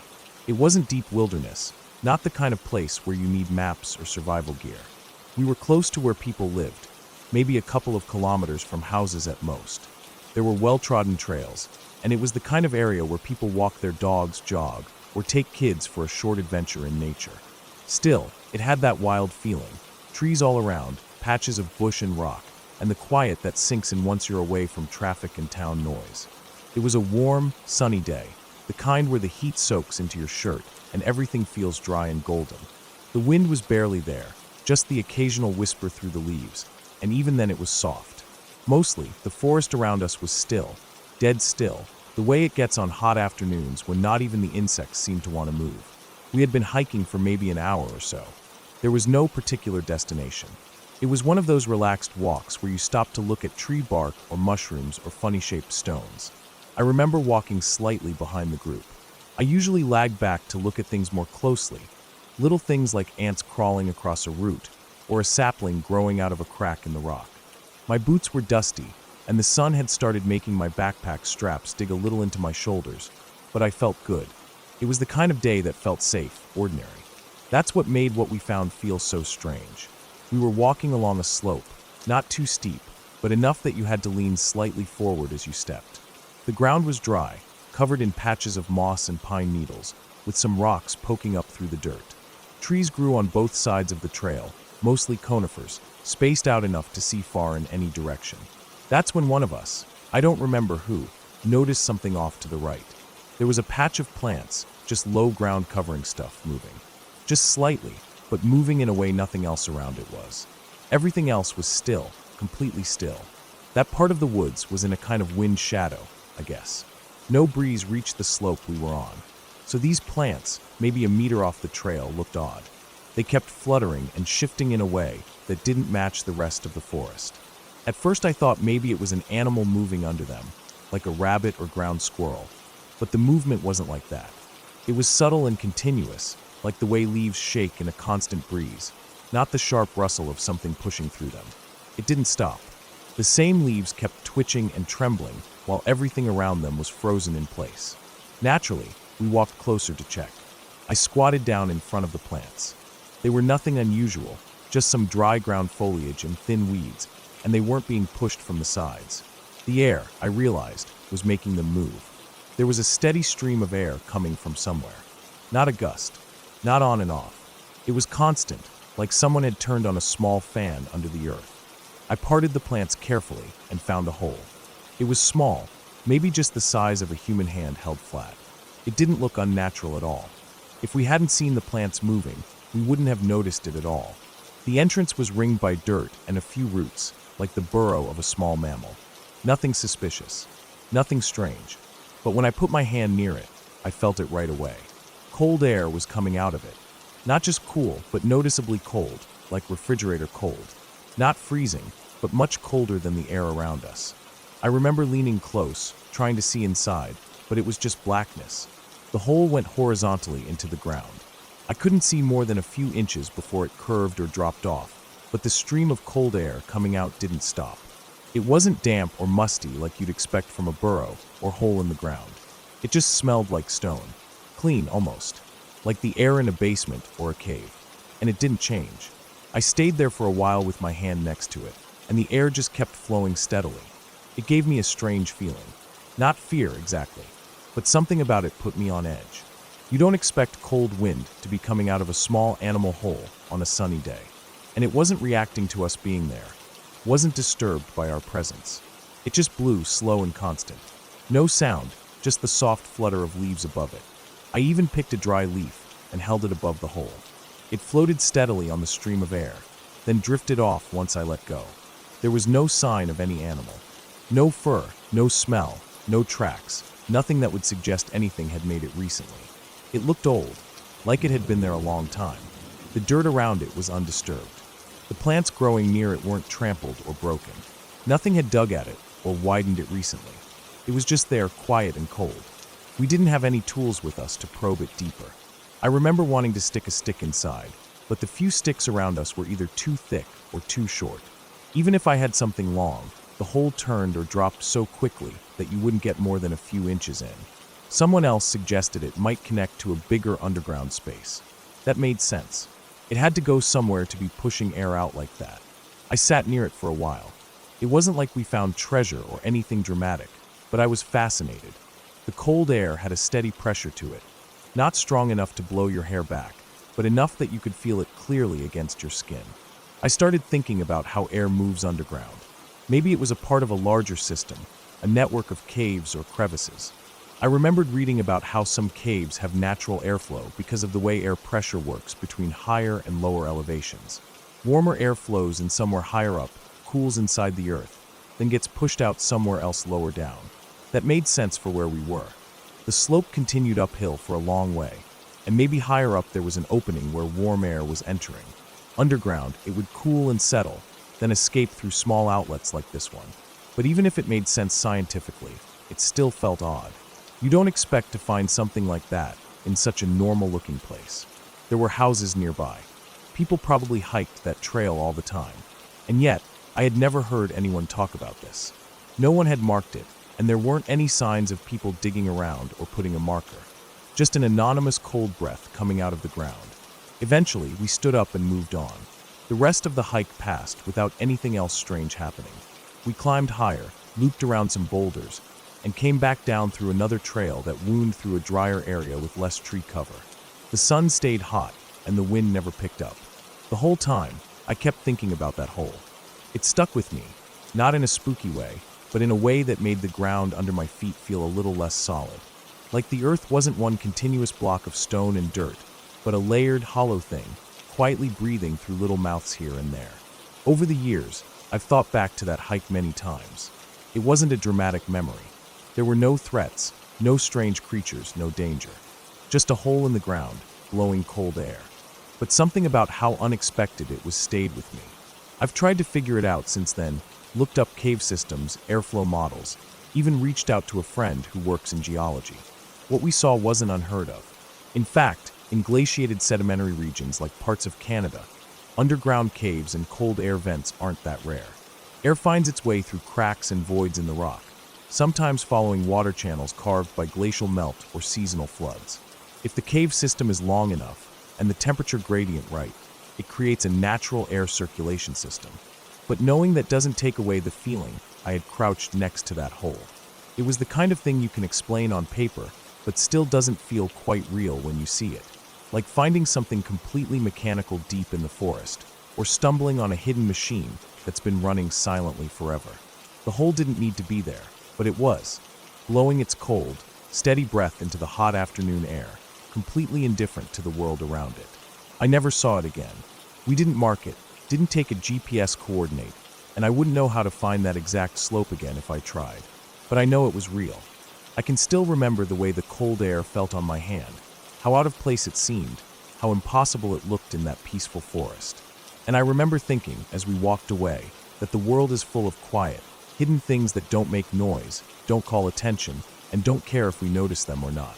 That's what made it feel eerie. Not that it was dangerous or evil or mysterious in a spooky way.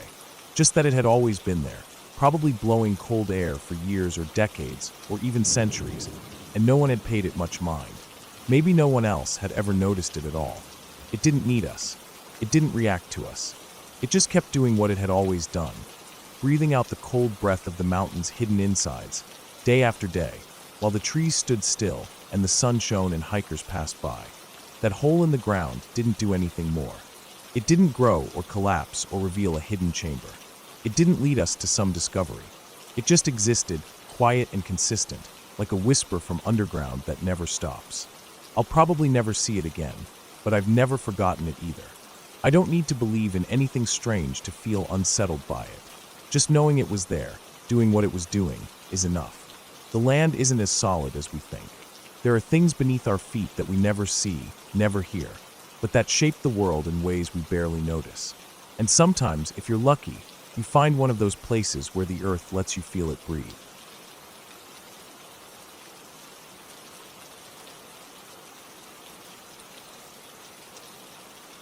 Before I moved to Oahu, I worked for the Park Service in Florida when I was in my early 20s. It was a time in my life when everything still felt wide open, even the nights spent alone in the park on graveyard shifts. The park was a barrier island along the Atlantic coast, separated from the public beach by a narrow tidal creek and the intracoastal waterway. You could only reach the main part of the park by crossing a small, creaky wooden bridge that spanned the creek, or if you were brave and determined enough, by walking in along the sand at low tide. Most people didn't bother. The park was quiet, mostly untouched, with mangroves and thick brush lining the waterways. It was beautiful in the daylight, but at night it was a different story. I worked the graveyard shift for about a year, mostly doing cleaning and maintenance. There were 2 of us usually. Sometimes we overlapped on weekends, but during the week, it was mostly just me alone. Having a partner made the job feel safer. We could talk, share the silence, and keep each other company when the long hours stretched on. But on the nights when I was alone, the park felt entirely different, darker, colder, and far less welcoming. The most uncomfortable place was the north end of the tidal creek, where it curved sharply before flowing out to the intracoastal waterway. That spot was surrounded by mangroves that twisted and tangled like they were hiding secrets, and the water looked black under the moonlight, almost like a void swallowing everything near the shore. There were 2 bathhouses in that area. One sat on the beach side of the creek, right at the edge where the water met the sand. The other was on the intracoastal side, near a small boat ramp where fishing boats and kayaks were launched during the day. I always tried to get my work done in those spots, either right when my shift started, or just after the sun came up, when the light was bright and the park was waking up. I never liked being there in the dark, especially when I was alone. Every time I cleaned the bathhouses on those nights, I felt a cold, prickling sensation crawling over my skin. The kind you get when you know someone is watching, but when you turn around, there's nothing there. It was subtle at first, just a feeling in the back of my neck, a glance from the corner of my eye at something that wasn't quite right. But as the nights went on, the feeling grew stronger. Sometimes I heard footsteps crunching softly behind me on the sand, or rustling through the underbrush, just beyond the dim glow of my flashlight. Shadows shifted between the mangroves. Movement flickered in the darkness. The sounds never stayed long enough for me to see their source clearly. It was like something was following me, staying just out of reach.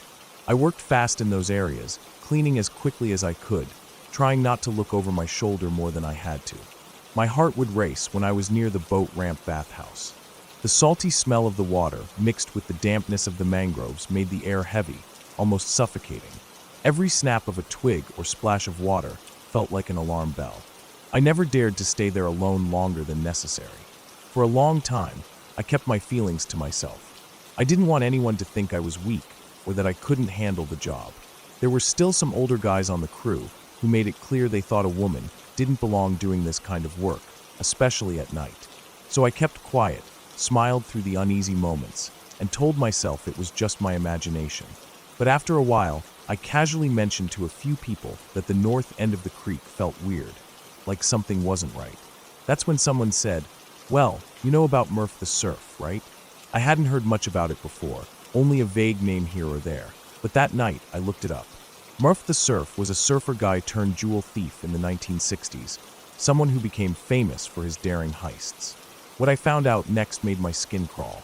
In 1967, Murph and a friend murdered 2 young women, then weighted their bodies down with concrete blocks and dumped them in a remote tidal creek along the intracoastal waterway. That creek was the exact same one I worked near every night. Before the park was created, that area was private land, and the place where the bodies were found was right where I often got the strongest feeling of being watched. The thought that such a violent act had happened in the very place I cleaned was hard to shake. I was born about a year after the murders, so it was old news by the time I came along. Still, the weight of that dark history clung to the place, invisible but present. It wasn't just Murph either. My father was a cop for most of my growing up years, and he told me stories about the area. Not the tourist stuff, but real crimes. Rapes, assaults, homicides. People disappearing, bodies found in the mangrove swamps. Some older folks even told me that back in the 1920s and 30s, local mafia groups used the swamps to dispose of bodies they didn't want anyone to find. The park had once been a remote, forgotten stretch of land, full of secrets buried in the mud. Over time, I learned there were even rumors about ghostly sightings in the park, but I never believed in that kind of thing. One guy swore he saw a lady in white walking into the creek in Vanishing, and there were stories of people who'd been spooked near the jetty, a guy naked and running down the road screaming about a woman with red eyes. I didn't buy into those. They felt like campfire tales, a way to make sense of the creepy feeling that came from being alone out there. The worst nights were the ones I worked alone. Once, after finishing a long shift cleaning the bathhouse at the intracoastal side of the creek, I started walking back to the park entrance. The wooden bridge was about a quarter-mile away, and I had to cross the tidal creek over it to get to the parking lot. I carried a heavy bucket of cleaning supplies and my flashlight. The night was still, the water smooth except for the occasional ripple of a fish breaking the surface. As I stepped onto the bridge, the wood creaked under my weight. I shone the flashlight over the water, watching the reflection of the stars flicker. Then I heard it, the faintest splash to my left, near the mangroves. My heart jumped, and I stopped walking. The park was closed, so there shouldn't have been anyone else out here. I strained to listen, but only heard the water lapping against the shore. I told myself it was probably a fish or a crab or something, and kept moving. Halfway across the bridge, I caught movement out of the corner of my eye, a shadow shifting between the trees. It was too fast and low to be a person. I shone my light toward it, but it was gone. I tried to breathe steady, ignoring the tightening in my chest. When I reached the parking lot, I hurried to my truck, glancing over my shoulder the whole way. Another night, I was cleaning the bathhouse near the beach side of the creek, just as dawn was breaking. The sky was a deep blue with streaks of pink and orange. The air was cool, filled with the smell of salt and wet sand. As I swabbed the floors, I felt that familiar prickling again, the feeling like someone was standing behind me, watching. I stopped and turned quickly, but there was nothing. The sun was just rising, casting long shadows between the mangroves. I heard a rustle in the bushes and a soft snapping of twigs. My pulse quickened. I put down the mop and flashlight and moved toward the parking area. As I passed near the edge of the beach, I spotted something half buried in the sand. At first, I thought it was driftwood, but then I saw it was an old concrete block, covered in barnacles and seaweed. My mind flickered to the stories about the weighted blocks used in the murders decades before. I shivered and kept walking. The park was supposed to be safe. It was a public space, open to families and visitors during the day, full of people enjoying the ocean and the nature trails. But at night, it was a different place, raw, quiet, and dark. The mangroves seemed to close in, swallowing up the moonlight. The tidal creek looked like a dark mouth waiting to swallow anyone who got too close. I never saw anyone suspicious or dangerous on my shifts, but the feeling of being watched never left. I once thought about calling in sick just to avoid those nights, but I kept going. I wasn't about to let some old stories and creepy feelings push me out. One night, near the end of my time there, I was cleaning the bathhouse near the boat ramp on the intracoastal side just after midnight. The moon was hidden behind thick clouds, and the air was thick and humid. I was halfway through scrubbing the sinks when I heard it, a low, soft sound, like someone whispering or moving through the bushes nearby. I froze, listening. The sound came again, barely louder, closer this time. I grabbed my flashlight and swept the beam toward the edge of the mangroves. The light caught a glimpse of something moving fast between the trees, maybe a raccoon or a stray dog. I took a deep breath and told myself to calm down. Then the footsteps started, slow, deliberate, crunching on the gravel just outside the clearing where the bathhouse sat. I didn't have a partner that night. No one was anywhere near. The footsteps stopped suddenly. I stood still, gripping the mop handle like a weapon. Then I heard a whisper. Not words I could make out, just a hiss, low and breathy, coming from the darkness. I didn't wait to see what it was. I sprinted out of there, across the sand, and over the bridge, not stopping until I was back in my truck. My hands were shaking as I locked the doors and started the engine. I kept my eyes on the road as I drove out of the park, the headlights cutting through the blackness. After that night, I asked for a different shift. I never worked the north end of the creek after dark again. Looking back, I think what scared me most wasn't any ghost or shadow. It was the feeling that the land itself held the memory of what had happened there. The violence, the secrets, the forgotten crimes. The mangroves, the tidal creek, the empty bathhouses. All of it was a reminder that even the quietest places can hide terrible things. The park was beautiful in the daylight, but at night, it was a place to be cautious. And even after I left, I never forgot the feeling of those nights alone, under the dark sky, knowing that some part of